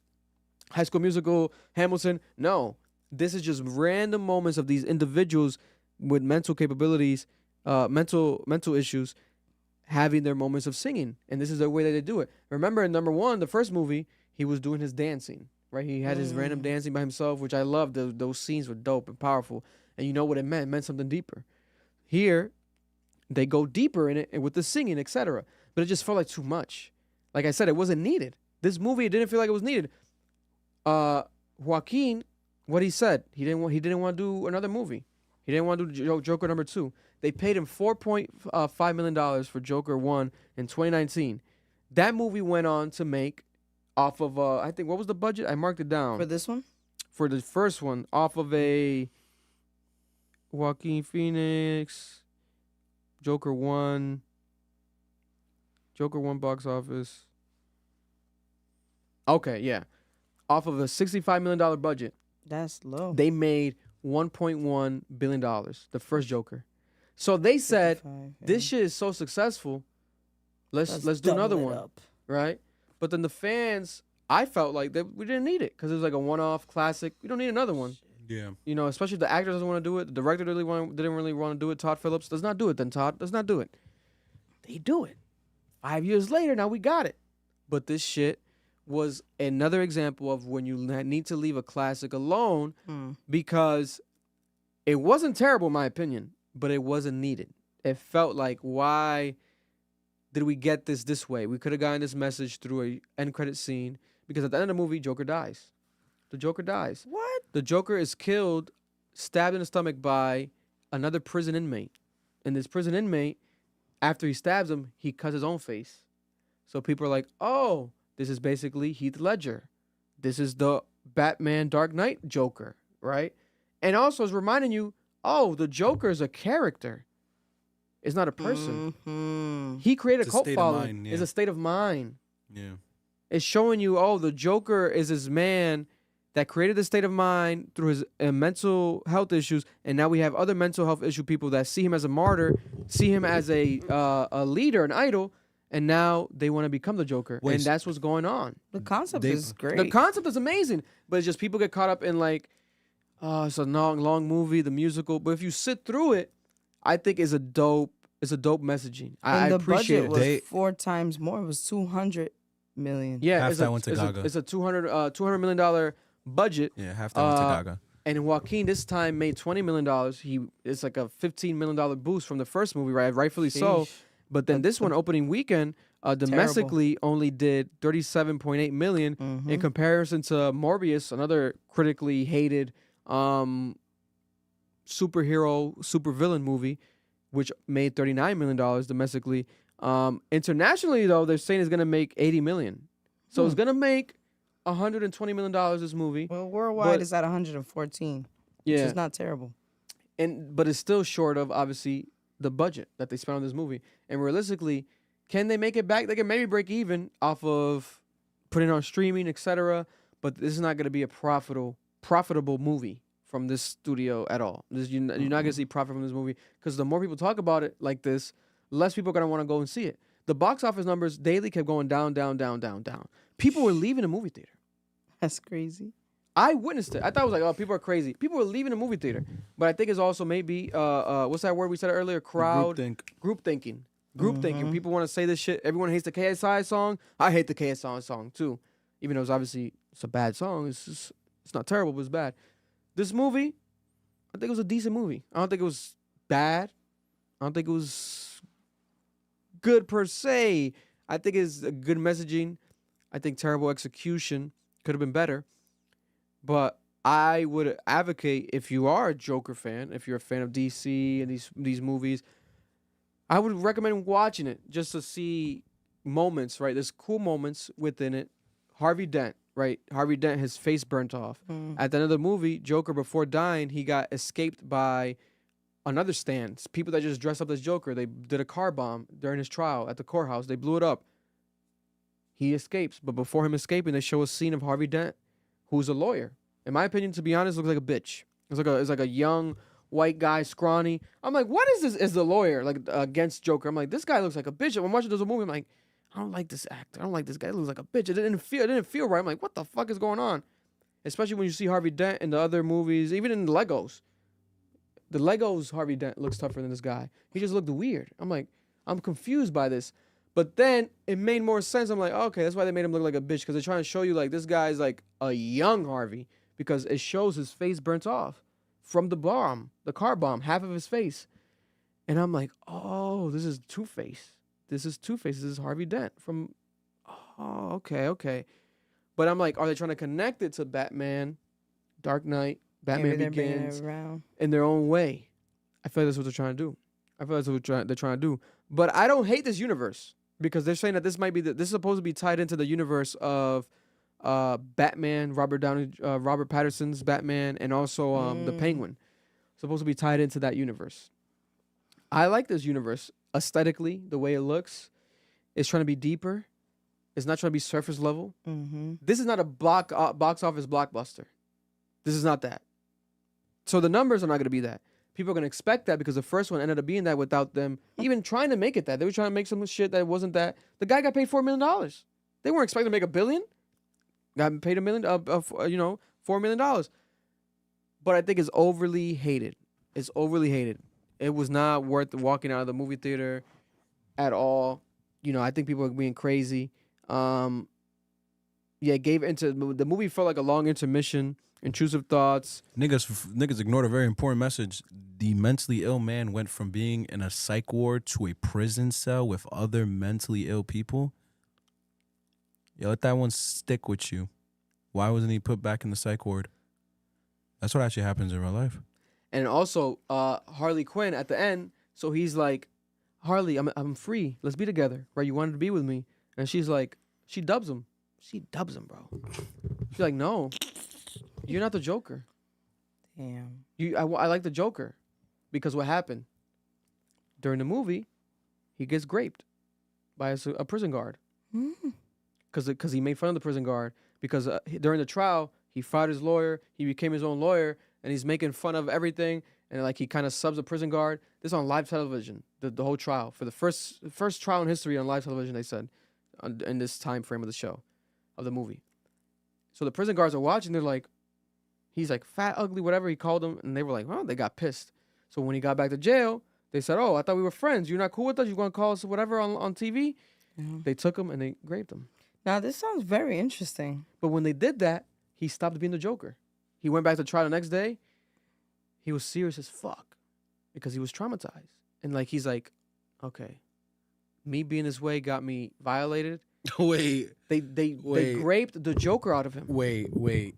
That actually happened? Actually happened. Yo, there was a subreddit that went viral like a week ago that said it said what Batman could do with the Joker, and it's like, Batman can't kill the Joker because it's against his morals. So they said, I have a hypothesis. Why doesn't Batman grape the Joker? He can grape him to a point where the insanity leaves. Nigga, that's what they did. That was a subreddit, nigga. But the subreddit came out months ago. Yeah, but Vic. these are people that probably read comics and. That's crazy that this subreddit predicted the plot, bro. Because they were specifically talking about this movie. They were just saying in general, like, the only way you can stop the Joker without killing him and without putting him handicapped, and he just doesn't, because he doesn't care about life, is by putting him through severe trauma, like grape. That's insane. That's so funny to me. But that was a powerful scene. I saw that and I'm like, wow. The grape scene? Yeah, because they didn't show it fully, but you felt it like it's a cut scene. Intense. But you felt like him being impacted by it. Like, Joaquin's an amazing actor, one of the best actors of all time.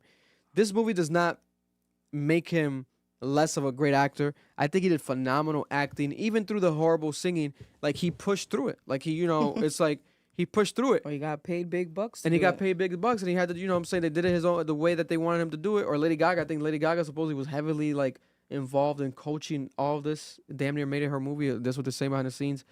But, what are some of my last notes on this? So I said, the graping part, Joker, well, not a character. Yeah, the new Joker is born, right? But but he's killed by the admirer. Also, yeah, at the end of the movie, when he goes to her, he goes up this famous stairs, right? Because she even got an apartment at the famous stairs area where he grew up in to idolize him and to stalk him, basically. And he's like, he went there to find her. She was there after he escaped. And he's like, no more music, because she kept singing to him again. And he's like, no more music. And I'm like, oh, it's kind of like a breaking of the third wall? Or whatever the phrase is. Third wall? Yeah, where he's kind fourth of, wall. Fourth wall, when he's talking to the audience, kind of. Mm-hmm. Because it's like, that's how you would feel if you're watching the movie. It's like, no more singing. So he's saying it to her, like, no more singing, like, stop singing. And she's like, no, it's, you're not the Joker no more. You're the fantasy, you don't want to be in it, etc. So boom, then he gets arrested again, and he gets taken back to jail. It was 120 days ago, bro. That's crazy. He he literally predicted the plot without even knowing it. That's crazy. That's funny. The Batman Reddit post. But then, fast forward, he's in jail and he has a visitor. And he gets called to the visitor. Oh, you have a visitor, a Joker, go. Arthur Fleck. And he goes. And then a guy that's in jail with him, who's an admirer of him, a stalker of his, he goes up to him. He's like, I got a joke. Can I say a joke real quick? And he's like, yeah, make it short. And he makes it short. He says a joke. And then he stabs him in the stomach. And he kills him. And at the end, you see him like staring at the screen with bleeding out. So one can assume Joker's dead. Maybe he could come back to life if they pay him another fucking $50 million or whoever knows. But I think it's their way to say, like, okay, Joaquin didn't want to do another movie. He's not going to do another movie. This is dead. Yeah. And then in the background, the guy's doing the Joker cut in his face. Heath Ledger, Batman Begins, Dark Knight, Joker, had a real cut scar in his face. Not just paint. Because this one didn't have a scar. He just had the lipstick. That one in the background, he was cutting his face. He's like, I'm the Joker now, basically. It's a character that lives on. I think it's a poetic, and I think it's a beautiful, has beautiful moments. But as a full film, I think there's a lot of holes in it. It could have been portrayed better, marketed better as well. They're at the actual fault of their own marketing, because this was never called Joker 2. It was called Joker Jolie Do, whatever, Jolie Do. And it's talking about the madness of the two people. And it was promoted as a movie, love story between Harley and Joker. And it was that. But they never officially stated, like, this is going to be half musical. Last year, there was a rumor that it was a musical movie. But then they started denying it. Oh, it's not a musical. It's a real movie. It's a real movie. But like, why is there leaks saying that it's a musical? Oh, no, it's a real movie. It's categorized as a musical. It's categorized as a musical now, too. Musical and thriller, I think. Some shit like that. I'm like... So if they were promoting it from the beginning, since the trailer, as like a musical, the expectations are going to be... But maybe they did that to...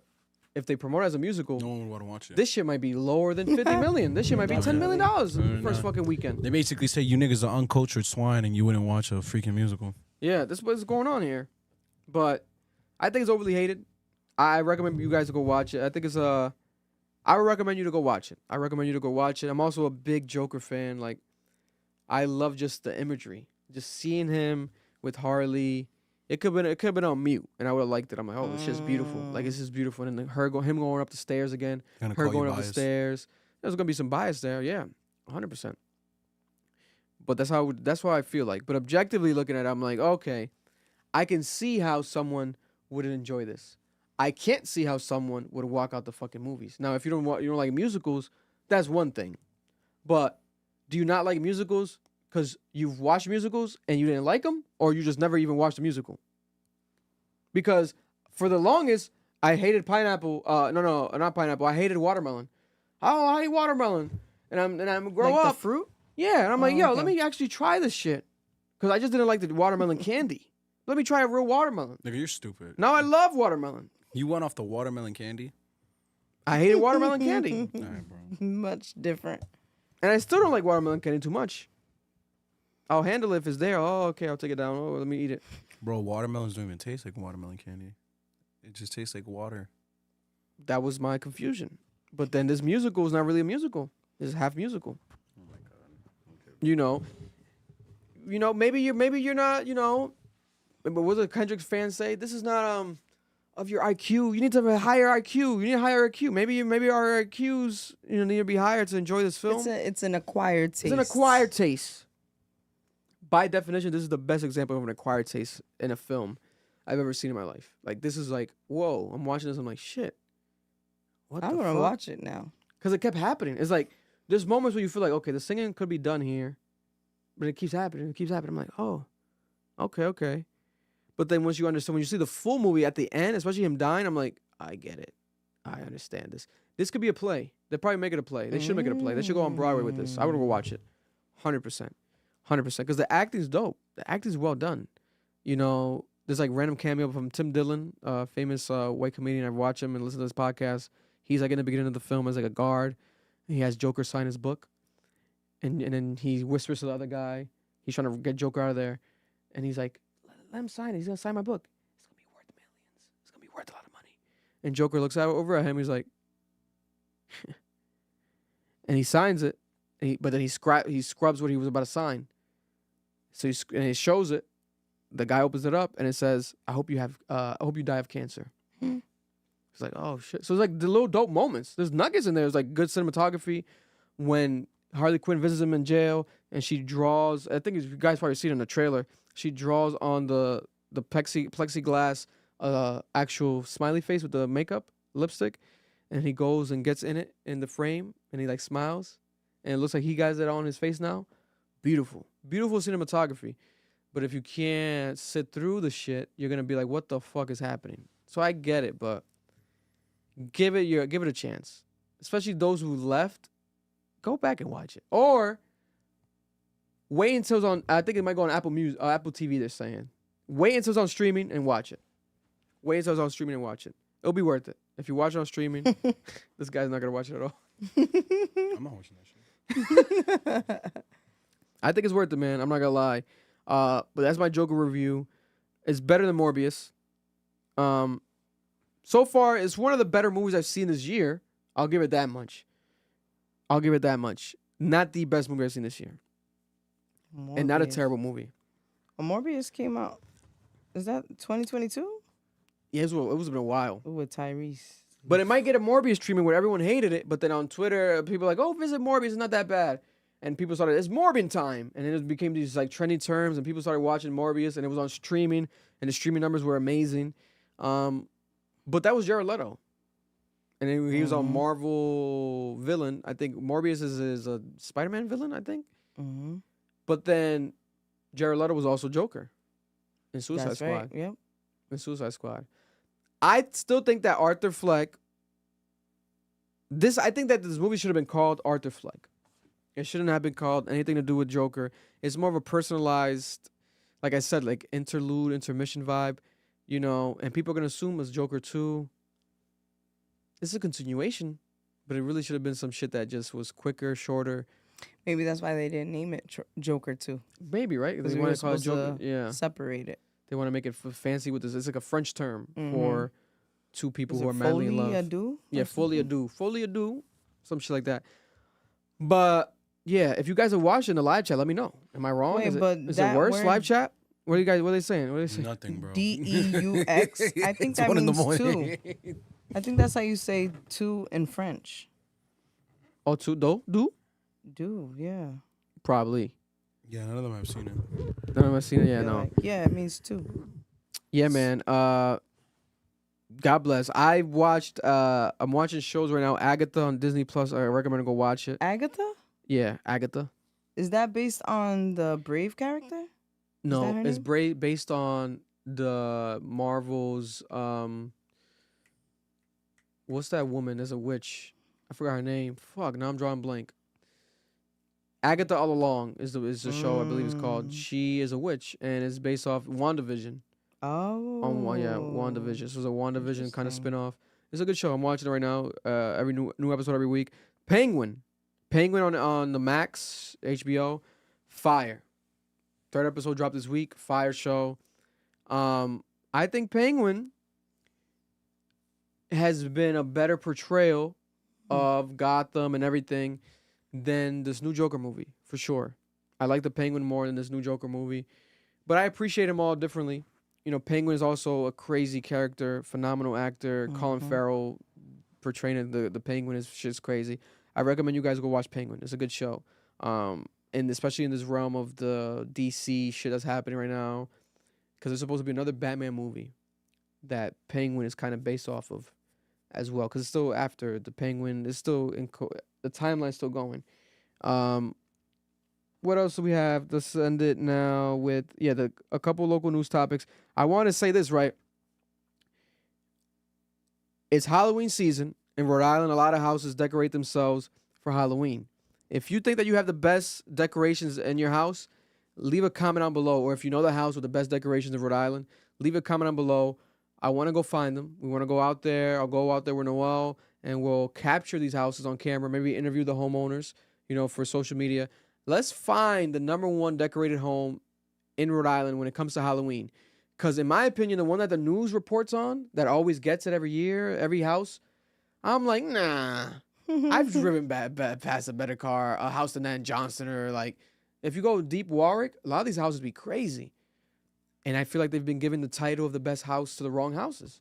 So if you think you have the best house, and if you're watching this on social media, especially when I make the clip, Yo, I love this. comment down below, and we'll make sure to pull up Halloween season. I steal too. Don't say that. Don't tell people that. I'm lying. Yeah. We'll pull up with consent. You know what I'm saying? We're not going to invade your privacy of your property. Did you guys see this of the rest in peace David Boutros? This is the Baja's restaurant owner. Yeah, I went and it was closed and I saw the sign. Oh, wow. They closed it because of him? They closed it for a day. Wow. So they closed all the Bajas for a day in tribute of this man's passing? Mm-hmm. God bless. He was the owner of the popular Rhode Island-based Mexican restaurant chain called Baja's, right? Yeah, let me see. I don't think that they say how he passed away. There were 15 Baja's restaurants spanning from Rhode Island, Massachusetts, and Connecticut. And the Mexican chain restaurant is in the process right now of opening their 16th location in Coventry, right? It was Boutros' goal to expand Baja's footprint by opening at least 20 restaurants. That's his dream. So, ownership now and the team, they're saying that they're still aiming to reach the 20 number in his passing. That's crazy. That's crazy. Rest in peace, this man. It's nuts because, bro, I feel like during high school, we would always go to Baja's. Like, it was a thing to go to, like, it's the spot. Thayer Street Baja's. When it was cheaper back then, when it was like $6.99 to $6.99 burrito. How many $6.99 Baja burritos you've taken down in your life? Not that many, because I'm gonna be real. I was a California tacos nigga at first. You traitor. Yeah.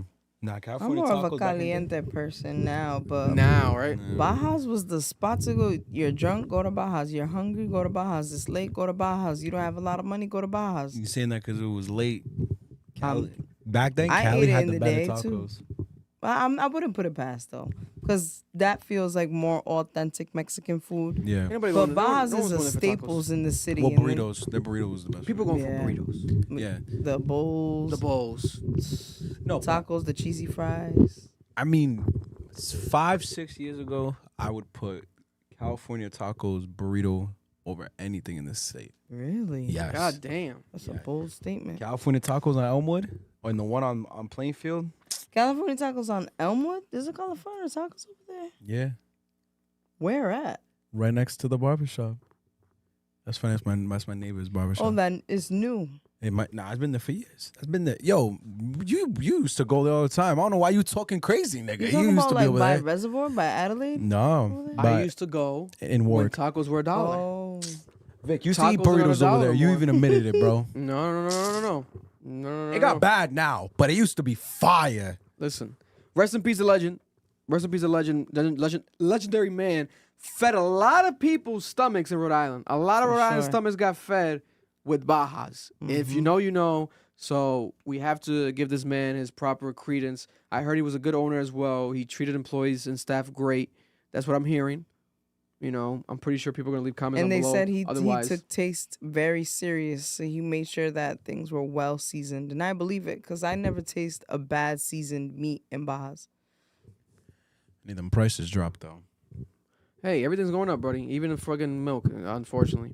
Lifespan, Rhode Island's biggest health system, paid its CEO $6.8 million in his last year on his way out, according to tax documents taken by Target 12. This WPRI that reported on this.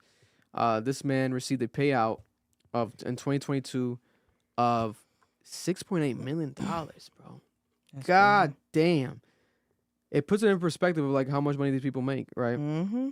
The IRS document breaks down the CEO's pay package in 2022 as $1.01 million base in salary, $3 million in bonus and incentive pay, and $2.4 million in other compensation, $359,000 in deferred compensation, including retirement, and $25,000 in non-taxable benefits. Goddamn. Building's still trash. Rhode Island's largest employer owns Rhode Island Hospital, as well as 5 other hospitals in Rhode Island and Massachusetts. This is Lifespan. Lifespan got that bag. I would wonder how this compares to other CEOs of other health institutions across the country. Underpaid drastically. They say Brown University pledged to invest $150 million in Lifespan. Yeah, they're trying to buy it over the next 7 years. I think they already bought it actually. They're trying to buy Shit's everything. crazy, They're gonna own bro. the whole city. Yeah, and they're gonna be what Harvard is to Cambridge. Insane. When was this specific date? October 3rd. Yeah, so last week a vigil was held. The community held a vigil in Narragansett after a mother was strangled to death. This man strangled his mother to death. This was in Narragansett, Rhode Island. Zoe Robinson. Her name is Zoe Robinson. The son's name is Brian Wilson.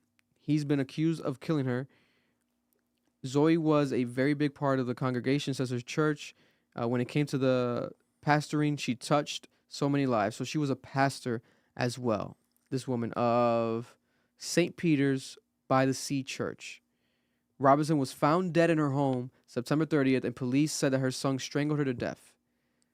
That's what they're saying. A lot of time during the actual initial reports, no one knew what happened. There was a suspect apprehended, which was the 27-year-old son.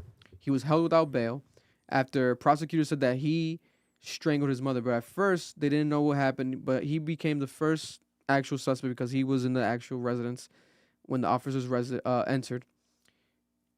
That's crazy. Imagine, well, God forbid imagining, but this sounds like some shit out of an Eminem verse, strangling your mother to death. Crazy.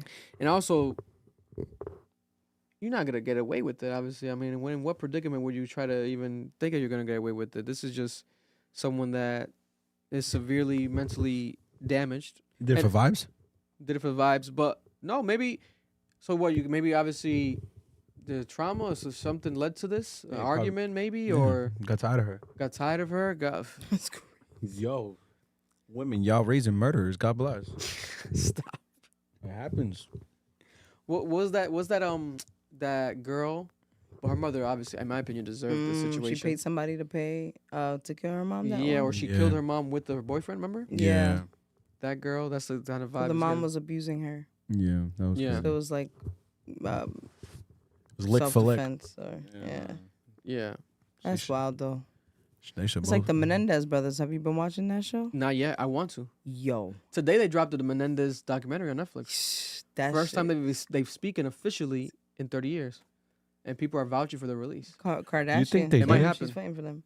Do they think they did it? Do you think they did it? No, they did. They pleaded guilty. They for sure killed their parents. Do you think they should have done it? Oh, do I think they should have?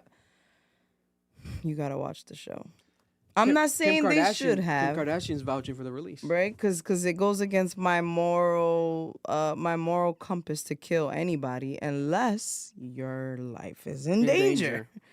And when you watch the show, this shit gets crazy. I'm like plugged in. I've been watching all the trials from the 90s and all that. It's interesting.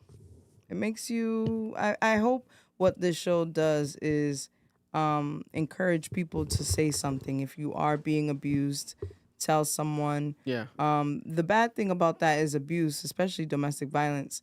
So Domestic Violence Awareness Month as well. Yeah. When you call the police, if you don't have a bruise, or you don't have a black eye, some kind of mark, they don't do anything to the boyfriend or the partner. So the laws against abuse are very loose. So I think that's why people take matters into their own hands. Have you heard about the new law in Rhode Island? No, I haven't. So I think it was signed last year, the year before. My sister was telling me about it. But you get a domestic violence call is made, someone has to be arrested. Good. So it's not even like That's how it should be. Yeah. So like, if someone calls a domestic violence on me, police have to make an arrest. That's the law in Rhode Island now. I mean, in that, like we were talking about earlier with rape, it's nuanced, right? Yeah. But I think 9 times they say 1 in 8 women get abused and 1 in 4 get killed by their abuser. So I think like a situation like that, I'm not saying he had the right to kill his mother, but I think it's worth digging into the motive as to why he did it. Yeah, especially this one says they had so I read a bit more right now when you guys were speaking. So it says that they had an argument and he choked his mother. So he choked her with his bare hands to death. So they had an argument. No, that's wild. But choking her to death with your bare hands, it's your mother. Psycho God stuff. bless. And there's been instances like this, right? But the trend, to be honest, has been multiple cases where it's a white family. It's a black mother. And I believe, obviously, I haven't seen photos of the son, but I'm assuming obviously it's a black son. Where it's rarer. And what's even rarer is for a black family living in Narragansett, Rhode Island? What's going on? I'm like, what the fuck? Nah, that's crazy. There's no excuse to kill anybody. Yeah, no. God bless. And to end it, I skipped this by accident, but I don't want to miss it. So let's just end it with this one real quick. Last topic. Kendrick Lamar. Kendrick Lamar has officially submitted his 2 Drake disses from this year. He has multiple, but 2 of them have been now officially submitted to the Grammys for consideration of nominations. So now is the time of the year where artists do that. They submit what they can and what they want to submit to the Grammy board for them to now pick from this what is going to be nominated. And then from there, they have the voting committee go in and they vote off the nominations and they pick the winners. So Kendrick Lamar has selected Not Like Us to be nominated for Record of the Year, Song of the Year, Best Rap Song, Best Rap Performance, and Best Music Video. A more surprising one to me was Like That. Like That is the Future Metro Boomin song, but he submitted it because obviously he can. He's featured on it. He submitted it for Record of the Year, Song of the Year, Best Rap Song, and Best Rap Performance. Not Best Music Video because there's no music video, right? He didn't submit Euphoria. Soundwave, the producer for Euphoria, is nominating, I believe, himself as a producer, and he's making that song potentially eligible for the Grammy nomination. But it's not Kendrick Lamar putting it up himself. So technically Euphoria, if it wins, let's say a Grammy, it will win it for production. It's not going to be like Kendrick Lamar said, so let's not count that for this type of predicament. But this is put it in perspective out there for those who don't remember. Kendrick Lamar is doing this. The Grammys are February 2nd, 2025, 1 week before the Super Bowl. 7 days before the Super Bowl. Who's performing at the Super Bowl? Kendrick Lamar. He's purposely submitting the Drake diss record, right? He has the option not to. Drake didn't submit anything this year for the Grammys. He's been kind of doing that lately. He's not. I think he submitted Her Loss, but it was for realistically 21 Savage. He wanted 21 Savage to get his first Grammy, not first. I think first Grammy album, but I think he got a Grammy win right with J. Cole before, right with the J. Cole song years got before it with Her Loss. So it gets crazy now because... Oh, no, he didn't because his name wasn't on that one. That's what I don't happened. feel like J. Cole's ever won a Grammy. No, he did. He won it for that song. I think for that one, yeah. Really? I wouldn't say so, yeah. But the thing is, J. Cole won it. 21 didn't. No. Hey, Siri, did J. Cole ever win a Grammy? He hasn't. 21 won that Grammy for that song, and J. Cole's name wasn't on it. What? And J. Cole did a whole tweet about it, how he didn't win a Grammy because his name's not officially on the song. That's a long search, but it came up.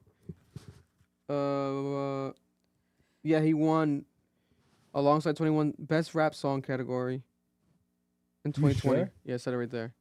I'm going on. But Kendrick Lamar, is Kendrick Lamar going to win these Grammys? In my opinion,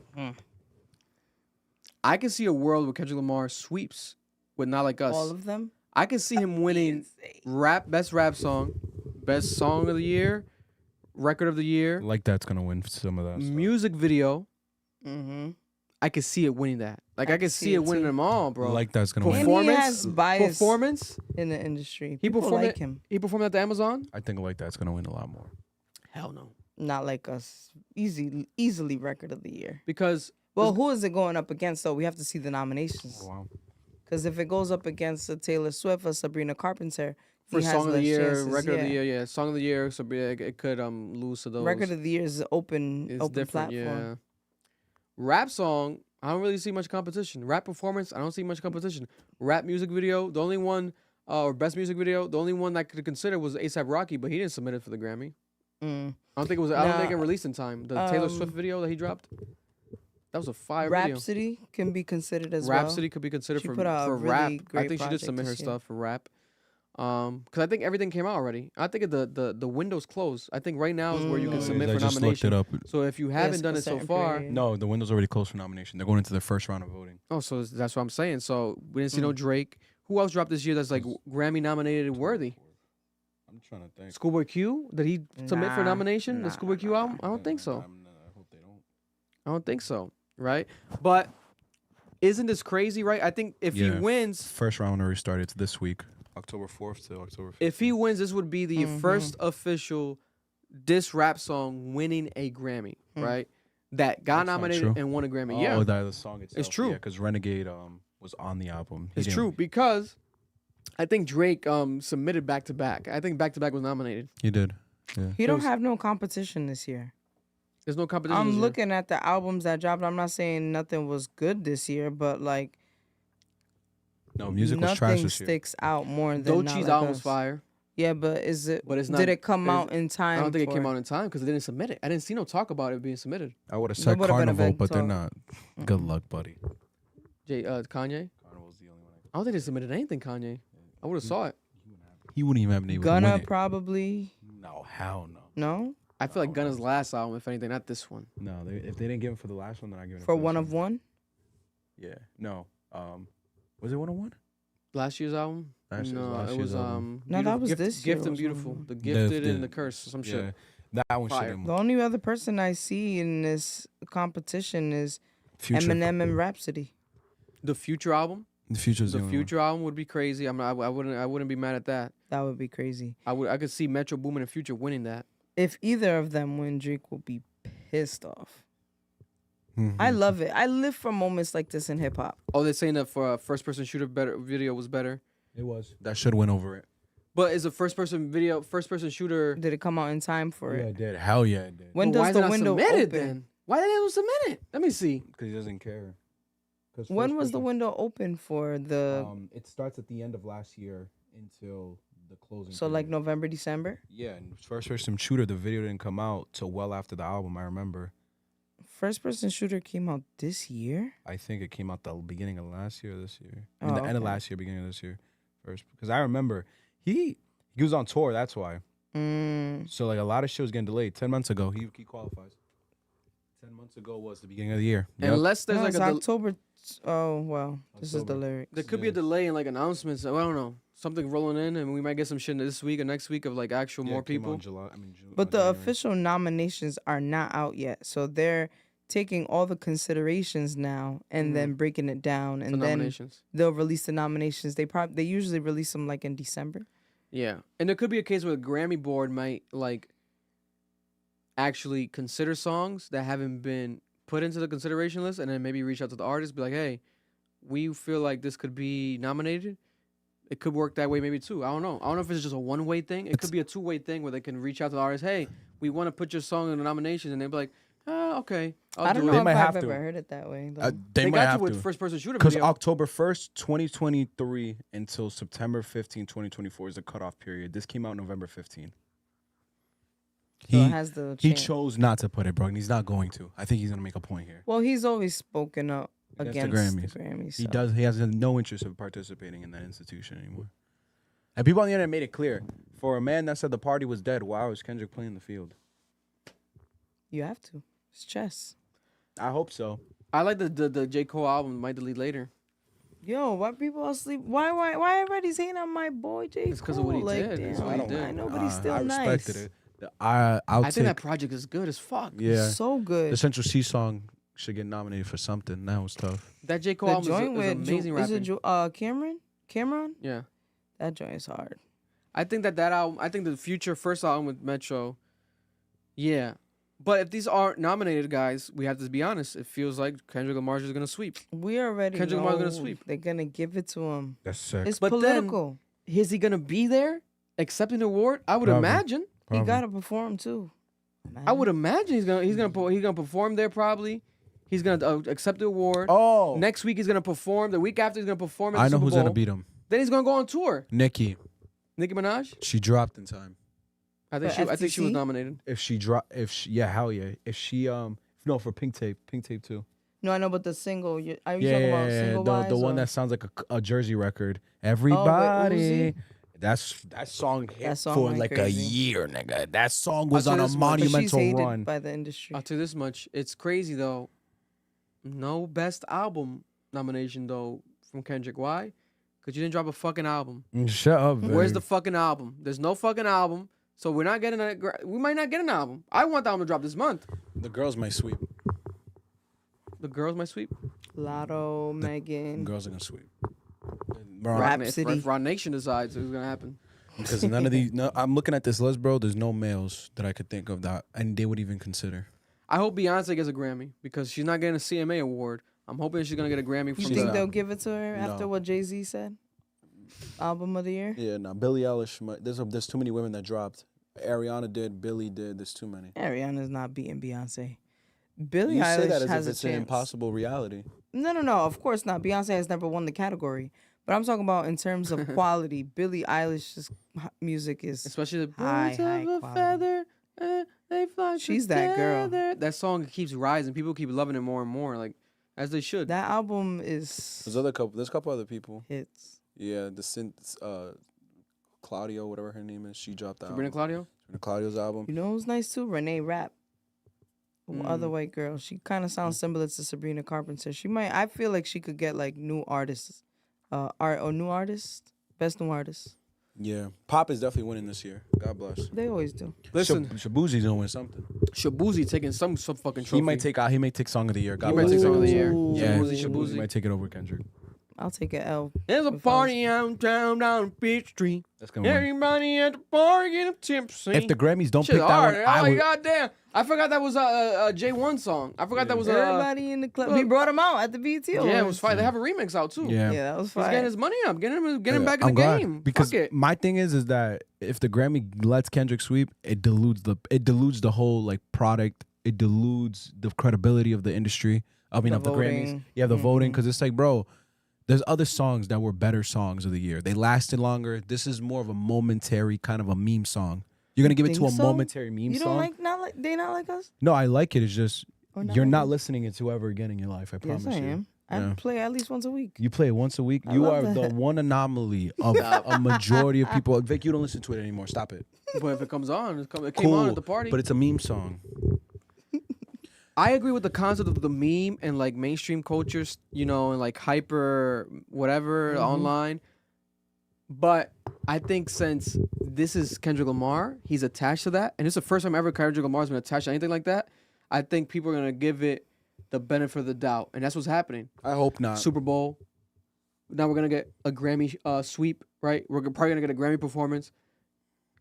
At this point, we can just see that they're giving him the keys to everything, because they would in the past if people would argue they should in the past. Let's say, right? Since fucking the Macklemore shit, when Macklemore won, it should have been Kendrick. Even Macklemore said it should have been. He texted Kendrick, "I should have been you." So people knew, right? Okay, this guy is of that caliber. This was like what? That was 12 years ago. Oh, yeah, 12 plus years ago. Fast forward, now he's in the most hyper mainstream moment of his career. Never heard of Kendrick Lamar at this level before ever. They're gonna give him everything. They're gonna give him everything. Or they won't, They're gonna give him because everything. there was a time that the Academy was saying the reason why they didn't give Beyonce the last award because they were tired of her winning awards or something like that, and they were ridiculed for it. And So they're I right. could see them trying to like even out the playing field, be like, nah, let's give them 2, but not all of them. So I don't know. We'll That's see. because this is my thing. The Academy was right to do that if that was their thinking. Because it's a lot like in the NBA where LeBron can't be MVP every year. It just deludes the product. It deludes the legitimacy of the voting system. If you sit here and you let a meme song win all these awards, you're going to destroy your reputation, and you're going to solidify this narrative that hip hop is just a fucking meme. It's just meme product. Like everything's just meme product now. Because why did the meme song win when this nigga Shabuzi actually put his fucking heart and soul into some shit and he didn't get the recognition he deserved, especially as a black man in country music? I pray they give him Song of the Year and they don't give it to Kendrick, because then you're reaffirming this narrative that we're just a fucking meme culture and they're only gonna acknowledge us for meme concepts. But Kendrick Lamar is obviously, I think, still gonna win. Obviously, something best rap At least song, rap. At least best rap. But then even in the best rap, it's a history breaking, groundbreaking thing where it's like diss records never won this. But especially one like this. Was it? Back to Back was Back to Back nominated, got but it wasn't. nominated. I don't think it didn't win. That was a great year for music. Yeah, There's it no should way it have was gonna won. win. It should have won. But realistically, I Another feel like meme song. yeah, maybe for that reason it didn't win. Because it wasn't the best song. Because it was the best song that year. It wasn't Back the to best back. song that year. That was a good song. There was a lot of good songs. That No, it year. was. In 2014. I think it was. Let me make sure it's Maybe 2014. we were Even maybe I'm a 2015. victim. What's it called? A victim of the moment or whatever. It's funny 'cause- Right, yeah. Because of that. Yeah. But is this the same for this? Not like us. Are we a victim of the moment, or is this the best song this year? Best rap song this year? Are they better rap songs than I this think one? sometimes the best and like victim Yeah, of 2015. the moment, whatever it is, I think sometimes it could be synonymous. Yeah. Like it was culturally impactful. It did what it was supposed to do. And you're saying it's a meme song, but for some people they really fuck with it. That's cool. But all was that other artistic. bullshit's here today and gone tomorrow. That shit gonna be gone tomorrow. It's artistic. But I love it still. That's cool. And that's on your I personal almost level. learned how to crip walk for it. Yo, for real, me too. But culturally, you're gonna move on from it. We're Never. gonna move on from this moment as a culture because it's the same way people moved on from Ether. Because Like of the content matter or because of the music of it? no, it's never it's good music. It's just the content matter. Like it can't live by itself. Yeah. It lives in that moment. Especially if it's lies, because I'm assuming obviously it's all lies. I think Yeah, it's all lies. I Drake- pray it's lies. It has to be lies. Because especially if it's lies, that's even worse. Because it's like, oh, it's just a lying ass song. Get out of my Yeah, face. it's a messy song. It's just a messy song. Versus Shabuzi's song or a bunch of songs that came out in 2015 when Back to Back came out. Songs that I still go back to this day. I don't go back to back to back. It would be crazy though if Kendrick Lamar sweeps the Grammys with this song, a messy song about alleging another rapper of being a PDF file, but then all his evergreen music, his like timeless records, classic music, never sweeping the Grammys. So But that then- was 2016 back to back. It was 2015, November. I just looked it up. maybe 2015 it came out, but maybe 2016 Grammys, because Grammys are like a year July after. 31st, 2015. So it'd have to be the 20. Yeah, it was 2015. 2016. Yeah. Grammy nominations 2016. It was a Or Grammy back to nomination back. for 2016. That's Mhm. okay. But yeah, so same concepts though. 2016 was a great year. Yeah, no, this is Drake must Drake's gonna have to stay off of the internet for like that whole month of February, because you got the Grammys, he's probably gonna perform. Then you have the Super Bowl. He's obviously gonna perform the song. I'm Music assuming he's gonna will come perform. out. If Kendrick Lamar feels comfortable submitting the song for a Grammy nomination, knowing he's most likely gonna win, what makes you think he's not comfortable enough to perform this record at the Super Bowl? Oh, he's definitely He gonna has perform to, it. He has because people to. are still debating: is he going to perform it? He's- I think it's pretty we're evident. waiting for it. I think it's pretty evident. I don't think it'll be like the grand closing for the performance. I think he'll open with it and then probably close out with All Right, given that it's Black History Month, and it's just gonna be super black, and that's all I'm excited for. Yeah, no, it's gonna be powerful. I think it's gonna be a powerful performance, but it's crazy, man. How I would have never predicted that this year is the year that Kendrick Lamar finally responds to subliminals to Drake. This is Drake, then drops Song of the Year, then performs it at the Super Bowl, and wins Grammy for it. I would never. Last year you told me that, I'll be like, shut the fuck up, you lying. Now this all happened, and it's like, oh shit, we're really living in a fucking fantasy right before our eyes. Also, I like to say something. This is my I love when this happens. Again, this is twice now, and Kendrick did it for me twice. My point's proven. You know what song was going up against back to back? All Right. Vic, never in your life, never in your human existence are you gonna tell me that All Right Now. should not stop it, yo. I'm being honest with you. Of course, now, yes, I wasn't the of course. biggest fan of that record back then. Of course, but this is I my wasn't point. the biggest fan I of that didn't record really back like then. back to back actually. But this is my point. Living in the moment is incredibly problematic when making long-term decisions. When you have that in the moment cultural mindset, because in the moment the cultural mindset, he's right. I'm picking Off the back hype, to back, yeah. off the hype, off the moment. But All Right was literally being played in Black Lives Matter rallies. It was more It was more important to our human existence than a messy ass song about Drake shitting on Meek Mill. And it's the same thing with Not Like Us. There are songs out there that came out this year. So All Right won. All Right won. Okay, yeah. But that's my point. Like, obviously, rap music was terrible this year, and there's other songs that I think it should win just because there was just no music.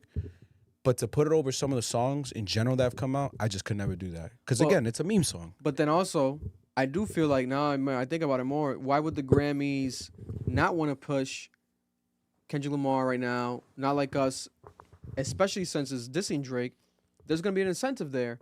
Drake's been anti-Grammys. Oh, yeah. He's been dissing the Grammys for years. There was a year where he created his own award show on Instagram, dropping like his own Grammys, his own version of Grammys to people he thought deserved stuff for the year, dissing the Grammys. He's been dissing the Grammys for years, just like Jay-Z, right? That's why we might never see or won't see Beyonce take home a big record at the Grammys for that reason, because of the Jay-Z subs. The Grammy is going to be egotistical. Let's not act like they're not going to be. I think there's going to be some political plays here. And Drake right now is moving about his shit where he's kind of trying to be anti-industry. We're going to see how that works out with the fucking Lucy and Grain shit. I feel like he's getting kind of mad at him. He's dropping these random shits and blah, blah, blah, leaking things. I think he's going to go full that route. I kind of pray that he does. I would love to see an anti-industry Drake. Me oh, my too. God. I want to hear angry Drake. Especially now he's realizing, oh, these niggas ain't my friends. Yeah, nigga, they never been. You're a business. Just move like a business. You try to think everyone's buddy with you. Weren't you the one that told us what on the one, what did he say? No new friends, no new friends, no. But nigga, you want to be buddy with everyone, kiss everyone on stage. This is the best rapper. This is the best singer. You inspired me. He was saying that with everyone he would bring out during these concerts throughout these years. These people that weren't really closely tied with him. He would just show out, bring them out in his city. Yeah, blah, blah, blah, Dickie. But then now he's like, oh. Y'all were my friends. You're one of my friends. But this is my thing. Grammys ain't your friends either, nigga. I hate how we talk about the Grammys like it's a secret society. No, it's artists. Niggas forget that. It's it is people artists. in the industry. No. It's people who won the award.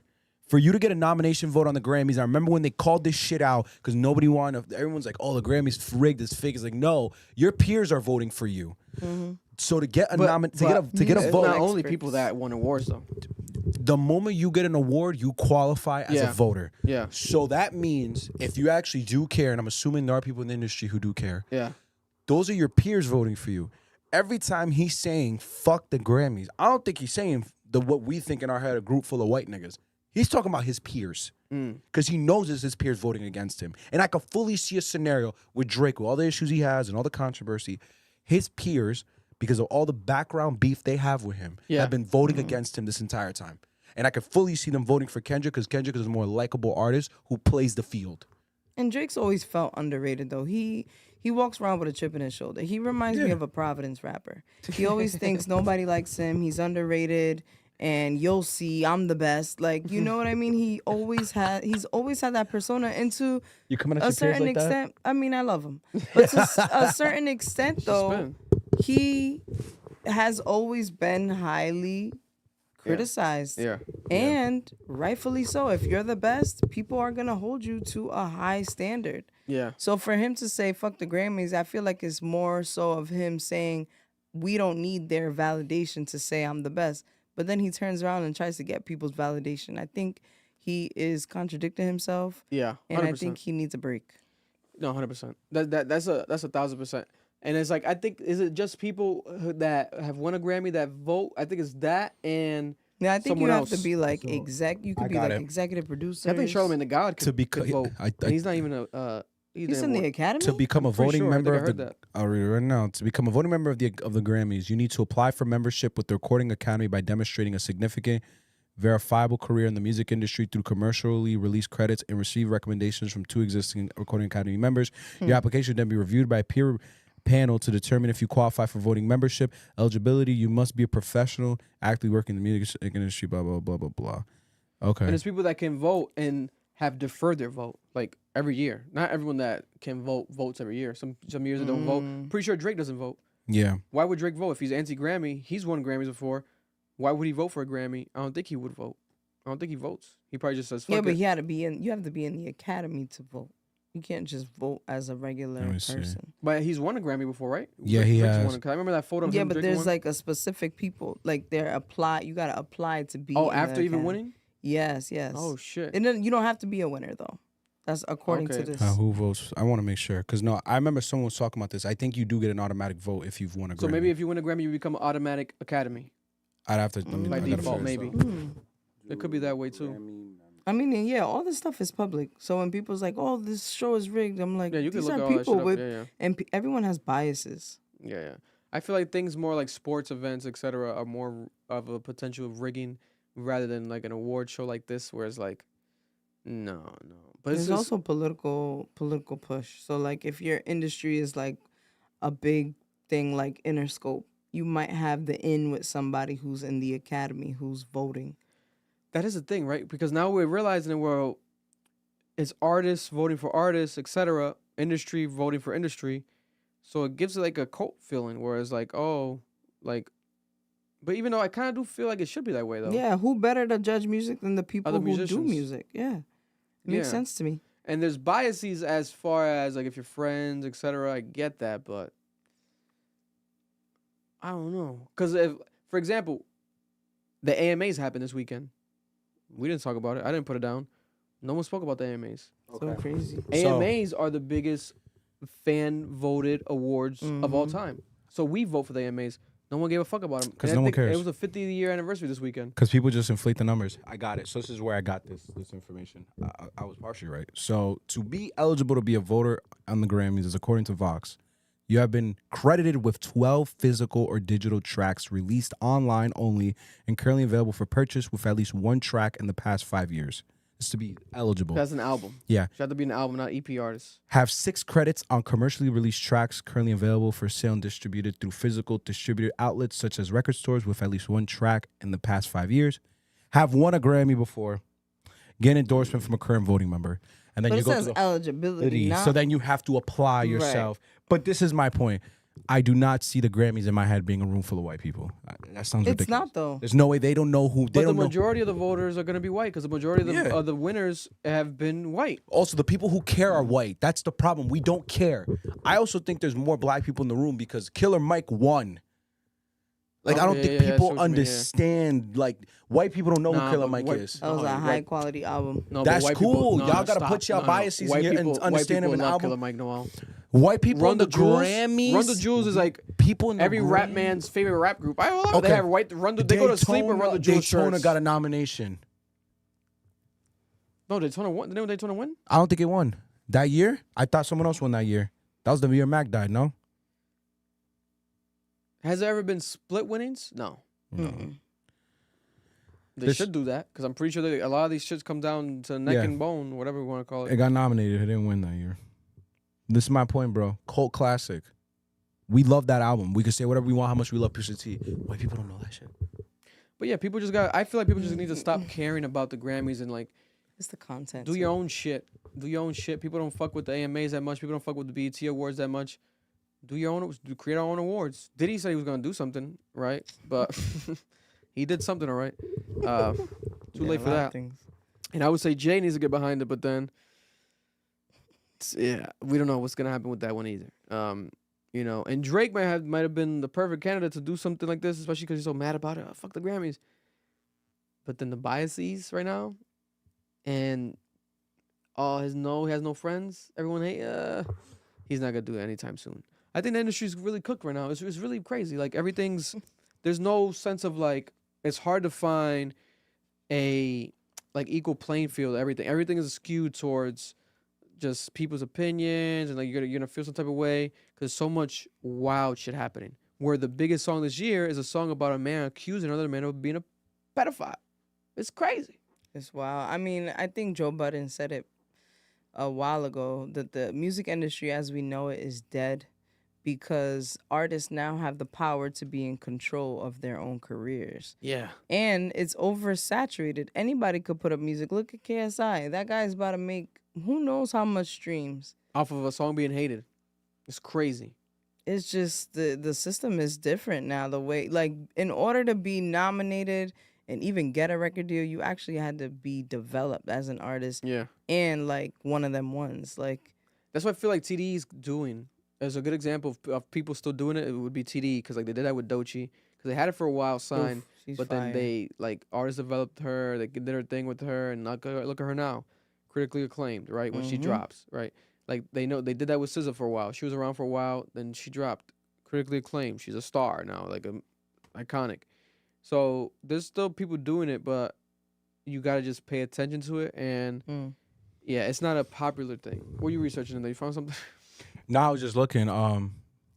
So after I read it fully, once you qualify, you just have to pay your dues and apply. You're gonna vote, but then there's a Pay kick. dues, pay money. You pay your dues, pay $100.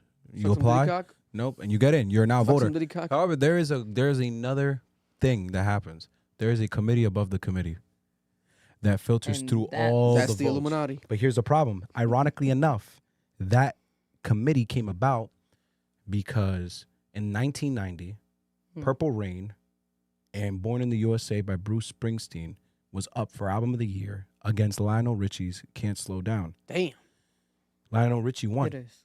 Should have been Purple Rain. Should have been Purple Rain, or at least Born in the USA. Because neither one, people collectively came together and said, yo, y'all got to fix this. So now, if you win a Grammy, you vote. If you have 12 or more, if you have an album, you vote. All those qualifications I said, you can vote if you go and pay your dues and apply. But every vote that's cast then gets looked over by a board and they make final decision. And those are the executives. They didn't explain who they were. I'm not going to assume. But No, I yeah, you can find the list of the you people can who find make the that list final of choice. The committee, yeah. Jesus Christ. There's black people in it. There's white. There's all kinds. That's good. Again, I think Drake's just saying fuck my peers. I agree. But on that note, we love you all. We appreciate you all. Comment down below. How do you guys feel? How do you guys feel about Kendrick Lamar and the Not Like Us Grammy nomination? He wants the Grammy. He submitted it for nomination. He wants the Grammy. It's not even an album. It's a diss song. You don't think this is corny at all? I find this a little corny. On Kendrick's part? Yeah. Let it go. I think it's petty. Yeah. I think it's petty, but I think it's a reminder of, like, he doesn't like Drake. Like, because Drake with the back-to-back, he said, I'm going to stop performing this because I'm cool with Meek Mill now. It's like, he did. And he's like, I don't want to rub this, keep going. Like, it's a classic record, but I don't need to perform this. He never performed it again to this day. You don't even see him out and about singing the song. And him doing that kind of made, obviously, the song die in its existence, right? Where people, like, remember the moment, but the record's not spoken about as much. Kendrick Lamar is on a victory lap. He's going to win the Grammy. He's going to perform this shit in front of 10 million people. He's going to do a world tour, performing his record at the end, probably doing this shit in Boston 10 times at the end. Run it back. They're not like, They not run it back. They're not like, They're not like, Run it back. They're not like, So you don't think this is... Run it back. They're like, You don't think this fundamentally is different from how Kendrick is as a human being? Just what he's shown us? He's never acted like this. This is incredibly petty and incredibly corny if it gets to that point. I have a theory. I think he's trying to prove a point to Drake, like you're saying. He just I think he's just doesn't trying to rub it like in him. his face. Mm-hmm.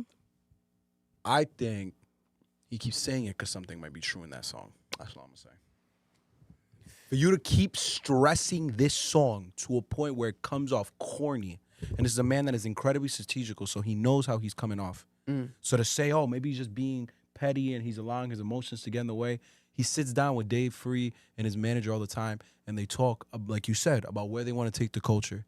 So you're telling me neither of them told him, yo, Kendrick, maybe you're going to come off corny if you perform this at the Super Bowl. You're Yo, lying. Because you're lying. Yo, But then Kendrick. he's like, oh, we actually do have evidence that he Thank has a you. daughter. Wait, no, that's not the daughter one. That's not the daughter one. That one's just straight PDF file, That's right? straight. The old Hovio camp has PDF allegations. Yeah, Baca. All of them are weird. Party playing with his nose down. So maybe it's not Drake he's talking about and he keeps stressing. Maybe it's the team he has and the people he's around. He's like, yo, these niggas is weird.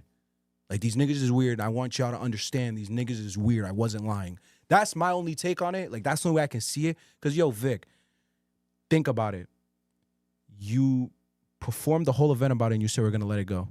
No more of this. This is it. This was just a celebration of culture. Perfect. You performed it 10 times. You had your moment. Now you're going to go get a Grammy. And then you're going to perform it, what, 4 more he times? dropped the music video. You dropped the music video. You're going to get a Grammy. Put the owl in the music video. Incredible. Like, this is getting corny now. It's like, all right, bro, we get it. You're not like us. You don't like this nigga. We get it. Drop another song.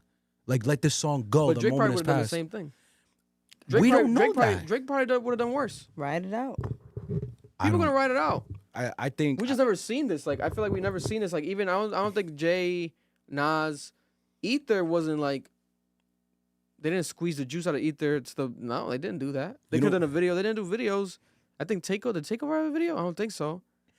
You know, So this is the first time we've seen this, like, in history. Yeah. Well, Tupac hit him up. Oh, yeah. Okay. Well, Tupac was actually crazy. I Yeah, Tupac was. think. Yeah, Tupac It was about really that shoot life. these. Well, these niggas died. Rest in peace. Yeah. Maybe because of, obviously because of that. Because of that. But this is my thing.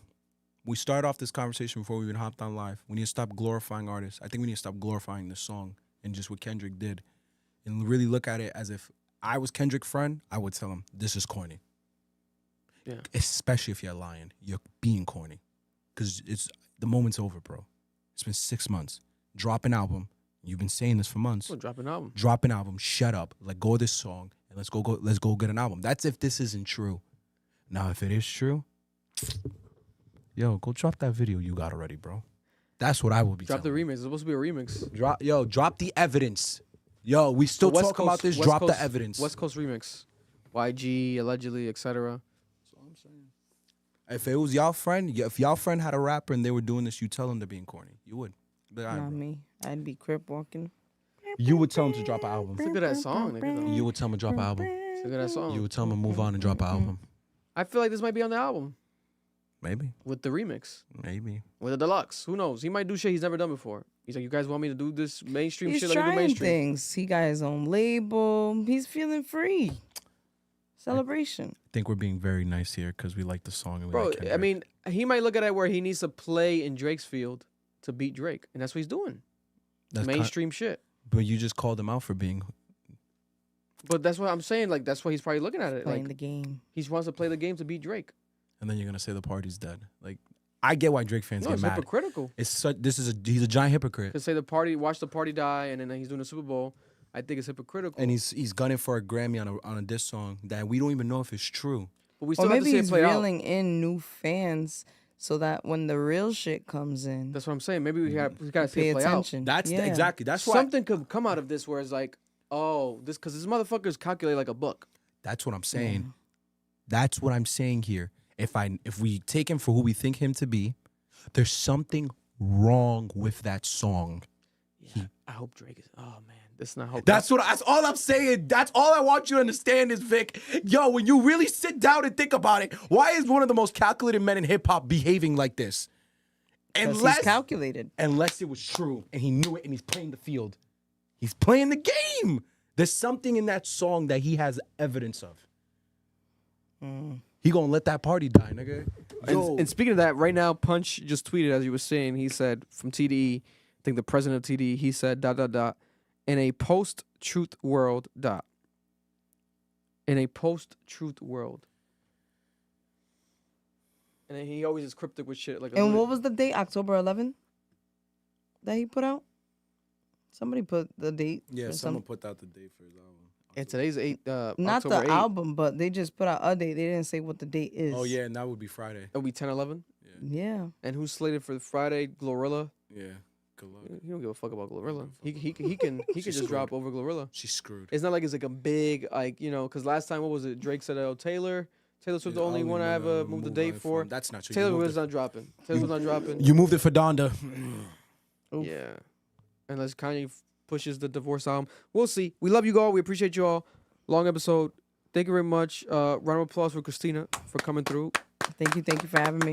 Co-host I'm over extraordinaire. here like, damn, y'all pod till the next day. Damn, nigga. Yeah. Sometimes, yeah. Yeah, sometimes. We started late. Yeah, this is a later occasion. And I feel like we went along with the Diddy topic, right? Or was it the topic at the beginning? Or was it the Jay-Z? The Jay-Z one. We went along with that one longer than expected. Usually Marlon's in the back like, yo, hurry the fuck up. Oh yeah, no. Yeah, we probably give him the migraines, to be honest. That's probably what's going on. But we love you all. We appreciate you all. I'm Sound. This is Christina Noel. And this has been Cap, episode 156. Appreciate you all. Rhode Island to the world. Love you all. Subscribe to the channel. If you're listening to us on playback, we go live every Monday night. And if you're watching the live stream, you can play this back tomorrow, Tuesday morning. The audio is going to be everywhere. The episode clips as well are going to be spread throughout the week, so you're going to see us as well there. But we potted like a motherfucker today for you all. This is all for you guys. So appreciate it. Thank you for the support. And we love you. We see you next week. Now let me go. I got to go behind the monitor to shut everything off awkwardly because we're on live stream. Love you all.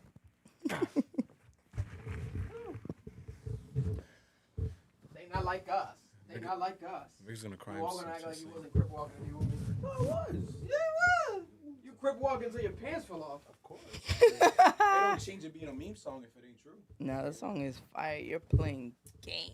Yeah,